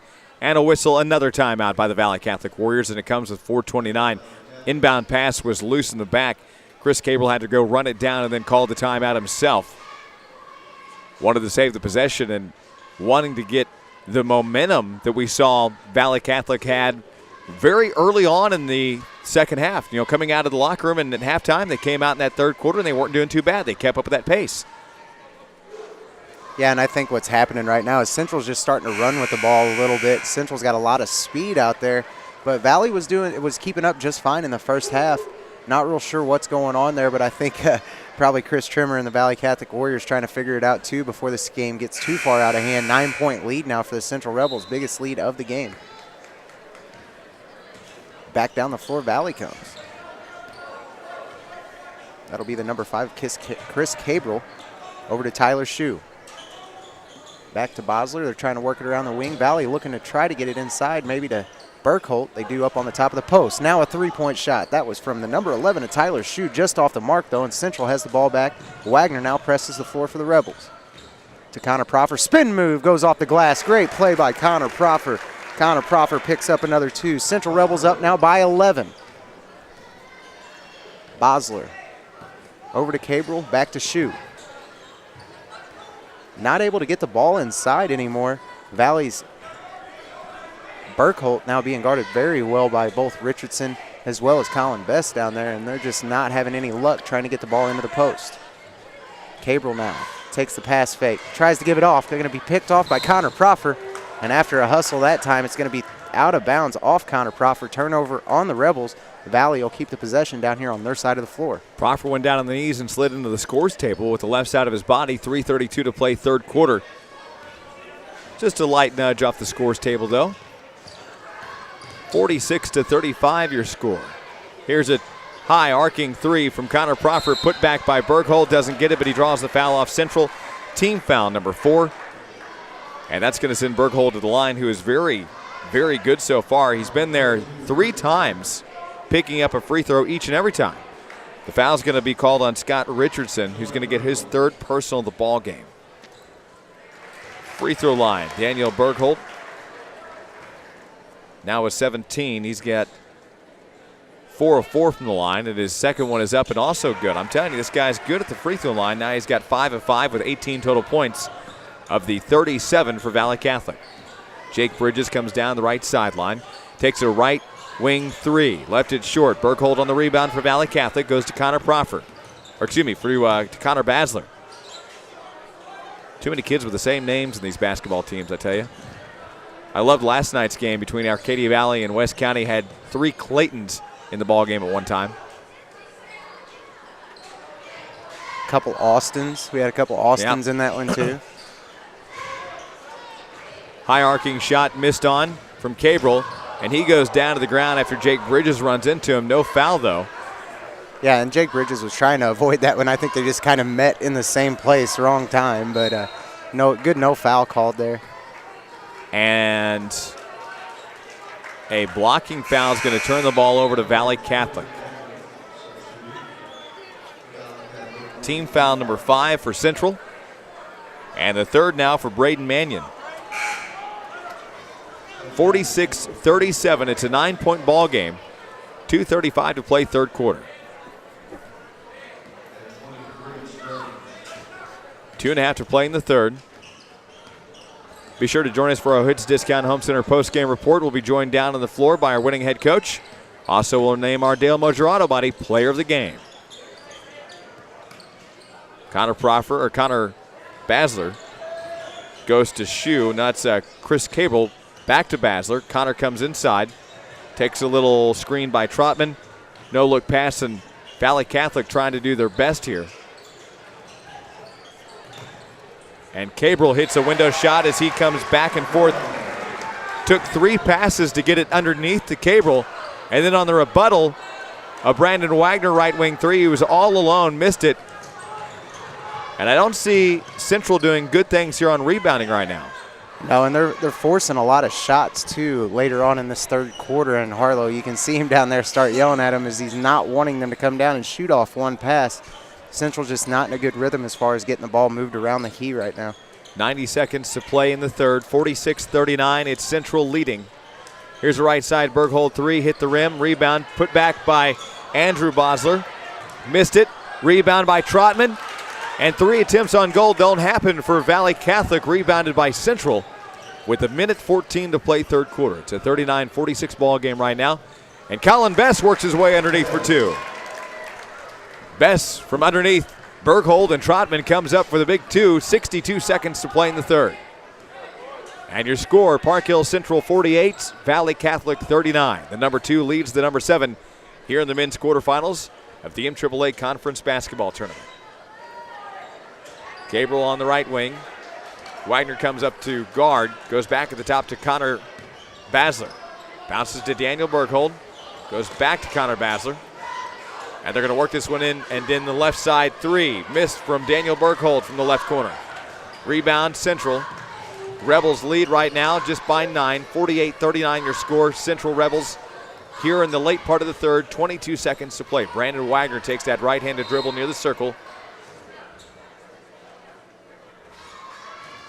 And an official's timeout. Looks like that's going to be number 3, Connor Basler, who's going to check out. Looks like he's got some moisture, maybe something on his jersey, or looks like some blood somewhere. Connor Proffer is going to check out. Looks like Connor's got something on him too. Yeah, and I think actually what happened is he started bleeding a little bit right there from the elbow. Got it on both Connor Proffer as well as himself.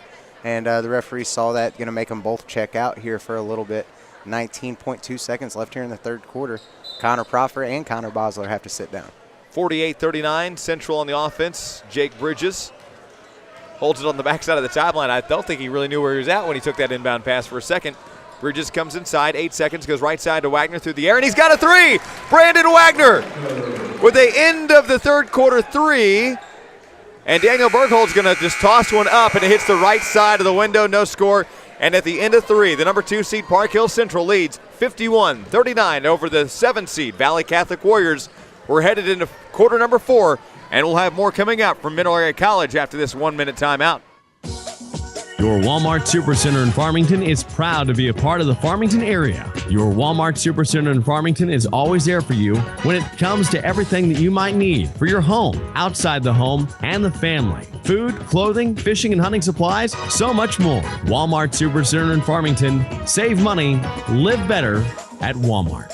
First Bank in Park Hills and Bismarck says being a part of the community is vital to us. And that's what First Bank in Park Hills and Bismarck's all about. For over 40 years, they've been serving the banking needs of their customers in St. Francis County. No matter where you're at in your financial life, First Bank has a plan that's right for you. Stop in for a free financial checkup or get in the game with great rates, personalized banking services, and check out mobile deposit. It's new and a fast break for your deposits. Good luck, Central Rebels and Bismarck Indians from First Bank, member FDIC.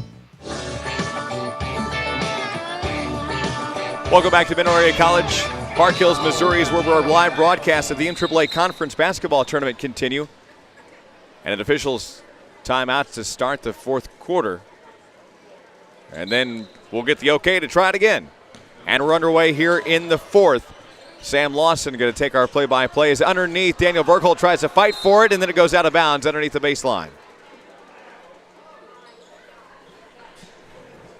Bad pass that time leads to Bergholt going off of his hands. Valley able to retain it, though. Big three that time by Bosler. No good. Wagner's got the rebound. Outlet pass to that's going to be Jacob Bridges. Didn't think he was going to be able to retain that one. Does. Gets his body under control. Jake Bridges now with 15 points in this basketball game. Central now up 53-39. Valley top of the key. That's Bosler. Gets it down low to Bergholt. Good two-point shot that time by Bergholt. Bergholt now has 20 points in this ball game. Bridges going to bring it back up for the Rebels off the left-hand side. Slows it down just a little bit, looking to let that offense get set up. Hunter Strange out on the left wing. A little bit more time being taken here by the Central Rebels to try to get the pass. Not going to take a bad shot. Wagner goes underneath on the baseline, takes a reverse layup. No good, though. Rebound here by Bergholt. Valley back on the attack. 53-41, 12-point lead for the Rebels. Bosler now, top of the key. Gets it down low into the zone. Back up top to his brother. Try to force it down in. That's Trotwine, I believe. And that ball's going to be swatted away. Down into the corner we go. That's the number 22 from Valley. That'll be Cole Wood. Cole Wood now to Bosler. Bosler to Bergholt underneath, and Bergholt finishes big once again. Bergholt now with 22 points. Bergholt starting to come alive again here in the fourth quarter. 53-43. They close the gap to 10 points. Central's Bridges now up on the right wing. Up top to Richardson. Richardson has a wide open shot, decides not to take it from the three-point line, gives it off to Wagner. Wagner now drives the lane, kicks it back out to Hunter Strange. Hunter Strange on the baseline. He's going to take it himself, goes underneath the goal. He's going to be fouled. Foul this time is going to be on Andrew Bosler, and I believe that'll be Andrew's fourth personal foul here. And it will be. Andrew Bosler picks up his fourth personal in this basketball game, and that'll be team foul number 2 for Valley here in the second half. Andrew Bosler, not a big contributor offensively so far in this game, but has 4 personal fouls. He's definitely been a big focal point for their defense. Sends Hunter Strange to the line. He connects with both free throws. Hunter Strange now extends this lead to 12 points for the Central Rebels, and that'll give Hunter now 7 points in this game. He's now 4 of 4 from the free throw line. Valley now back down on their other side. Top of the key, tries to drive the lane. Ball being tied up a little bit, still able to get it. Gives it back out to Cole Wood. Cole Wood to Trotman. Trotman to Bergholt. He drives the lane, and that's going to be swatted by Colin Bess off the left-hand lane. They're going to call a foul here. And the foul's going to be on Richardson. Not good news for the Central Rebels. Richardson picks up his 4th personal, and that'll be team foul number 6 for Central here in the second half. Bergholt from the free throw line. He connects with his first one. 23 points now for Bergholt. A perfect 6 for 6 so far from the line tonight. Checking into the game for Central is going to be the number 21. Don't have it. That's actually Connor Proffer checking back in with the number 21 jersey is what's happening. They made him switch jerseys. I got a little confused there for a second. It's like, man, that guy looks just like Connor Proffer, but different. And he doesn't have his jersey tucked in. Now he gets it. Scott Richardson at the top of the key, puts the ball over his head, takes a right-handed dribble, goes to Connor Proffer in that 21 jersey, kicks it out left side, and Hunter Strange thought about a three, comes in though. Ball's loose and a kick by Valley Catholic. 5.5 to play fourth quarter right now, 10-point ball game. The number 2 Park Hill Central Rebels lead the number 7 seed Valley Catholic Warriors. Into the ball game comes Braden Mannion, and out goes Scott Richardson. Our next broadcast and our final of the evening, our fourth and final. I can't believe that it's rolling that quickly. It'll be the number 3 seed Farmington Knights and the number 6 seed St. Genevieve Dragons as Jake Bridges fires one in, but it just comes in and out. Mannion on the rebound, and the ball is going to be loose and goes out down to the right baseline off of Valley Catholic. Yeah, and a great hustle that time by, I believe that's Bosler down there. He tried to get that one back in bounds before it went out, just unable to do that. Valley playing a really good hustle game so far, just unable to finish on a lot of the points underneath. Braden Mannion all the way up to the top, 5:15 to play fourth quarter, a 10-point lead for the Central Rebels. And yet another kick, that's off the foot of Andrew Bosler as Colin Best goes down to the ground out of nowhere. Looked like he got tripped up as he was trying to make a move to make a pass. Jake Bridges will inbound with 5:12 to play. Has to kick it all the way up top to Braden Mannion. Mannion now back to Bridges. Bridges drives baseline, gets the foul in the bucket. Jake Bridges, great body control as he goes up on the baseline that time. 17 points now for Bridges, and he's going to go to the free throw line with a chance for 3. And it's hard to think that Valley Catholic has only committed their 3rd team foul with 5 minutes to play in the fourth quarter.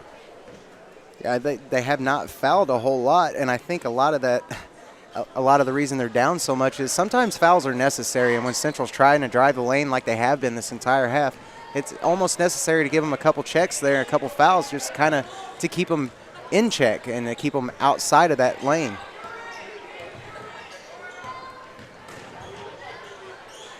Connor Bosler fights for it, goes underneath to Berghold, missed the first attempt, gets his own rebound.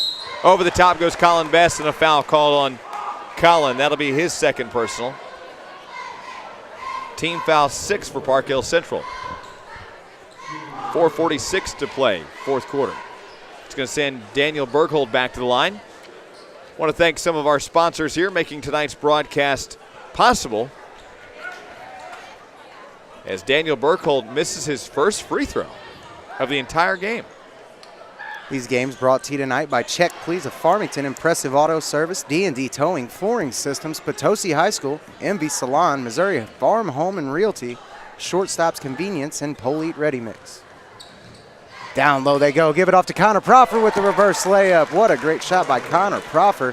Comes in and gets 8 points now total. Drives the baseline. Great reverse layup from Proffer. Down into the corner. Great shot that time. That's going to be the number 14. And he had to switch jerseys also. That's Connor Bosler. Had to switch from the number 3 to the number 14. Just off the mark that time. Back down on the other side. That's Braden Mannion. Braden Mannion puts in another 2 points for the Central Rebels. Mannion now with 7 in this game.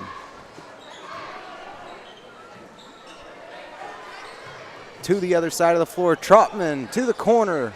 Burkholt just off the mark on the 3-point shot. Rebound by Central. Back out. Goes to Burkholt. Off the swat. Burkholt drives the lane. No good off the glass. Rebound. Goes to Central. Now Connor Proffer on the run. Proffer crosses the timeline. Gets it over to Mannion. Mannion to Bridges. Looking to try to get it down low. That's Hunter Strange. Hunter Strange on Burkholt. Turnaround. Hunter Strange. Great move that time down in the post by Hunter Strange. Hunter Strange now with 9 in this game. Up top we go. That's Bosler. Bosler drives the lane. He's going to throw it off the glass. No good. Outlet pass goes way down the floor. Jake Bridges wide open. Going to go up by himself, and no foul call. Goes off the rim. And Jake Bridges loses a shoe. He's got to put his shoe back on, coming back down on the other side. That's Valley. We're back down in the corner. Shoots another 3 off the mark. Rebounded by Mannion. Mannion now all alone, running down the floor by himself. Going to give it off to Hunter Strange. Hunter Strange tries to go up with it, and he's going to be fouled by Burkholt. Bergholt kind of grabbed a hold of the ball as Hunter Strange was going up with it. And Daniel Bergholt's going to get now his second. Team foul number 4. That's going to send Hunter Strange to the free throw line with 3 minutes to play in this ball game. Game tonight brought to you by Sweeney Auto Salvage, Lemon Drop Cafe, Hometown Motors, Renee Murphy, Colton's, Check on the Spot, R&K Tires, First Bank, also Country Bouquet, Southbrook Skilled Nursing, Mark Bonney Construction, Bayer Medical Group, and Deloge Walmart. Hunter Strange at the free throw line. Free throw is away and good. Hunter Strange connects on both free throws. Hunter Strange now with 11 in this ball game. A perfect 6 for 6 from the free throw line. Hunter Strange got to be pretty happy about that. Very rare that we see him connect with all of his free throws. Ball almost kicked away that time by Valley. Back under control by Cabral. He's going to drive, throws one up. Little lob shot that time for Cabral. He connects. And Cabral now with 4 points in this ball game. Valley now with 48. Central with 65. Connor Proffer down on the other end. Gives it off the left-hand side. That's Caldwell. Fires up a 3. No good. And I believe they're going to say this one went off Valley. So Central will retain the possession underneath their own goal. Remember, following tonight's broadcast, Sam, that people can go back and watch the games after they're uploaded live to YouTube at our KDKZ 18 YouTube channel. Yesterday's broadcasts are available right now for your pleasure.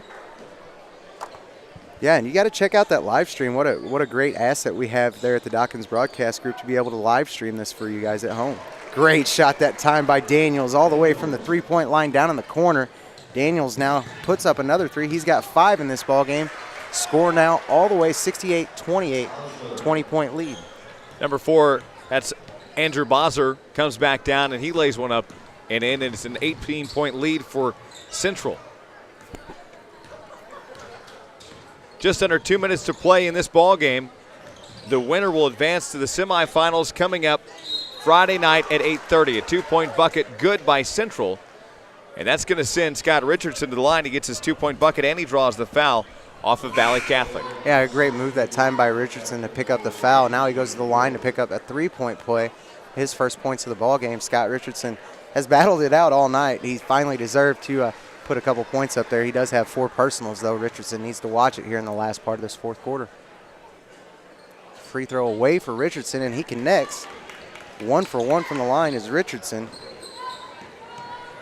1 for 2, I'm sorry, from the line is Richardson. He's now got 3 points. Cabral on the other side for Valley. Driving the lane, he's going to toss one up. Ball not taken up by him. He actually dishes it off. That's going to be Cole Wood. Cole Wood picks up 2 points there. Valley now with 52. 19-point lead for the Rebels. And down under 90 seconds to play in this ball game. Be sure to join us on our Hoods Discount Home Center postgame report. We'll be joined for a live interview down on the floor. 2-point bucket was missed on the first time by Brandon Caldwell. Second attempt was up by Connor Proffer, and he didn't get it either, and it goes out of bounds on the baseline. Turnover goes to Valley Catholic with 1:13 to play in the ball game. Back up top goes Cabral for the Valley Warriors. He's going to look for something off the left wing. Nothing going there, has to back it back out. Back down in the corner he goes. That's going to be Bosler. Bosler fires one up from about a foot inside the three-point line. No good, but rebounded by Valley. Valley drives in. They're going to dish it back out to Bosler. Looking for some shots here. Cole Wood now from the right wing. Drives down the lane. He's going to be fouled, I believe. No. Turnover, actually, that time on Cole Wood. Tries to get it over to the number 12 of Tristan Rawhaus. Pass no good, though. That goes right off Rawhaus. And now Central will have the possession back. 71-52. Central leads by 19. Connor Proffer now for the Central Rebels. Back and forth they pass, only going to take an easy shot, and they get one down the lane. That's Richardson with another 2. Scott Richardson now with 5 points in this ball game. 73-52 Rebels. Under 25 seconds to play here in the fourth quarter. Cabral now off the right-hand side, almost loses it. Picked back up by Wood. Wood down in the corner. Looking for something to do with the ball, needs to do it quick. Only 12 seconds left here. He's going to give it off. Down the lane goes the number 11 of Tyler Shue. He picks up 2 points. Tyler Shunu with his first 2 points in this ball game, but not going to be enough as Valley gives one up to Central here. And your quarterfinal action, the Central Rebels beat the Valley Warriors 73-54, our final score here at the end of 4, and Central pulls one out. This game really close there for a while. Valley even getting up to a 5-point lead at one time, and Central able to retain that lead and keep hold of it the rest of the game. Great effort that time by the Valley Warriors. A great number 2 seed, the Central Rebels, almost defeating them there in that first half, but Central able to get back on track, pull it out. They have 73 points. Aaron Cox on his way down there right now. He's going to talk with Coach Harlow of the Central Rebels. I believe he's down on the floor right now, and Harlow will be talking to Aaron Cox on the floor. The Central Rebels win 73-54 here in the MAAA Conference Tournament. And again, a big win for the Park Hill Central Rebels as they'll now advance to the semifinals. And we're joined by head coach Mike Harlow of the Park Hill Central Rebels. And it was a little bit of a nerve-wracking game. What was going on there at halftime? Seemed like Valley Catholic definitely had some momentum headed into the half. Well, we weren't making shots around the basket, and I think we missed like 6 free throws and had a few turnovers, just doing some things to kind of shoot ourselves in the foot. We took it up to 7 or 8 points there and just didn't kind of do what we need to do to extend the lead. And, if you're going to be a great team, you've got to learn to extend the lead when you get one. Seemed like Jacob Trotman and Daniel Burkhold had a good job matching up with Colin Best and really protected him off the goal pretty well. And although this was a good time for Colin, as we saw him not getting so much foul trouble as he's struggled with in the last several games. Well, we're really working hard. He's working hard on keeping his hands off. When you're an all-state football player, you kind of put the hands on. So he's in the habit of putting the hands on, but he's been working hard lately of keeping his hands off. And if he can stay in a game for a full game, we're going to be a really good team. Valley Catholic's a very aggressive team, and credit where credit's due. They did a good job, and there's somebody to watch out later on in the season. I really was impressed watching what they were able to do here tonight. Well, Burkholz and Bowser are 2 really good players. They could start for anybody's team, and you've got 2 really good players like that, then a bunch of guys who know their role. Their coach does a really good job. They're going to be a team that can make some noise come late. And I think it was a little bit surprising because you never know what a team can do, especially seeing North County upset Potosi last night. And so it's a really great tournament here, and it's really anybody's game. Whoever wants to come out and play some better ball, play it harder, make the most points and the least amount of mistakes, that's what it's all about always. Well, that's the key. I mean, there's several teams that could win this thing, and if they get hot at the right time, they could win it. So it's a very balanced tournament. A lot of parity, so it makes for an exciting finish. I got to see a lot of your guys actually get out and actually get some points up on the scoreboard here tonight, and that was great to see the entire bench get out there and work tonight. I know that's been a little bit of a struggle, that loss against Potosi. Not everybody was able to get the amount of points that they probably usually average in a game. Well, it's always fun when guys that work hard in practice get to reap the benefits and get some playing time, and I'd love to play everybody every night. But it was fortunate that we got to play them tonight, and they played well, and I'm glad for them. Pretty good on the free throw line. 6 missed going into halftime, just a few missed in that second half. I think you guys are improving there as well. Now we see a matchup between Farmington and St. John. You get out of the quarterfinals, and now you look towards the semifinals. What do you think about these 2 teams getting ready to match up? Well, I think it's a very good matchup. I know Farmington played really well last time in the conference game and beat them pretty handily, but if I know St. John, I think they're a really good team and well coached, and they'll come back ready to play tonight. I expect it to be a really good, close ball game.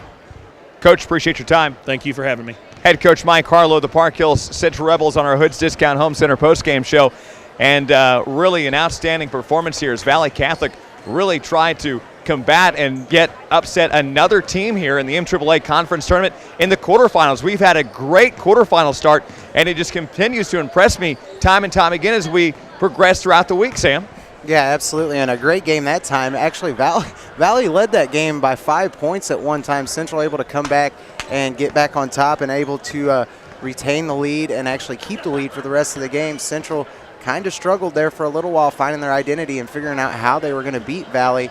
And Burkholz, you have to give it to him. That kid put up 16 of the first 16 points for Valley. He was about all they had. He kept them right in there in that first half, first quarter.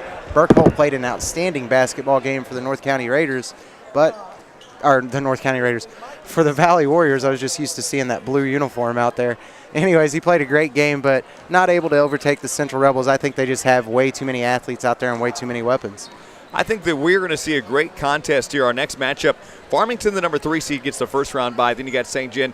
They got over Valley of Caledonia in the first round, 75-40. These two teams saw each other in the regular season, and that was not even very long ago. That was just a few weeks ago, and a close game. And now we see these two teams match up once again in the MAAA Conference Basketball Tournament. As you see Rob Coleman and Justin Callahan, both head coaches, shake hands and begin their talks before the game. Our Hoods Discount Home Center postgame show will continue. We're going to tally up the numbers, recap the game, get you set. Our, of course, Dale Mosher Auto Body player of the game. Stay with us. You're listening to coverage of the MAAA Conference Tournament live from Mineral Area College on this Tuesday night. Specialty Granules Incorporated Annapolis, Missouri plant has been a leading producer of roofing granules to the American residential and commercial roofing markets for over 85 years. Our longevity is a testament to our dependability as a raw material supplier and the durability of our products. We value the long-term relationships we have with asphalt roofing industries manufacturers and consumers that we serve. Specialty Granules is a sustainable business with a long-term commitment to the community as the steward to the environment. Specialty Granules Incorporated is proud to have received the award for the safest large surface mine in the state of Missouri by the Department of Labor. Are you afraid your tires won't get you through the rough winter that is just ahead? Well, come see Rob at R&K Tires at the intersection of 8, O, and U just outside of Potosi by the water tower. They have over 2,000 used tires in stock as well as new tires for any vehicle. They also do alignments up to 26 inches on the new alignment machine. The best deals around happen at R&K Tires. Come and see today. R&K Tires are open Monday through Friday, 8 to 5, and Saturday, 8 to 12. Call them at 573-438-TIRE for more information. That's 573-438-8473, or find them on Facebook at R&K Tire. Everyone finds themselves needing a little extra cash for unexpected bills or emergencies. If you find yourself in this situation, count on Check on the Spot on South Jackson Street in Farmington, right behind the post office. Check on the Spot has payday loans, check cashing, and more. Affordable rates plus the best customer service anywhere. Need extra money? Then visit Check on the Spot and talk with Dale. Call 760-1770. That's 760-1770 for Check on the Spot at 16 South Jackson Street, right behind the post office in Farmington. Aren't there times when you just want to kick back, get comfortable, and enjoy a great meal? At Colton's Steakhouse in Farmington, you can relax in a fun, casual atmosphere and let us take care of serving of mouth-watering food. Of course, it won't be a meal at Colton's without peanuts with it. Enjoy all you want while you look over the menu. Take your time. There's lots to choose from at Colton's, and it's all made from the finest quality ingredients at Colton's Steakhouse in Farmington. We now have our lunch deals Monday through Friday, 11 a.m. to 2 p.m. We also serve choice cut, USDA hand-cut steaks, ribs, chicken, and seafood entrees, sandwiches, and so much more. And one more thing, if you can't stay, everything on the Colton's menu can be prepared to go. Come by and visit with us soon at Colton's Steakhouse and Grill, 1300 Maple Street in Farmington. Don't believe me, just watch. Back at the Bob Seacrest Fieldhouse here at Mineral Area College. I'm Aaron Cox. That's Sam Lawson. Our Hoods Discount Home Center postgame show. And what a great matchup. We're going to continue to see these awesome games. We had some upsets last night, and I thought we might have saw an upset tonight. I think if Valley Catholic would have just hung in there, didn't commit so many turnovers, we could have definitely seen a different change here in an outcome. But Central has so many well-rounded athletes, like you said, to start off the postgame show. I think they were just the best contender and the better athlete overall. Yeah, absolutely. And Burkholt, with Valley, he had the first 16 points of 16 for Valley there in the first quarter. And I think if you take that and you have a couple other people produce there for Valley, maybe things get out of control there for Central in that first half. And maybe they don't go into the half winning like they were. They were up by 4 points going into half, but could have been way worse for Central. But like I said, they have so many different athletes to come off the bench. When one gets in foul trouble, you got another one coming off the bench that's just as good or an equal person by any aspects. And I feel like Central just so deep that they're really hard to compete with sometimes. Connor Basler for Valley Catholic had 14, was 4 or 5 from the line with 2 fouls. And you had Daniel Burkhold, who had 25, and he was 8 of 9 from the line and had 2 personal fouls. And those were your 2 big contenders when it came from Valley Catholic, and they really put the work on Central. But overall, it was just a Central game late in the fourth quarter that we continued to see them, start getting back on track. And you hate to see any team start to get clicking on the fourth quarter, but that's the most important time to really commit to it. Yeah, absolutely. And Central started clicking there at the end of the fourth quarter. They were starting to move the ball really well, getting it down into the post, as well as also shooting very well from outside on the perimeter. Central just started to run away with it there in the fourth quarter, and it was really hard for Valley to keep up when you only have two people really producing points for you. And, you have such a well-rounded squad like Central that has many athletes, 6, 7 people there with 5+ points at least. It's just really hard to compete with a team with that much depth. Andrew Bosler also had 6 points, 2 of 3 from the line, 4 personal fouls. Chris Cable had 4 points, no free throws, no fouls. Tyler Uding had 2 points, missed a free throw, 1 foul. Also Cole Wood with 2 points, no free throws, and 2 fouls. And Jacob Trotman had no points, but 3 fouls. And then on the other hand, you've got a Park Hill Central team that had scoring, I'm telling you, just all over the place. I mean, we had guys that just really worked in and out very well. Everybody was, most everybody was in the double digits, and that was great to see. Connor Proffer had 10, no free throws, 2 fouls. Jake Bridges with 18, 5 of 5 from the line, 2 personal fouls. Brandon Wagner with 14. Brandon had, 4 big three-pointers. That's something we're pretty used to seeing from him. Absolutely. Yeah, he shoots the lights out from out there for sure. No free throws for Wagner with 2 personal fouls. Braden Mannion with 7 points, 1 of 2 from the line with 3 personal fouls, while Pierce Daniels had 4 points in the ballgame. No free throws, no fouls. Hunter Strange had 11 in the ballgame. Hunter was 6 of 6 from the line, 2 personal fouls, while Scott Richardson had 5 points, 1 of 2 from the line, 3 personal fouls, while Colin Best had 6 points, missed 4 free throws, 2 personal fouls. Central as a team only missed 6 free throws, and Valley Catholic missed 8 free throws altogether as a team. Dale Mosier, Auto Body Player of the Game, thoughts? For the first time in the conference tournament, I'm going to have to go with the losing team's player, and I'm going to have to go with Burkholt. Burkholt held this team up. Valley was nowhere in this game if it wasn't for Burkholt.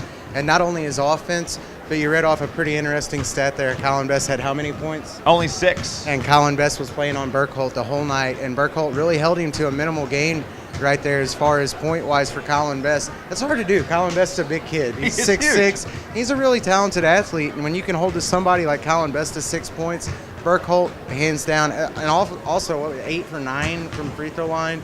Burkholt just had an amazing game. He just needed a little bit of help there, but absolutely my player of the game is going to have to go to Burkholt from Valley. Number 10, the 6'5" senior again. He had 25 points, was 8 of 9 from the line, 2 personal fouls. Daniel Burkholt for Valley Catholic, our Dale Mosier Auto Body Player of the Game. And now we see the number 3 seed matchup with the 5 seed, and we see St. John and Farmington here tonight getting ready for a contest that both teams, I think, really have such a deep bench. You got Connor Gage, you got Jordan Ankrum. I mean, you got some great guys out here. And then you got St. John on the other end. And you see a matchup here tonight that I think is going to be more interesting than I think what people might think. Rob Coleman's bunch is never to be underestimated, especially when it comes to conference tournament time. Absolutely not. Robbie Coleman, he does a great job with these kids, and we really started to see, well, actually both teams, I can say we started to see both teams mature there in that Christmas tournament. The first games that we called here, Farmington as well as St. John, really coming into their own towards the end of that Christmas tournament. And I think you're going to see something different out of St. John tonight. I think they're a lot better basketball team now than they were then. And I think the same about Farmington also. Farmington with a big win a few weeks ago against Potosi. So I'm pretty excited for this game. I think this will be a really close and good basketball game to watch. Thanks for joining us in the Hoods Discount Home Center postgame report. We've got our Eagle March starting lineups. Stay with us. Our 4th and final broadcast. The men's quarterfinals, our final quarterfinal game. We've got 8 games in 2 days, and we continue here at Mineral Area College. After this break, stay with us. Choosing an attorney is a very important decision. Renee Murphy, attorney at law, has been serving all of St. Francis, Madison, Iron, Washington, and St. Genevieve counties for well over 20 years. From criminal defense to family law, personal injury, traffic violations, or divorce cases, the law office of Renee Murphy will represent you. Call for a no-cost consultation at 756-5400. Call the attorney with the proven experience and track record to represent you. That's the office of Renee Murphy. Remember, don't say it, don't sign it. Call Renee Murphy first at 756-5400.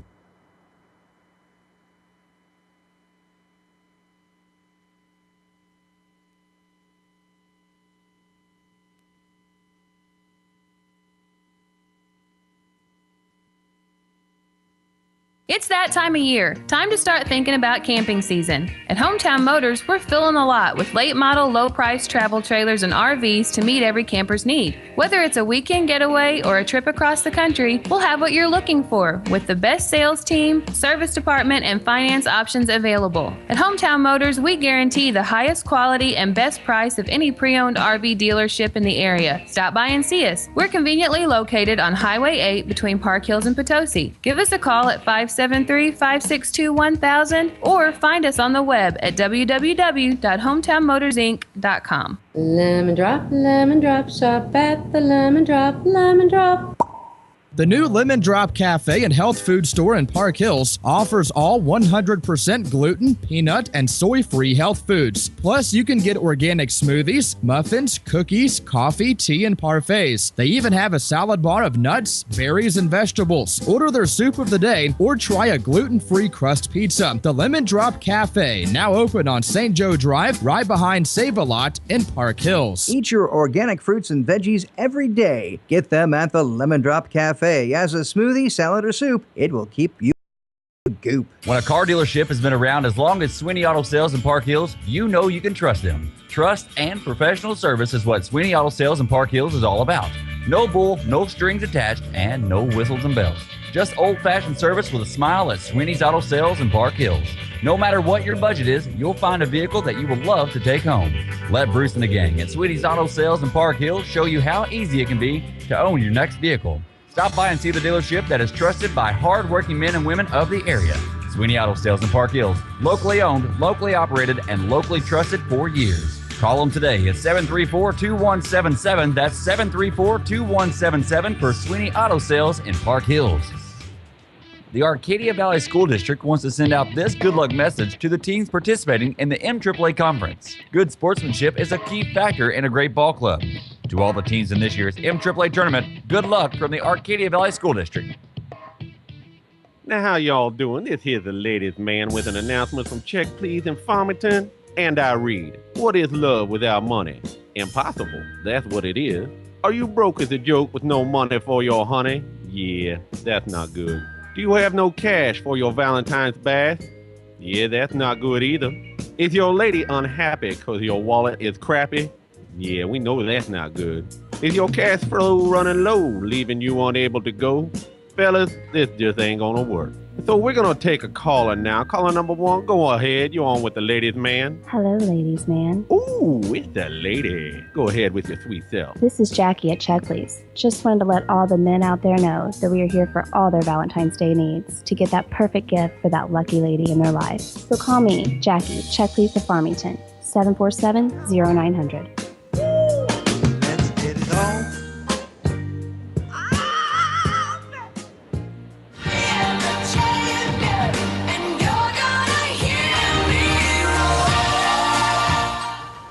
And welcome to the MAAA Conference Basketball Tournament. And we're a little late getting started, but we're underway in our fourth and final broadcast. It's the Farmington Knights and the St. Genevieve Dragons. Farmington, the home team on the scoreboard. They won the tip, but the ball stolen away by St. Gen. Down comes the Dragons. Shot on goal missed by Tate Meyer. We've got our Eagle Mart starting lineups coming up here in just a moment. 7:23 to play in the first quarter, a no-score ball game. It's the battle between the number 3 seed and the number 6 seed. Farmington, the 3, and St. Genevieve, the 6th seed, here in the MAAA Conference Tournament. The ball goes out of bounds under the baseline. Our Eagle Mart starting lineups for Farmington, coached by Justin Callahan. Alex England, a 5'9 sophomore, along with Mike Pinkley, a 5'11 senior. Also Grant Waddell, a 5'8 junior. John Bader, a 6'4 junior, along with Jordan Akram, a 6'4 senior. For the St. Genevieve Dragons, coached by Rob Coleman, Drew Smelsley, a 6'3 senior, along with Clayton Mueller, a 6'1 senior, Tate Meyer, a 6'4 senior, Gabe Grimminger, a 5'6 freshman, and Tyler Billings, a 5'11 senior. Starting lineups are brought to you by Eagle Mart at the intersection of Highway 00 and Highway 32 for all your convenience. Great gasoline, friendly staff, and much more. Any time of the day or night, it's Eagle Mart at the end of Karsh Boulevard, the intersections of Highway 00 and 32, just up from the Dawkins Broadcast Group. Jordan Ankrum underneath, 2-point put up, and that's how Farmington's going to start the scoring here in the boys' quarterfinals of the MAAA. Aaron Cox, joined alongside by Sam Lawson. Our executive producers, Dustin Kopp. Our camera crew at YouTube.com includes Spencer Hovis, Matt Dawkins. Back in master control in Farmington is Brad Dawkins. It's the St. Genevieve Dragons, and they're traveling green on green, tops and bottoms, with white down both left and right sides, and white lettering and numbering. A shot on goal missed on a long three, doesn't fall for St. Gen. Farmington on the offense. Ankram's going to lose the ball underneath his feet on the left side of the lane. Farmington, the home team on the scoreboard. They've got the checkered white, black, and gold down each side. They're white tops, white bottoms with black lettering and numbering trimmed in gold. At the half circle, it's going to be Alex England. Left side to Mike Pinkley. Mike's going to go to the top, goes to Ankram, then back underneath. And a 2-point put up good for John Bader. And a great pass from Jordan Ankram down there to get it to Bader. Yeah, and Ankram's probably one of the biggest points right here for Robbie Coleman and the St. Gen Dragons. They're definitely going to need to figure out a way to keep him under control. Talking to Robbie Coleman, it's kind of like a Dylan Coleman type deal. You don't try to completely shut him down. You let him do what he's going to do and shut down everybody around him, and that's their game plan for this game. Mike Pinkley goes and kicks it in a lone look pass to Jordan Ankram, and Farmington goes on a 6-0 run to start the ball game. Rob Coleman calls the timeout. 5:04 to play first quarter, and it's a 6-0 Farmington lead here in the boys' quarterfinals. Early in the first, we're back in 30 seconds. Impressive Auto Service is a full-line auto repair shop offering routine maintenance on vehicles, including specials on tires, brakes, alignments, and suspension work. Right now, with 2 convenient locations, visit them in Farmington at 1249 East Karsh Boulevard or call them at 756-0011 and in Bonne Terre at 112 South Division Street or give them a call at 358-5800. Impressive Auto Service, like they say, let us prove it. With excellent pricing on suspension lift kits, Impressive Auto wants to wish everyone good luck in this year's MAAA tournament.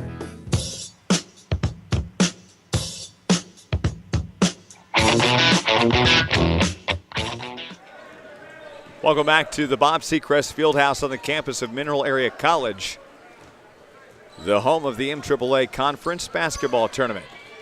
Just underway here in the first quarter, a 6-0 run to start things off for Farmington, and the Knights lead the St. Gen Dragons underneath.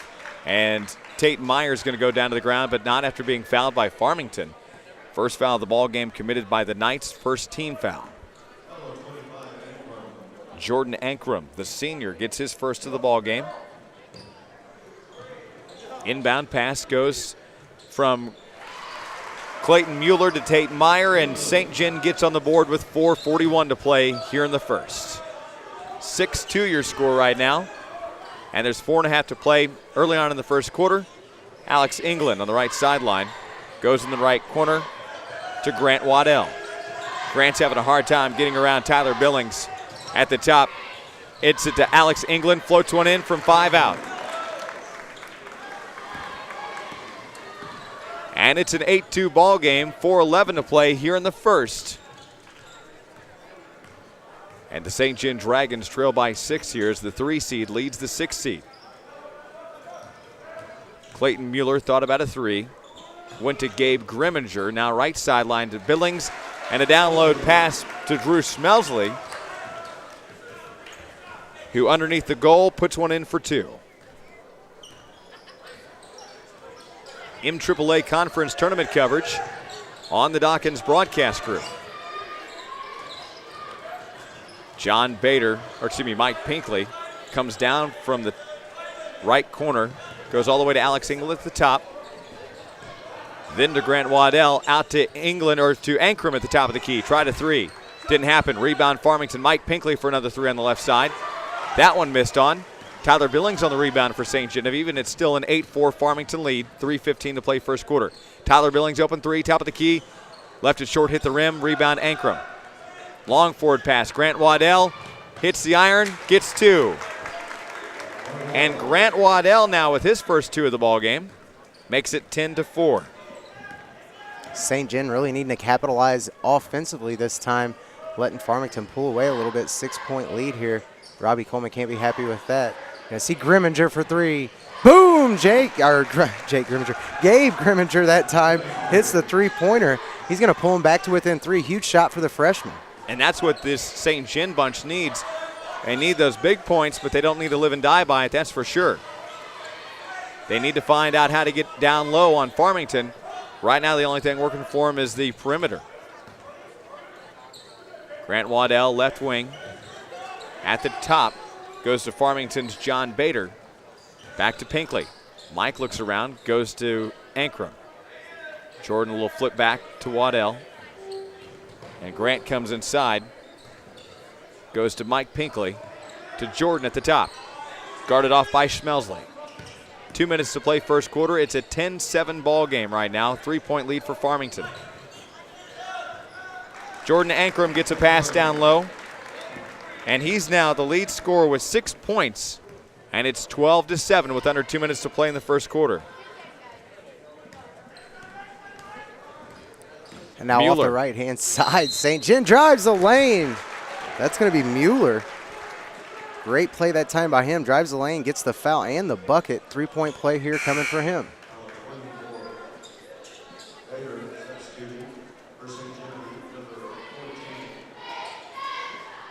(12-9) the score with 1:39 to play in the first quarter. At the line to shoot is Mueller. He draws the second foul from Farmington, the first personal on John Bader. Mueller makes the free throw. That gives him 3.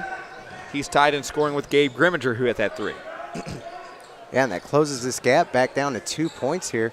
Farmington not able to escape right now. St. John climbing right back into this basketball game early in the first. Ankrum top of the key, 3 through the air, hit the rim. Didn't happen. Rebounded in the lane by Schenk. Into the ball game also is Nathan Micklin. Left side open, Gabe Grimminger 3, and it rolls in and out and then back. And boy, he got robbed on that one, didn't he? Yeah, it actually took about 4 trips around the rim, one of those around-the-world shots, and just barely rolls out. Unfortunate for Grimminger that time. Isn't it crazy the momentum of a basketball as it's going down and the goal can actually force its way back out as Mike Pinkley drives the left corner, comes inside, gets the 2-point bucket, draws the foul off St. John, and the Dragons commit their first team foul.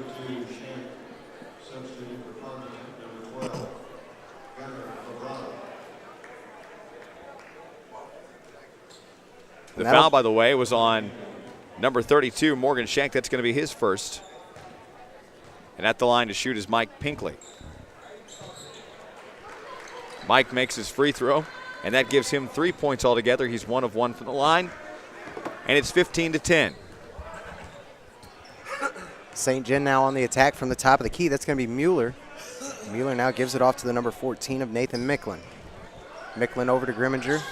Back to Micklin. And they're going to say he walked with the ball, took a step before he dribbled that time. Turnover on Micklin and the St. John Dragons, and Farmington will get it back here with 43.7 seconds left in the first quarter. 15-10, Farmington night lead. Into the game for Farmington comes the number 0, Brendan Hardy. Also in for St. John, the number 23 of Trevor Drury. Also checked into the game is number 32, Morgan Schenk from St. John. As well as number 20, Tyler Scales going to check in for the Farmington Knights, and number 22, Grant Waddell.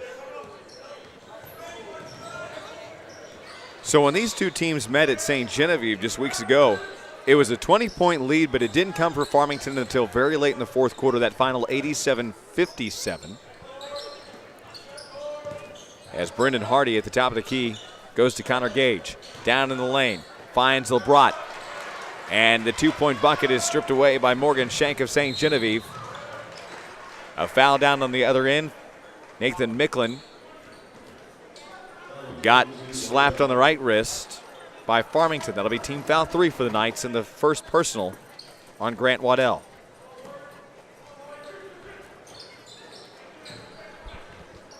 And a huge 3 from Grimminger. Grimminger gets another 3 from the right wing. He's going to pull this back to within 2. Gabe Grimminger now, 2 3-point shots and 2 big 3-point shots. 6 points for Grimminger. And at the end of one, Farmington, the number 3, leads St. John, the number 6, by 2. 15-13. We'll be back for the second quarter after this 60-second timeout. Are you looking for a change to update those old floors or countertops? Well, come see me, Randy, or one of the members of my staff here at Flooring Systems in Farmington. We're open 8 to 5:30 Monday through Friday and 9 to 1 on Saturdays. With our new expanded showroom, you can easily find what you're looking for with our beautiful selection of hardwood, carpet, tile, laminate, and vinyl flooring, as well as area rugs. For your kitchen needs, we offer ceramic, marble, and granite countertops. Flooring Systems is the best for your remodeling and design needs. Call us at 573-760-1461 or come check us out and get your free estimate now. Don't forget to check us out on Facebook. Like and follow us to see the amazing work we've done. We would like to wish all MAAA teams good luck in the conference tournament, along with all their future sports endeavors. We're Flooring Systems, a name you can stand on.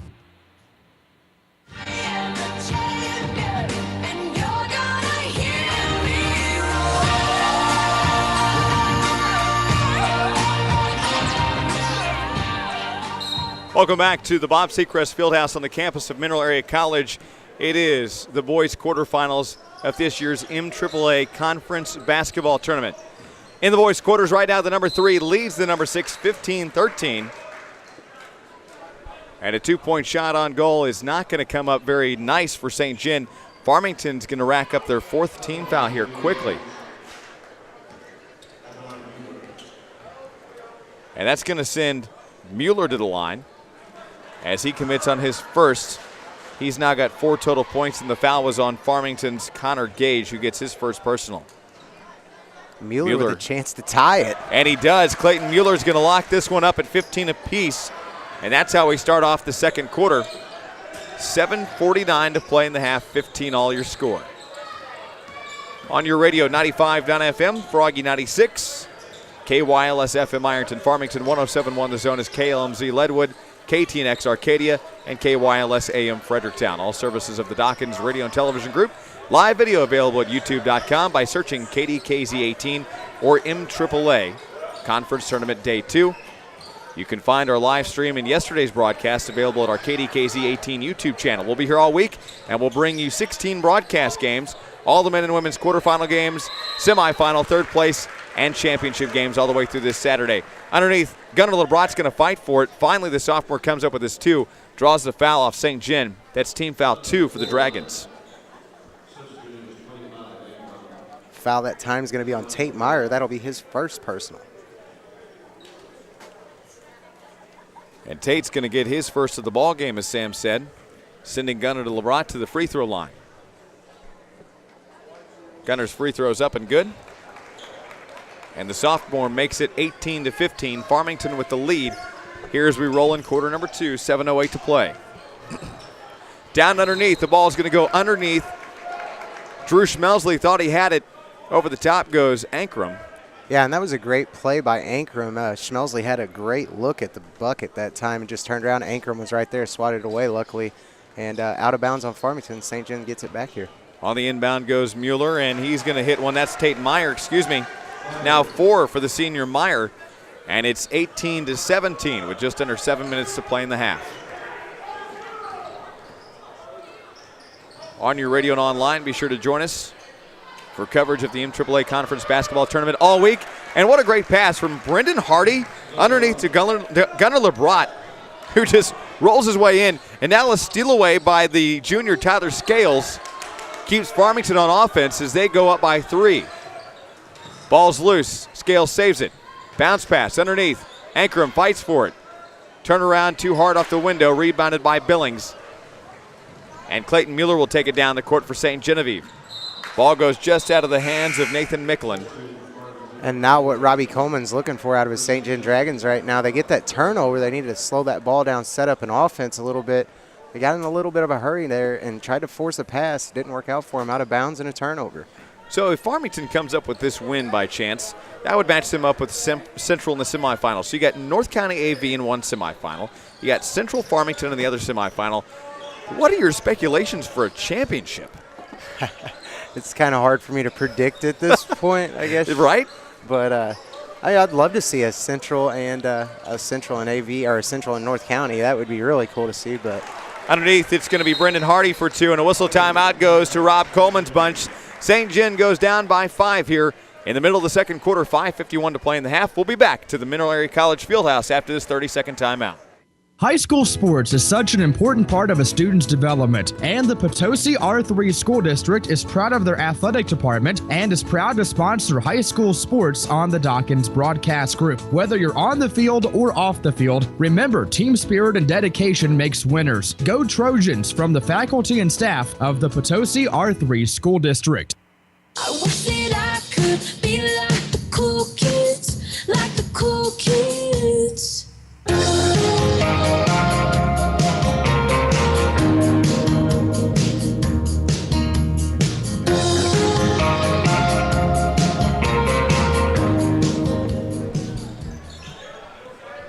Welcome back to Mineral Area College. We're underway after Rob Coleman called the timeout as St. John goes down by 5 here in the second quarter of the men's quarterfinals of the MAAA Conference Tournament. And these passes are not going to help St. John as a turnover. Gunnar LeBron, who is very tall. Gunnar is 6'4", steals it away, goes to Hardy, left corner, 3. Not what Rob Coleman wanted to call the timeout and try to explain to him. They were trying to kill the Farmington momentum, though. Instead, they come out and fire on more momentum. Left side, Gabe Grimminger, 3 through the air. He's got it. And that's what St. John needs, but I'm afraid they're going to live and die by the 3 here tonight if they're not careful and get down low and get those easy 2s. Yeah, and I think you might be right, but it is pretty difficult for St. John to get down low with a player like Jordan Ankrum. Right now, they're just swarming him, hoping that maybe they can get a little bit. I think St. John's going to live and die by the 3, and I hate to see that also. Farmington's Alex England at the top of the key goes to Brendan Hardy on the left wing. Hardy comes in and out, getting around Mueller. Goes to the top to Ankrum. And the Farmingtonites lead right now by 5, 25-20. Gunnar LeBron goes left side to Alex England. England goes to the top to Ankrum. Puts the ball over his head, now to his chest, and then goes to Hardy. And Farmington's just going to work out this perimeter and try to wear down St. John a little bit here as they head towards halftime. Yeah, and it's actually a pretty good plan as they have too many guards out there right now for Farmington that can move the ball and shoot the ball. St. John's just having to swarm them as soon as they get the ball up on top of the key. Down underneath, ball's going to go underneath the baseline, and then it goes out of bounds. Turnover to St. John with 4:11 to play in the half. 25-20 the score right now. And again, I hate to see St. John live and die by that 3, but if Gabe Grimminger is going to be the one to keep him alive, hopefully he can keep his momentum on what he's doing right now. Yeah, absolutely. He's shooting the lights out. He needs a little contribution from somebody else, though. And you can't live and die by one person. We saw that the last game with Burkholt and the Valley Warriors weren't able to win that game because they only had one person scoring. So St. John needs to have a couple more people shoot, but Grimminger knocks down another one. That's his 4th 3, giving him 12 total points, attributing to the 23 St. John's put on the board right now. And pulls this game back to within 2 again. 3:40 to play in the half, and it's a 2-point ball game. Ankrum at the top of the key looking around.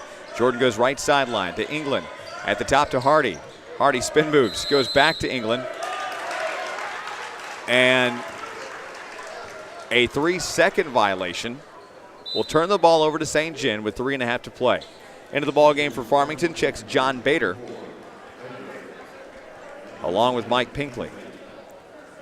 Yeah, and that's just a bad mistake by the sophomore Gunnar LeBron that time to keep his feet in the lane for 3 seconds. Callahan's going to let him have his seat after that. He has contributed quite a bit, but you can't do that with only a 2-point lead here in the first half. 25-23 your score, up by 2 is Farmington, the number 3.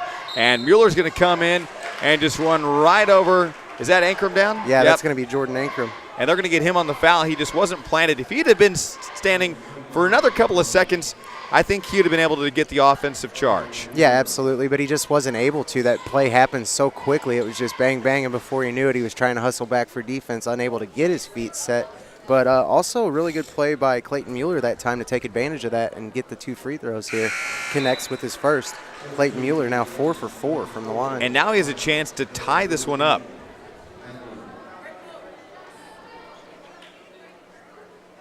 (25-24). At the line to shoot is Clayton Mueller, and again after the foul by Jordan Ankrum of Farmington, as Tate Meyer goes to talk to Rob Coleman during it. And it looks like a whistle timeout. Justin Callahan, as Mueller missed that free throw, and that gives Farmington a little breath of confidence there. They were just holding their breath there for a solid second, hoping that this wasn't going to become a tie ball game. 25-24, Farmington called the timeout. Our coverage is brought to us in part by many great sponsors, including Hometown Motors, Renee Murphy, attorney at law, Casa Sol in the Factory, along with Signs, etc., bringing you our live scoreboard online. Be sure to join us coming up at halftime. It's our Crown Motors, Chrysler, Dodge, Jeep, and Ram halftime recap. Call them at 431-7800. Visit them north of Farmington off Highway 67, off the Fairgrounds exit. Crown Motors, Chrysler, Dodge, Jeep, and Ram. After the Farmington timeout, and the number 3 has a 1-point lead at 25-24 over the 6th seed. Farmington's Jordan Ankrum is going to inbound it. And that'll go to Alex England. Alex England going to bring the ball up now for the Farmington Knights. Farmington looking to get a little bit more time ran off this clock, maybe a couple more points. They drive down underneath. That's Brennan Hardy going to give it off to Bader. Bader takes the shot, no good, rebounded by St. John. St. John now on the run. Mueller's got it for them. Going to slow down this offense, kicks it over. That's going to be the number 14 of Micklin. Micklin gets it down low. That's going to be the number 4 of Tate Meyer. He tosses up a shot that's no good. But on the rebound, there's going to be a foul. Foul this time, I believe, is going to be against Farmington's number 4. Or number 24, I'm sorry. That'll be John Bader. John Bader will pick up his second personal here in this basketball game. Team foul number 6 here for Farmington in the second half, or in the first half. And now we're tied at 25 apiece. Is at the free throw line. Morgan Shank puts up his first point of the ball game, and now he has a chance to take the lead, but misses the second free throw. Tied at 25, all under 3 minutes to play in the half. Down the court, running with it was Alex England, and this one's going to be a foul coming in on Clayton Mueller, his first personal. Team foul 3 for the St. John Dragons. 25 all your score. In the lane, Grant Waddell, and an alley-oop goes to Jordan Ankrum. And what a great shot by Jordan. And I wish you'd have been able to see that. Grant Waddell comes down here in the field and just does an alley-oop pass, and Jordan Ankrum was already through the air and just comes and just, wow. No dunk, but a great shot. 27-25, 2:44 to play in the half. Be sure to watch live video of tonight's broadcast at youtube.com. Don't forget that after tonight's broadcast, our video goes online for you to go watch time and time again. Tonight's broadcast will be available just an hour or so after the broadcast ends. And then, of course, you're able to watch now yesterday's quarterfinal games. Gabe Grimminger underneath. He's going to go to the ground as he tried to just hit a baseline shot. And I think he was just trying to drive the baseline that time to see if maybe he could get a foul called.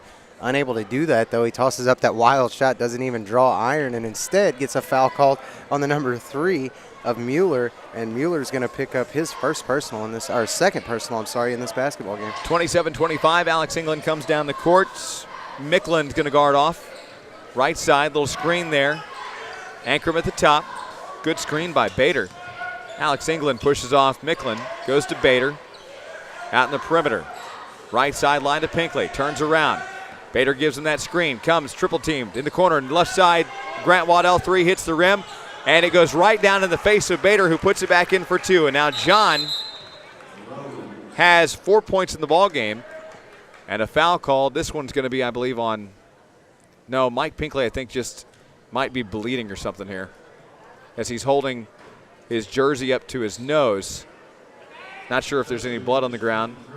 Philip Fitzwater, the official call on that. Aaron Hargis is going to check in for Mike Pinkley. A minute 47 to play in the half, 29-25 the score. Mike Pinkley was coming down the court. Philip Fitzwater noticed that he was bleeding and so called an official timeout and sent him over the sideline. Mike is kind of keeled over there in the first seat of the bench as he's being attended by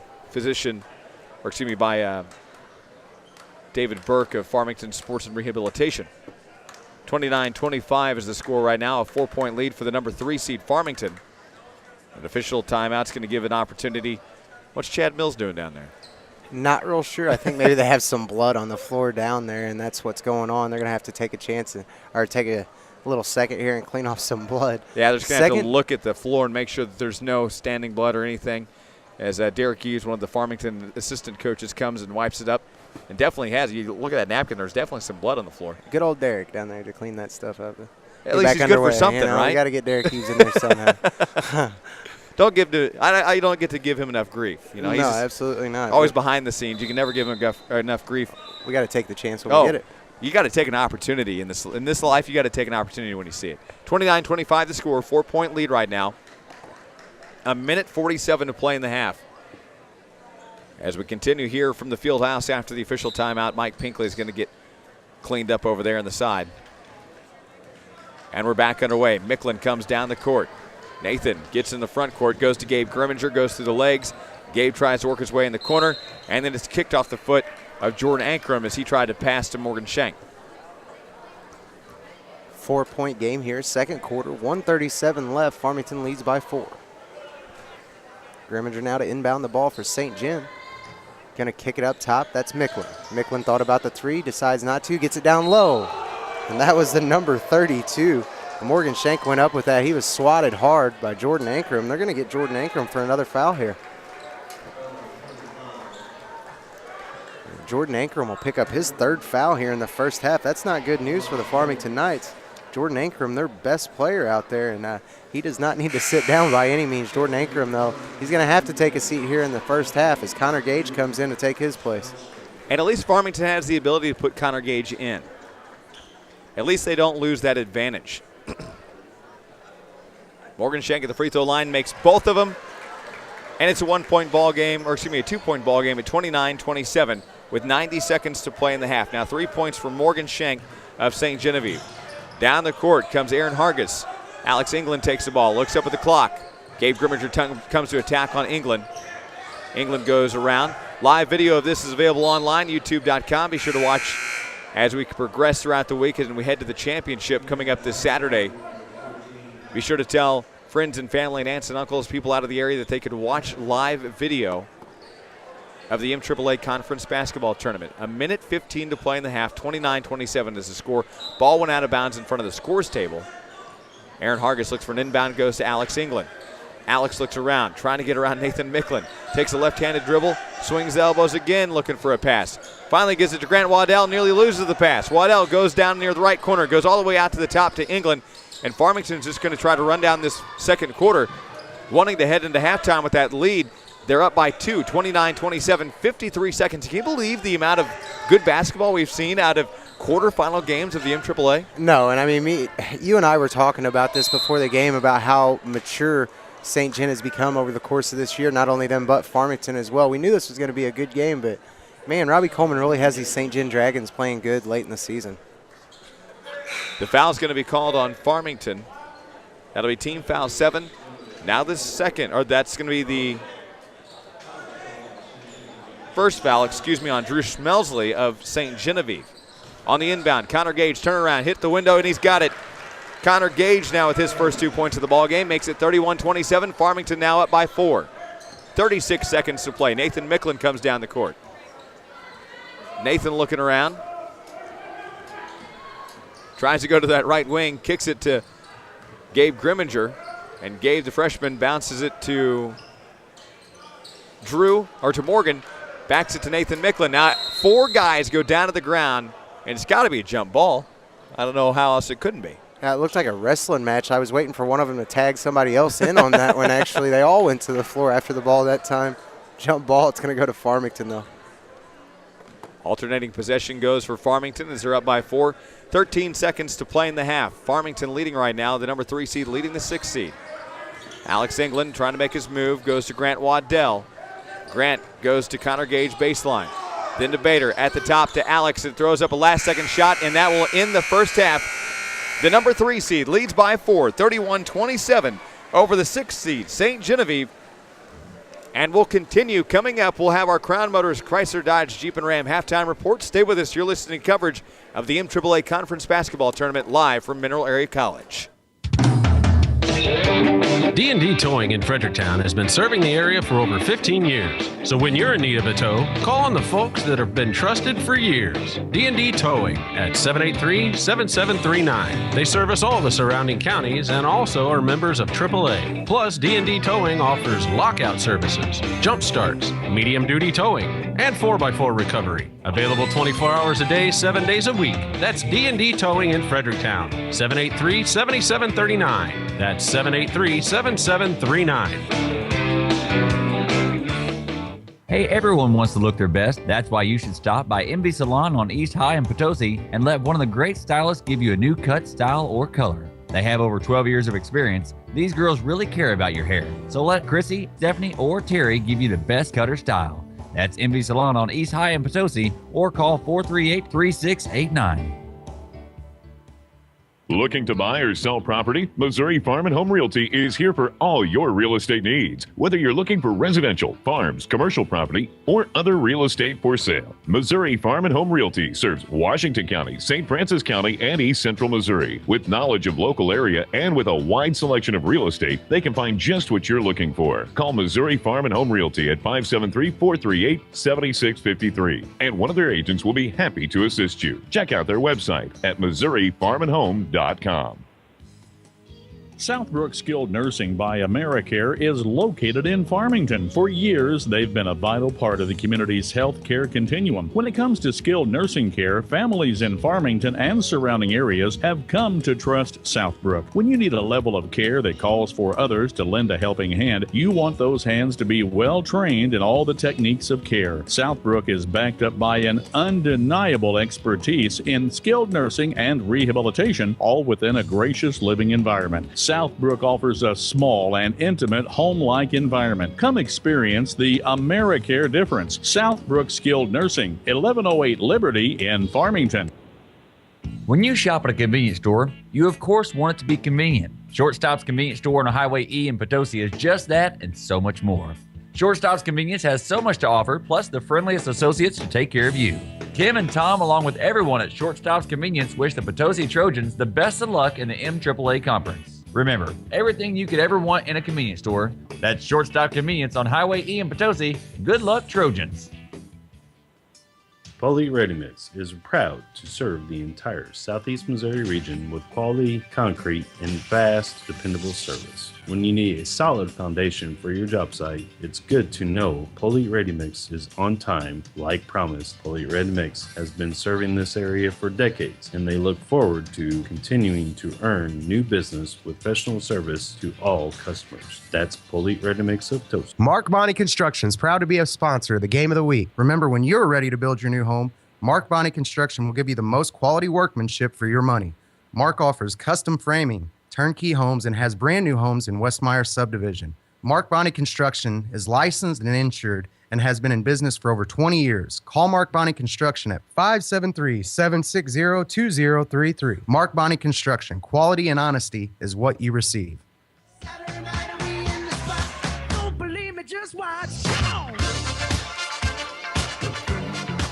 Welcome back to the Bob Seacrest Fieldhouse on the campus of Park Hills Central. It's the MAAA Conference Tournament Boys quarterfinals here from Mineral Area College. I'm Aaron Cox as we are now just into 9 o'clock. You're listening to high school sports on the Dawkins Sports Radio Network. Froggy 96 is KYLS FM Ironton Farmington, along with 107.1 The Zone, KLMZ Leadwood.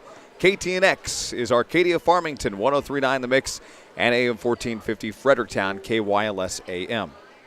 Live video and high definition available online at youtube.com. All this week we'll have high definition video coverage, available at our YouTube channel. Be sure to check that out. Available in high definition and anywhere in the world, anywhere you have high-speed internet access, and of course your availability to that depends on your internet service provider quality.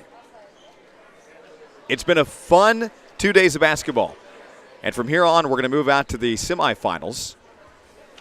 And right now, it is the Farmington Knights, the 3 seed, leading St. Genevieve, the 6 seed.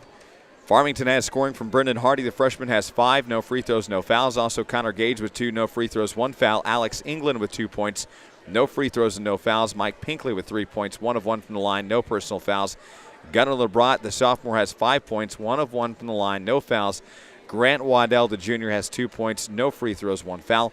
John Bader has 4 points in the ballgame, no free throws and 2 fouls, while Jordan Ankrum has 8 points in the ballgame, no free throws and 3 fouls. Farmington has not missed any free throws in this ballgame, but committed 7 team fouls in the first half. St. Genevieve has scoring from Drew Schmelsley. The senior has 2, no free throws, 1 foul. Clayton Mueller, the senior, has 6 points. He's 4 of 5 from the line with 2 personal fouls. Tate Meyer with 4 points has no free throws and 1 foul, while Gabe Grimminger, the freshman, has 12 points. All of Gabe's points are 3-point shots all over the place, left, right, up, down, doesn't matter.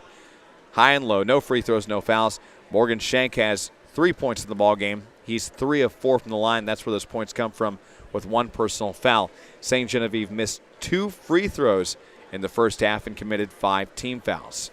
At the end of one, it was Farmington up by 2, 15-13, and then Farmington outscored St. Gen in the second quarter, 16 points to 14 points. And we've got some interesting semifinal matchups coming up.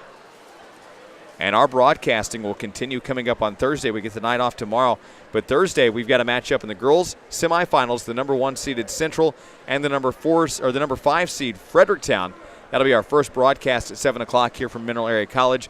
The second girls' semifinal that night will feature Arcadia Valley, the number 2 seed, and the North County Lady Raiders, the number 3 seed, an 8:30 tip time. Then we come back on Friday for men's semifinal coverage. North County, who upset Potosi in the opening round, will be playing Arcadia Valley, the 4 seed, North County AV on Friday at 7 o'clock. Park Hill Central, the number 2 seed, in the men's semifinal second game on Friday, will take on the winner of this game, either Farmington or St. Gen. It's our Crown Motors, Chrysler, Dodge, Jeep, and Ram halftime report. Be sure to visit them today. Highway 67 north of Farmington at the Fairgrounds exit on the World Wide Web, and, of course, at 431-7800. Just about 3 minutes before the tip time of our next broadcast game, and we've got the second half of our final broadcast of 4 on the schedule this evening, continuing after this break here from the Bob Seacrest Fieldhouse on the campus of Mineral Area College. Bayer Medical Group and Family Practice in Fredericktown is proud to be a part of the communities they serve. Bayer Medical Group is now providing mental health testing and counseling along with their other services offered. Bayer Medical Group of Fredericktown. Call 783-8875, a proud part of the Madison County area.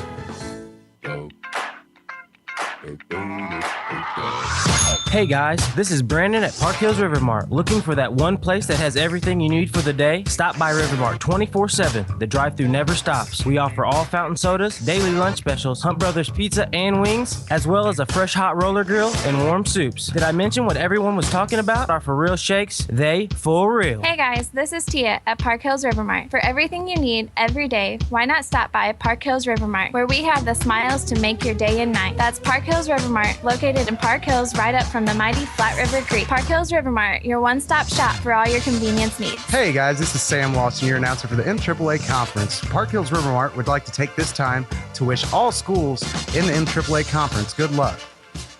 When it comes to preschool, parents look for many things before entering their child. Happy Times Daycare LLC at 212 5th Street in Leadwood offers everything a parent could want in a preschool and then some. Happy Times Daycare LLC is expecting kids from 6 months to 12 years old. Happy Times Daycare LLC is a family-owned and operated business for 20 years. They are state licensed, vendor approved, and they are CPR certified. Open Monday through Friday from 6 a.m. to 5:30 p.m.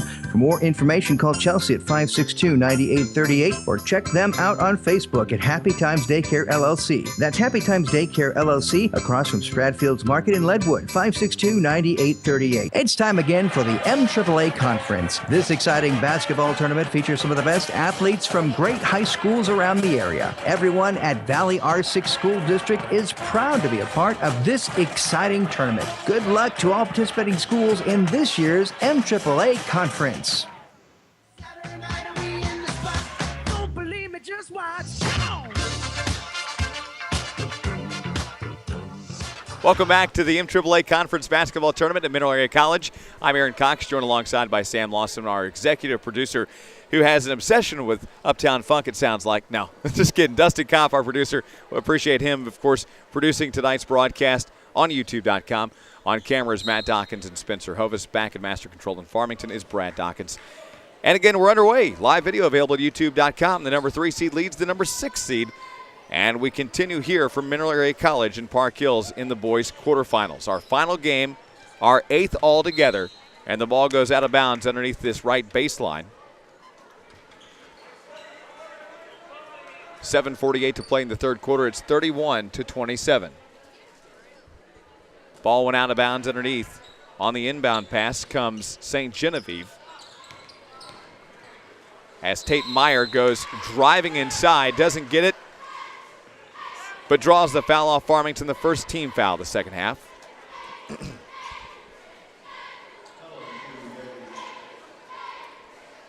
Farmington Knights coming to tonight's contest 10-9 overall, and they're 4-1 in conference play. The St. John Dragons are 14-7 and 2-3 in the conference.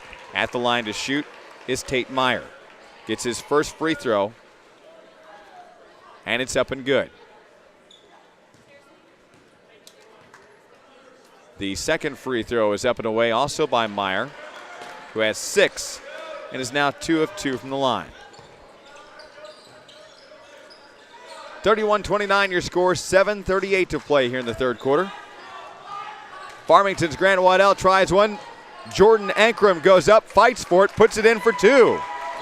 Jordan now with 10 points, makes it 33-29 with 7:25 to play third quarter. Little pass back. St. Genevieve's Clayton Mueller to Gabe Grimminger. A little push off by Grant Waddell. Grimminger long cross down in the corner to Mueller underneath. It's going to go to Schmelsley, and then a slap away by Connor Gage. Tate Meyer's going to fight for it underneath, and he's going to put in a 2-point bucket. And we roll here in quarter number 3. Live coverage of the MAAA Conference Tournament. Live scoreboard online is brought to you by Signs Etc., SignsETC.com. Bringing customers. Be sure to visit them today and soon in their new location.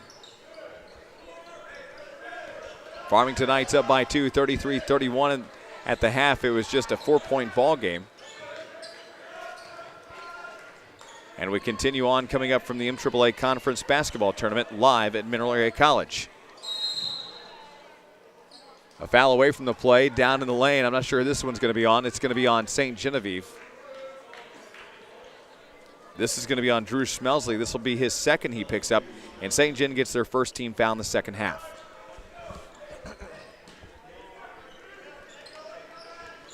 Looking for an inbound is Mike Pinkley. Goes to Connor Gage, but is stripped away by Gabe Grimminger of St. Genevieve. Grimminger, right side to Billings. And Billings travels with it, turns the ball back over to Farmington. And those are the kind of mistakes that St. John cannot make if they hope to contend here.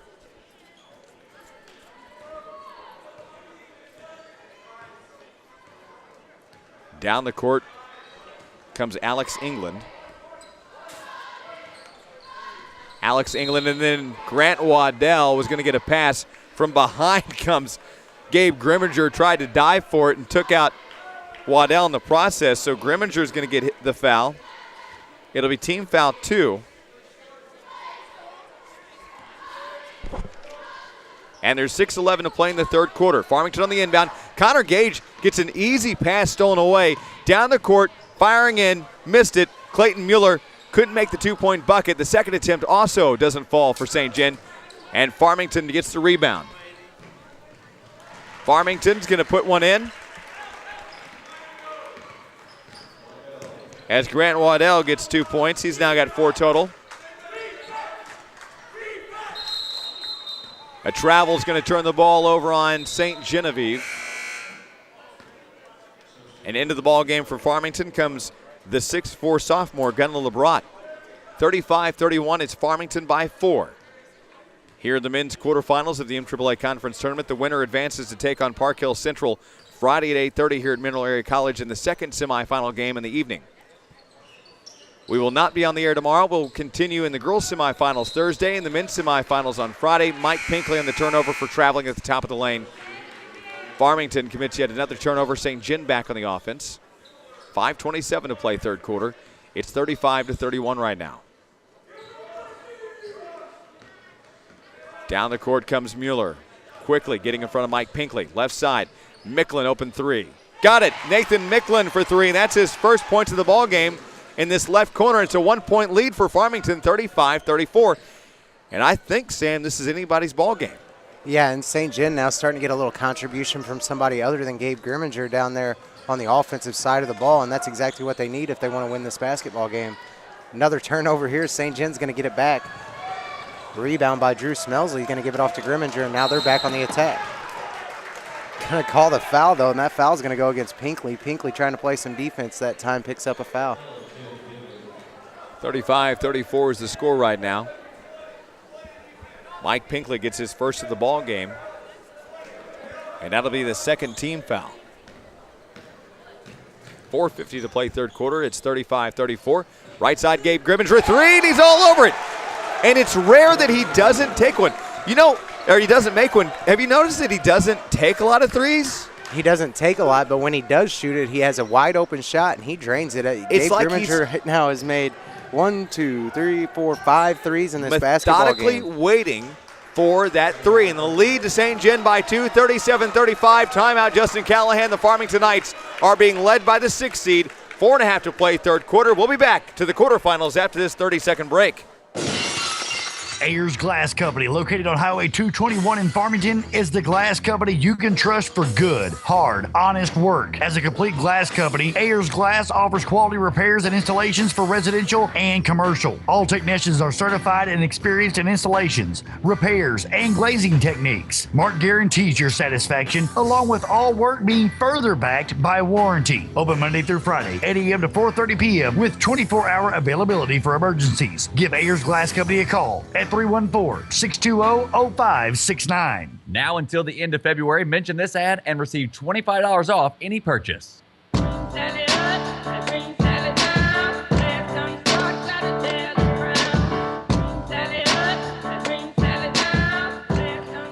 Welcome back to Mineral Area College. I think I'm going to go home and watch Gone in 60 Seconds after this. And a turnover. St. John back on the attack. Gabe Grimminger. St. John, 2-point bucket. Gabe Grimminger, his first two of the ball game as he floats one in through the lane. Unreal. St. John takes a 4-point lead in the men's quarterfinals of this MAAA tournament. And how about this freshman from St. John? 17 points. We're not even through with the third quarter yet. 4:05, and that is a good thing and a bad thing for St. John because this is a lot of time for Farmington to get clicking. Ankrum, little pass underneath to Gunnar LeBrock after he was being double-teamed. Gunnar was all alone, puts one up off the window for two. Back within two is Farmington, 39-37. Back within three. And a 2-point shot over the top. Put back doesn't happen for Smelsley. Ankrum on the fighting rebound, goes head-to-head with Nathan Micklin. And they're going to get Nathan on the foul. St. John fans don't believe it. And Nathan gets his first of the ball game, team foul 3.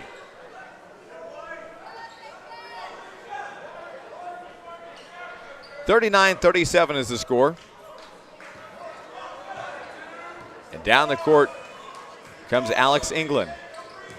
And now I'm worried that Nathan Micklin's going to be a little worried about committing those fouls, but no, he's giving Alex England all he can handle down there. Here's a Grant Waddell, 2, doesn't happen. Put back up by Jordan Ankrum.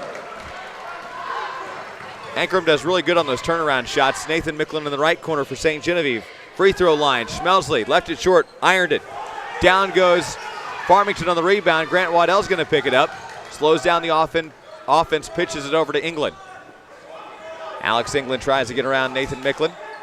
Goes to Mike Pinkley, left wing, gives him a little screen. Right side, goes to Waddell.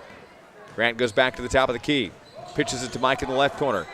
Mike loses the ball, and it's just going to be tossed back and forth. Gunnar LeBrock comes up with it. Grant Waddell to Mike Pinkley, right corner 3. Hit the rim over the top, no good. On the rebound goes Mueller.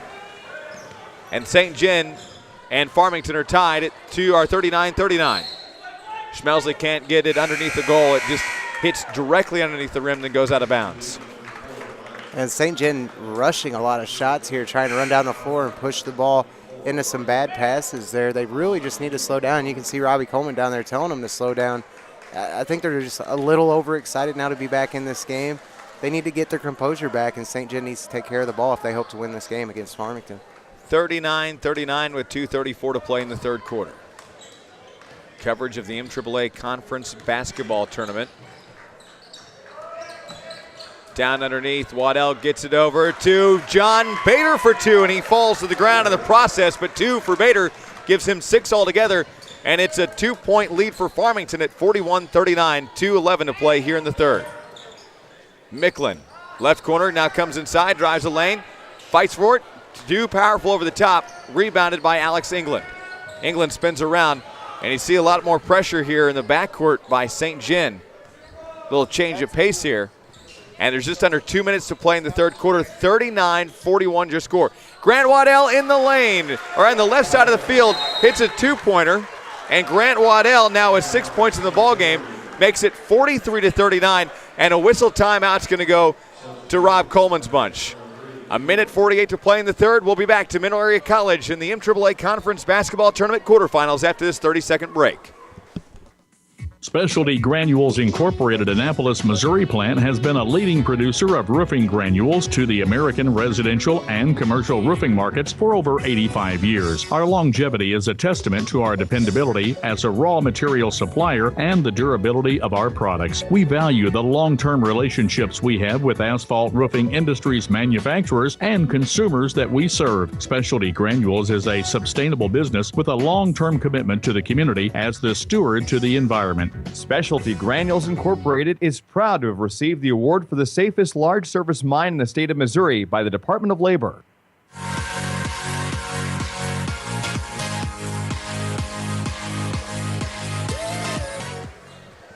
Welcome in here to Mineral Area College. If you're just now joining us, thanks for being a part of the broadcast. And not only we're on the radio, but we're streaming live video at youtube.com, and that is amazing.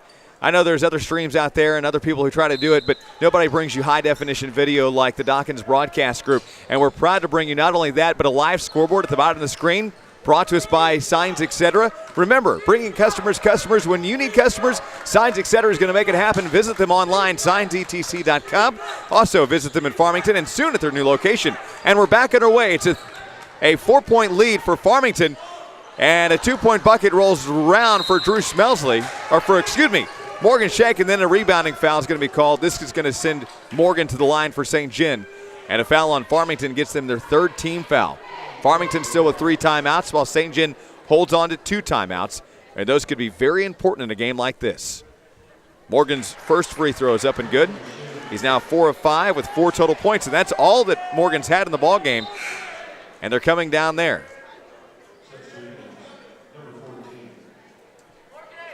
43-40 with 1:27 to play in the third quarter. Mineral Area College will be the place to be coming up definitely on Thursday and Friday in the men and women's semifinal games. And then, of course, on Saturday, it'll be standing room only. 43-41 the score. It's a 2-point lead. Farmington, the number 3, leads the 6th seed. St. Genevieve and Rob Coleman's bunch is not going to go out of this one very quietly.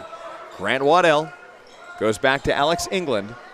Alex goes half court, and he's going to be guarded off by Clayton Mueller. A foul as Grant Waddell gets the pass over. I think Nathan Micklin's going to get his second. And he does. That'll be Nathan's second personal foul. That'll be team foul 4.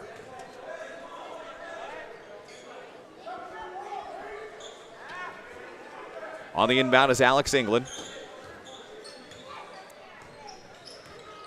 And a little bounce pass goes to Grant Waddell on the right side. Waddell comes at the top. Then to Alex England. Down the left corner to Bader. That's Brendan Hardy.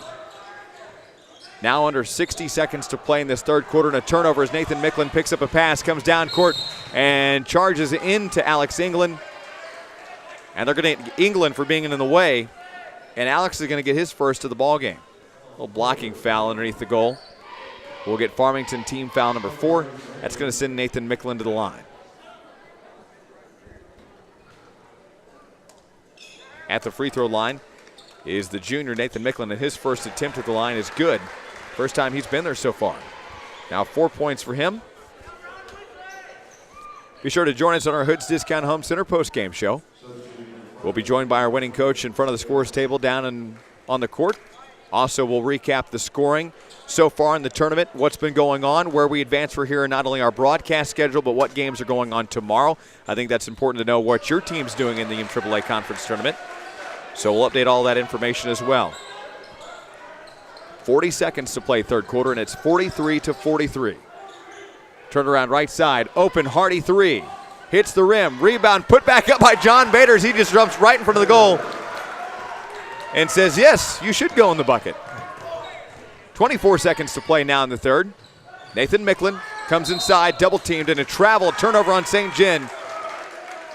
And Farmington's going to get an advantage here as they're already up by 2. 45-43 your score, 20 seconds to play third quarter. Grant Waddell goes down, John Bader looking around, goes back to Waddell. And I'm sure we'll see that press come in hard from St. John in this last final quarter. Hardy kicks it over to Tyler Scales in the left corner. Had to jump pretty high for it. Trying to fight off Mueller down there. High shot through the air, and that'll end the third quarter at the end of 3. Farmington by 2, 45-43. It's the Knights over the Dragons. The number 3 seed leads the number 6 seed, and we're headed into the final 8 minutes of this one. Our final broadcast of the evening and our final quarterfinal game of the 2015 tournament. We'll be back to Mineral Area College after this 60-second break. Your Walmart Supercenter in Farmington is proud to be a part of the Farmington area. Your Walmart Supercenter in Farmington is always there for you when it comes to everything that you might need for your home, outside the home, and the family. Food, clothing, fishing and hunting supplies, so much more. Walmart Supercenter in Farmington. Save money, live better at Walmart. River Valley In-Home Services is now offering a new program called Consumer Direct Services. If you have Medicaid, a family member can work for you if they qualify. Give River Valley In-Home Services a call at 1-800-948-4740. Call today. River Valley In-Home Services at 1-800-948-4740. River Valley In-Home Services. Locations all throughout Southeast Missouri are accepting new clients. Call 1-800-948-4740 and see how River Valley In-Home Services can help you and your loved ones.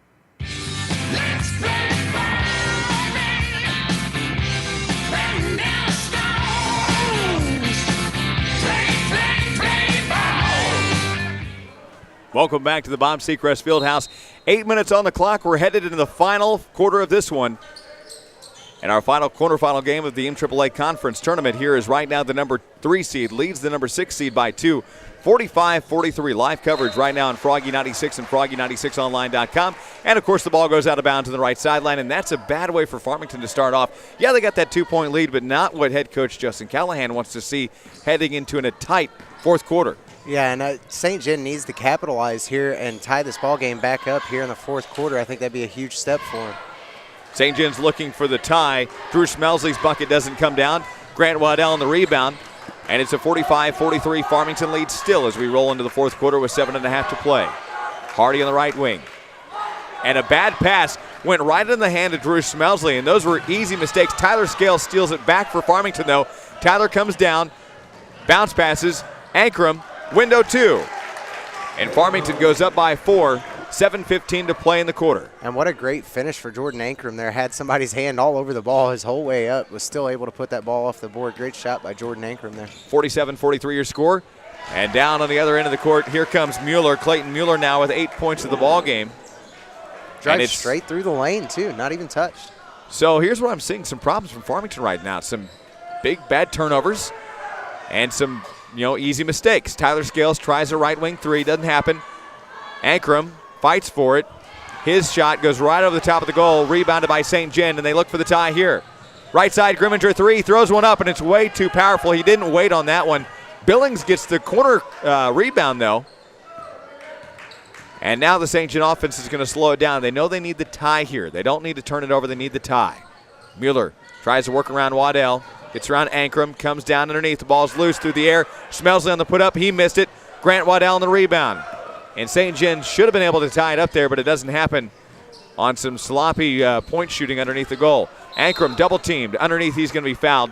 Down to his back goes Drew Smelsley. He's going to commit the foul. Team foul 5, and that's going to be Drew's third now.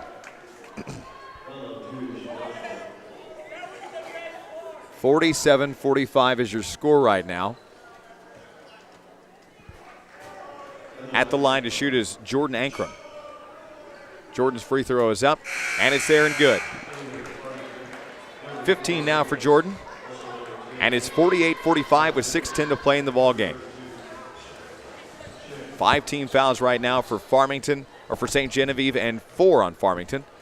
Jordan Ankrum still at the free throw line to shoot his second of 2. And this one doesn't come down very easily. And he's 1 of 2 from the line. 48-45, 6:05 to play here in the fourth. Down underneath, and Gabe Grimminger tried to pass underneath, and it goes out of bounds underneath the baseline. This one's going to be off on Farmington, though.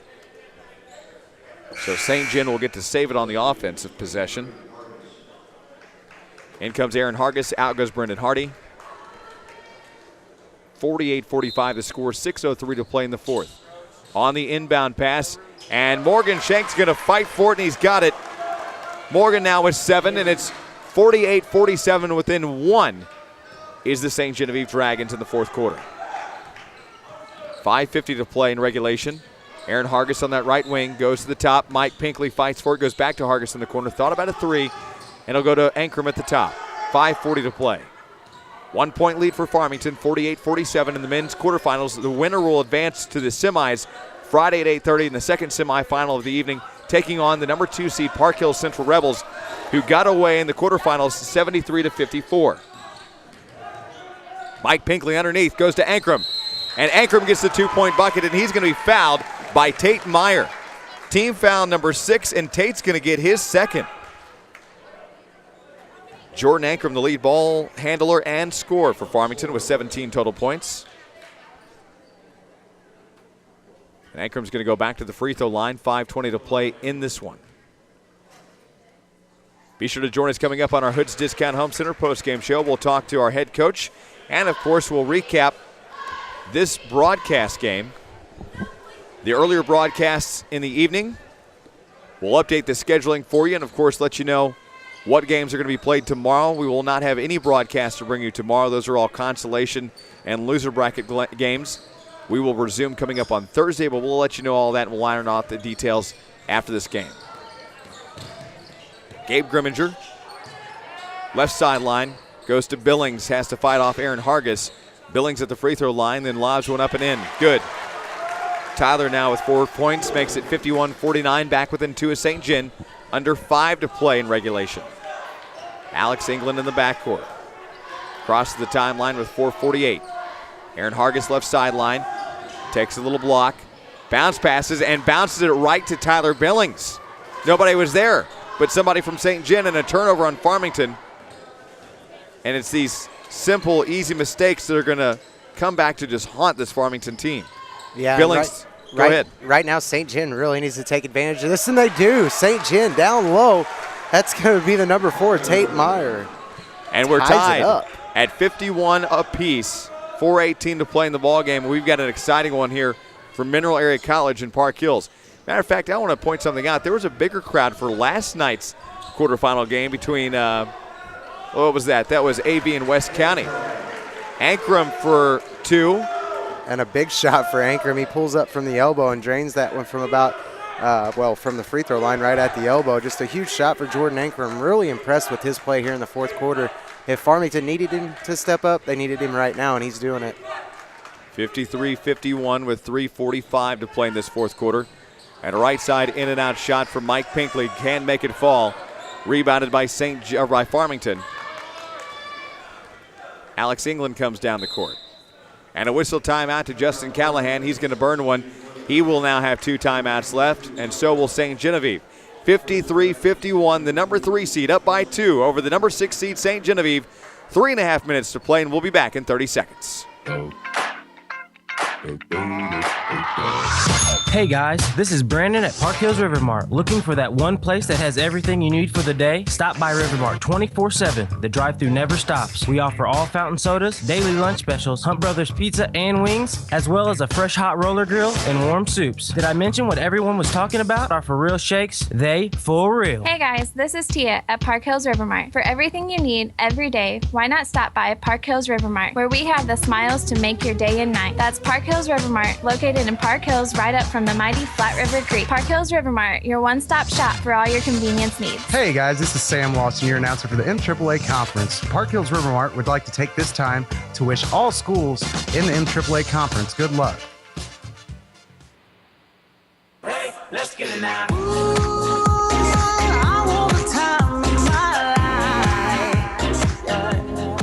Oh, say Back at Mineral Area College, it is the MAAA Conference Tournament quarterfinals. The number 3 seed Farmington up by 2 late in the third quarter. 53-51 your score. It's Farmington leading St. John.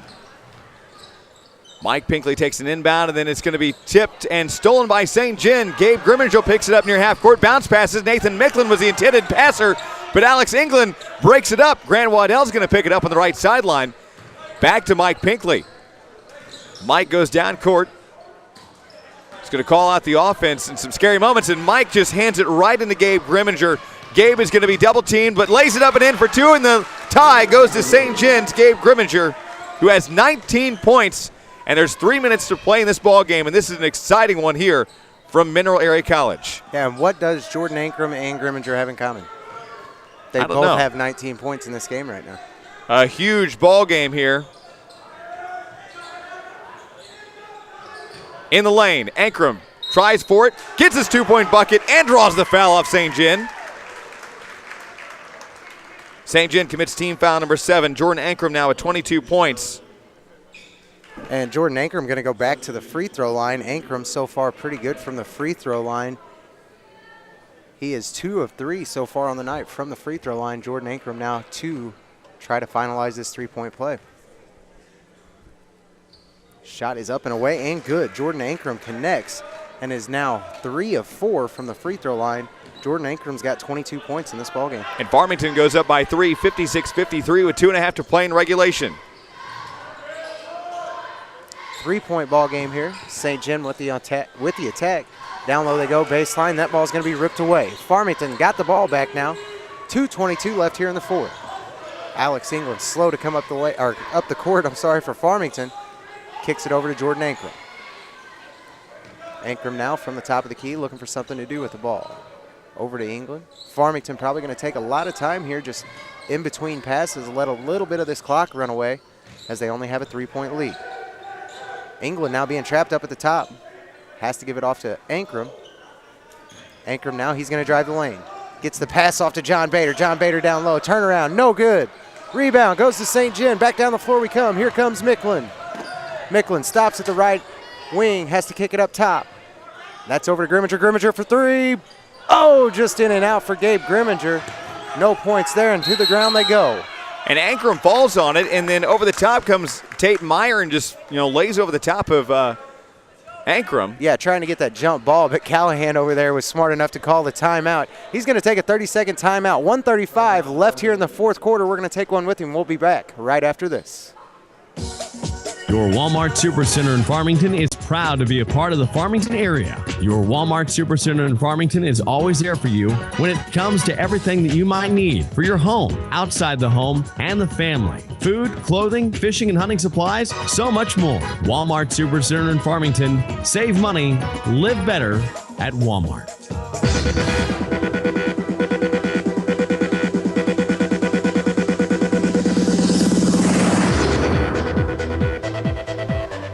95 seconds to play in regulation, and it's a 3-point ball game right now. Farmington, the number 3 seed in this tournament, leading the 6th seed St. Genevieve. And I got to give these St. John Dragons just the most credit because they've been hanging right here with Farmington. This has not been a comeback game. This has been a neck-and-neck game. Yeah, absolutely. I think the biggest lead that we had at one time, they were down 8. They climbed right back into this game. St. John has hung around ever since then. The furthest lead since that 8-point lead was 4 points, and back and forth we went. St. John's even had the lead a couple times in this game. St. John just playing great basketball here tonight. So proud of Robbie Coleman's bunch. If they could pull it out, that would be great, but an overall just great accomplishment for these St. John Dragons here tonight, playing with a really tough Farmington team. Coming out of the timeout from Farmington head coach Justin Callahan after the possession save underneath the goal. Jordan Ankrum was laying on it, and we're looking for an inbound pass. Farmington's going to get it off. Finally, Alex England on the inbound. Alex gets it to Grant Waddell. 56-53 the score with just under 90 seconds to play in this ball game. And this could be anyone's game down to the last seconds. But it'd be great to see St. John try to tie it up here, at least heading into the final 60 seconds. Farmington on the offense, and they've got that 3-point lead right now. Mike Pinkley will get fouled by Drew Smelsley on the slap on the arm. And not a good foul there. They're going to send him to the free throw line. He can extend this lead all the way out to 5 with both free throws here. So they're going to get that on Tyler Billings. They're going to give that one to Tyler Billings. Number 22 picks up his first personal in this ball game. Team foul number 8 now for St. John. Mike Pinkley at the free throw line, and his first free throw is up and good, and he's going to get to do it again, and he can extend the Farmington lead here by 5. We wait for somebody down there. It looks like Tate Myers trying to tie his shoe on that right post. Back to the free throw line goes Pinkley. Can extend it to 5. Does, too. Connects on his free throw. Pinkley now a perfect 3 for 3 on the night from the free throw line. 5 points for him. Now just 68 seconds to play in the ball game, and Mueller nearly loses the ball, kicks it out. Billings thought about a 3, should have taken it, comes in for a long 2, and he misses this one. It's loose. Jordan Ankrum is going to pick it up. Now 57 seconds to play. Ankrum's going to get locked up, and a jump ball. Good job by Clayton Mueller locking up with Ankrum down there and not committing the foul. That's where the worry was. I thought they were going to get Mueller on the foul. Whistle timeout. Rob Coleman's going to burn one. 58-53. It's Farmington leading St. John. Both teams with 1 timeout apiece now. There's 54 seconds to play in this ball game, and we've seen nothing but excitement here from the quarterfinals of the MAAA Conference Tournament. Yeah, and you see Robbie Coleman light into Billings a little bit there after that shot. Had 3 people standing around him. Robbie Coleman not happy with that. Not that he took the shot, but the shot that he took in this point in time. Pretty crucial shot there, and he needed it. St. John lucky to get that ball back. That's the Robbie Coleman that I'm used to. I'm used to seeing that side of him, so it's pretty fun to watch, but at the same time you feel bad. Again, the number 3 seed Farmington leading the number 6 seed St. Genevieve, 58-53. It's Farmington over St. John right now. Very late in the fourth quarter. There's 54.5 seconds to play. Join us coming up on our Hoods Discount Home Center postgame show. We'll be joined by our winning head coach down in the court for a postgame interview. We'll recap the scoring, and of course we will let you know where we're at bracket-wise, what games are going to be played coming up tomorrow in non-broadcast coverage. Our next broadcast coverage, how you can watch and be a part of all of this great MAAA action here from the Bob Seacrest Fieldhouse at Mineral Area College. Looking for an inbound and finds Drew Schmelsley, who puts in 2. Now Drew has 4 points, and back within 3 is St. John. Grant Waddell tried to take the inbound pass, and a foul is going to be called on Clayton Mueller. Clayton gets his 3rd personal.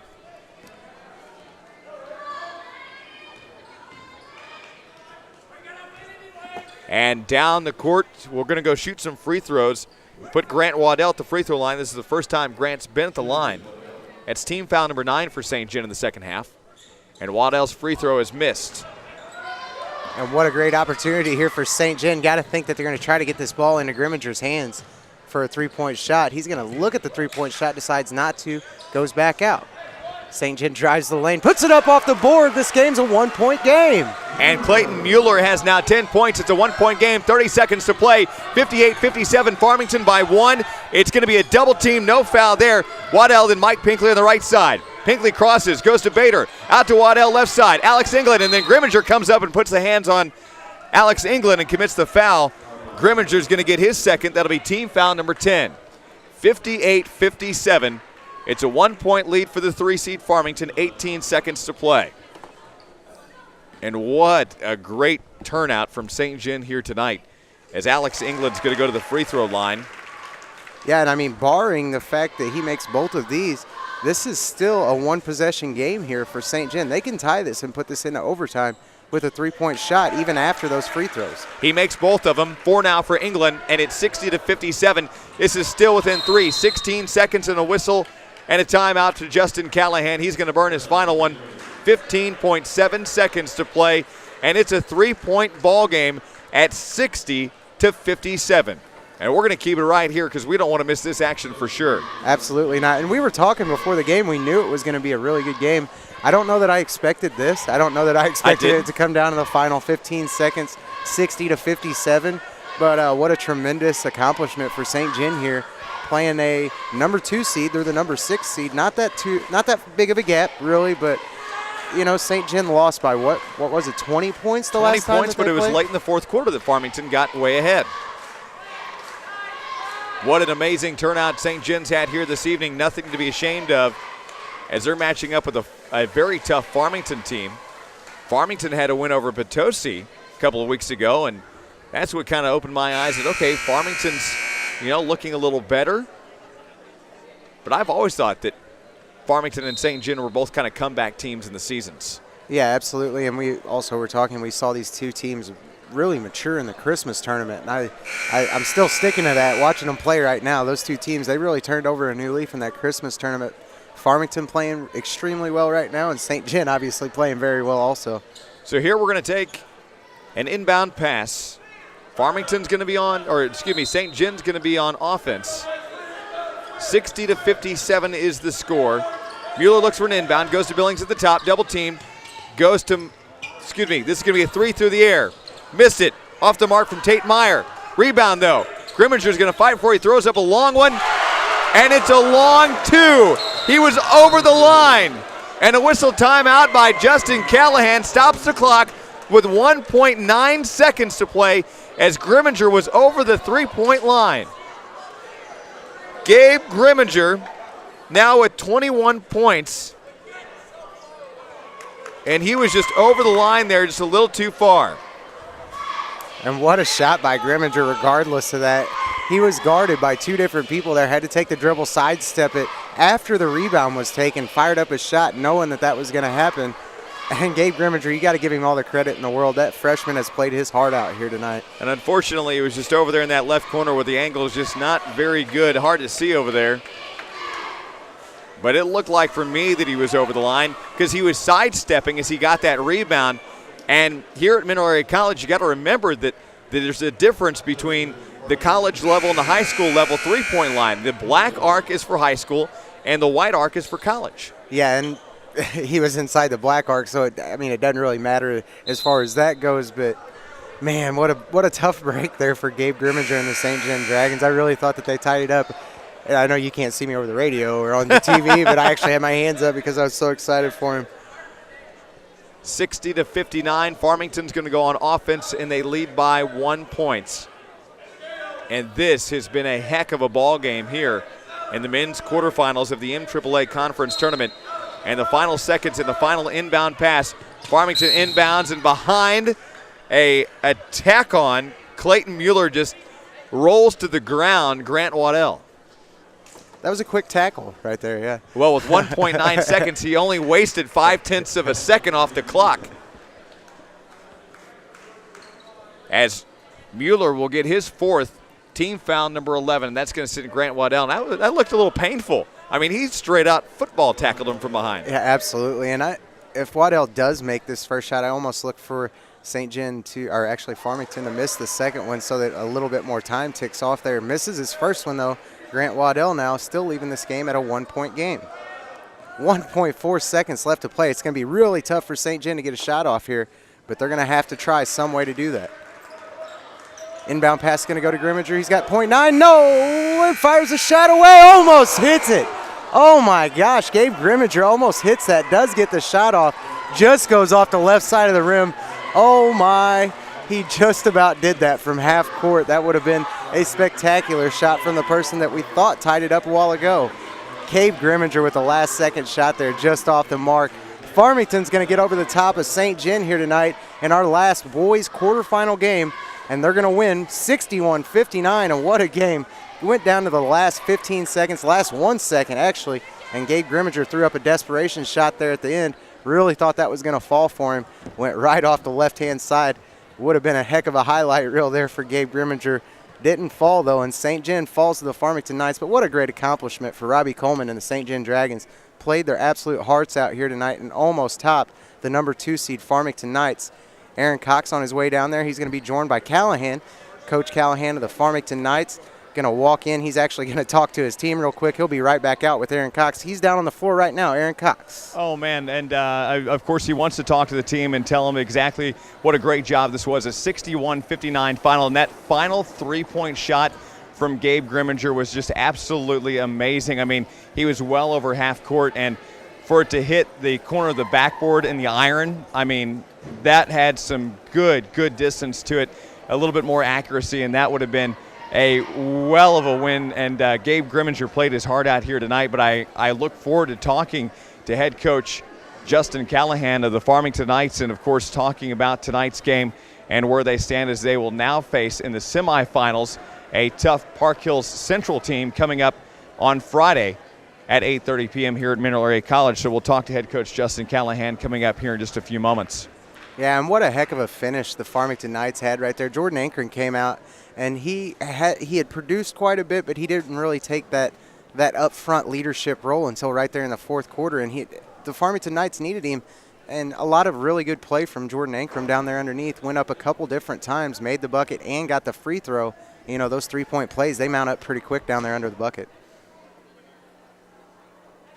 61-59, our final score here. Farmington Knights get over the top of St. John Dragons. Aaron Cox on the floor now with Justin Callahan, the Farmington Knights head coach. Again, we're joined down here on our Hoods Discount Home Center postgame show, Coach Justin Callahan. And we always know that Rob Coleman's bunch is someone to look out for. You guys saw him in the regular season. It was a 20-point win.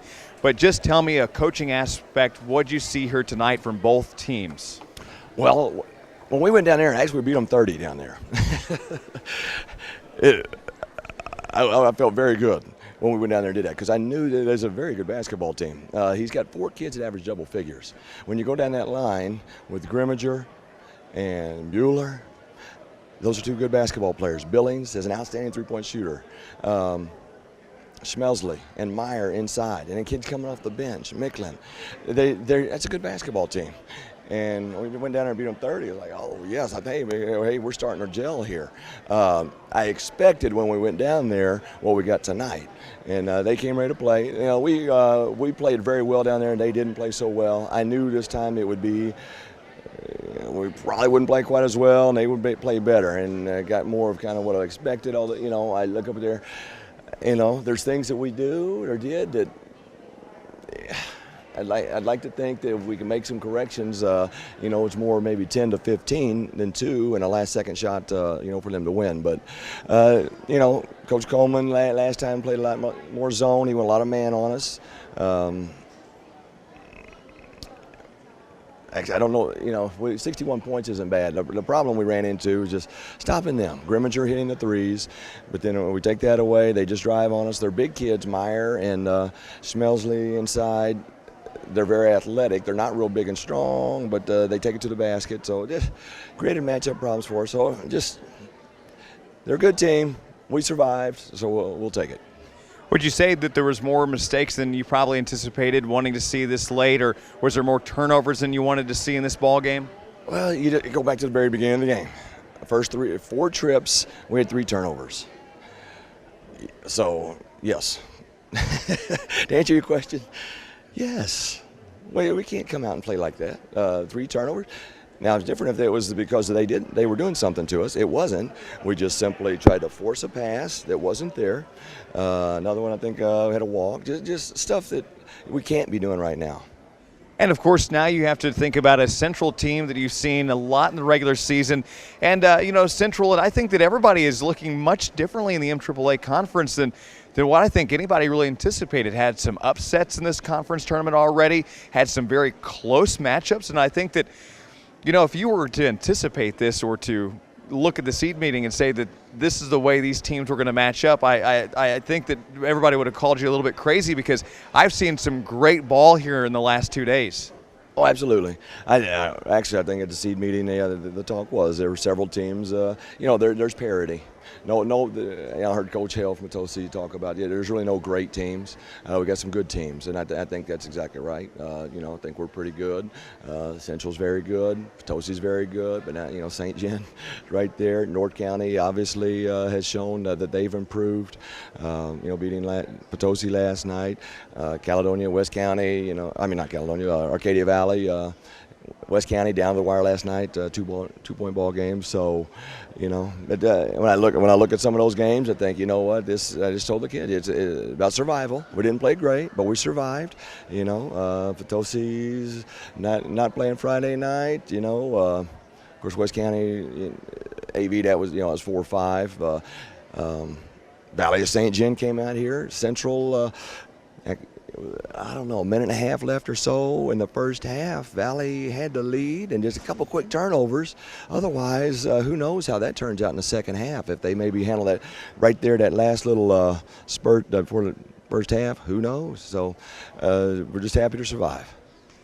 And looking just, talking about fouls, you guys had pretty low fouling for an aggressive ball game. The way this came down to the wire, had 7 in the first half and then just 4 in the second half, and only unofficially missing 3 free throws. And I think those are things to note and well deserved. And you guys were able to move in and out. I think no one person got in too much trouble or did too many mistakes. It was nobody individually that contributed to this close game.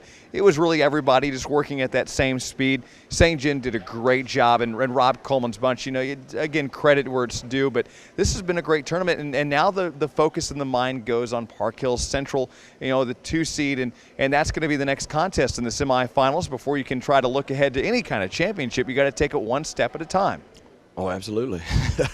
I haven't thought about the Saturday night at all. It's exactly right. It's this one's over. Put a lot of time and energy in trying to get ready for this one. Again, thought we did some good stuff there, especially on offensive end. Defense just didn't have much of an answer.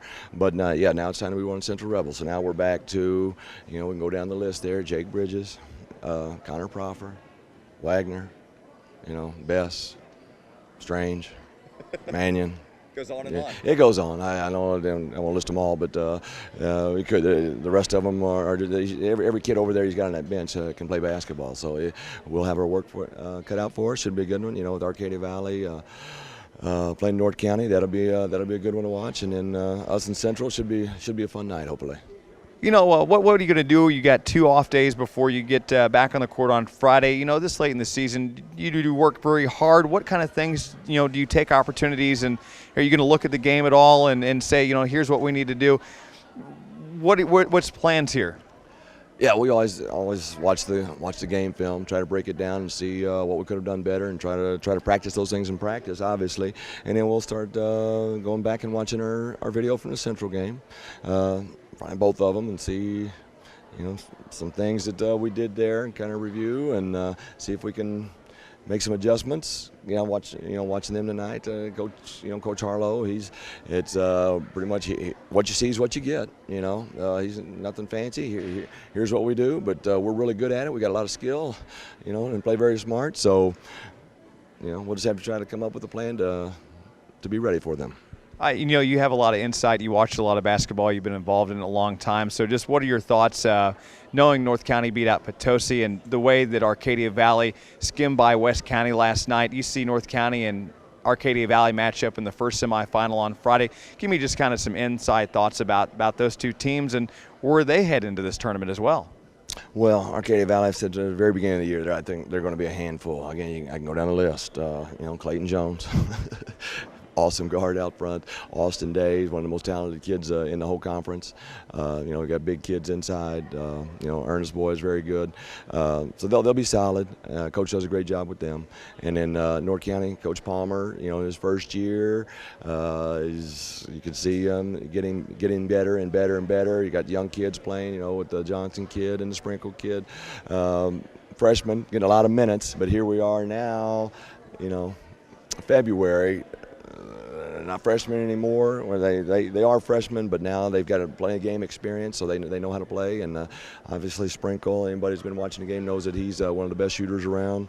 So Arcadia Valley, I'm sure your coach will have something planned to shut him down. But then we got Forbes inside, Johnson inside, and McGraw. So it should be a lot of fun. Absolutely, Coach Callahan. Thanks for hanging out with us. We appreciate it. I enjoyed it. A little close call there, kind of tied around the neck, but enjoyed it. We survived. Absolutely, and we'll look forward to seeing you Friday as well. All right, sounds good. Thank you. We'll continue coming up on our post-game show. Of course, hope to be joined by head coach Rob Coleman of the St. John Dragons. His thoughts on the contest as well. An exciting matchup here at our Hoods Discount Home Center show. We'll recap some of the scoring. Just for Farmington, Alex England with 4. He was 2 of 2 from the line with 1 foul. Also, Connor Gage had 2, no free throws, 1 foul. Also, Brendan Hardy had 5 points. That was a big 3 for Brendan.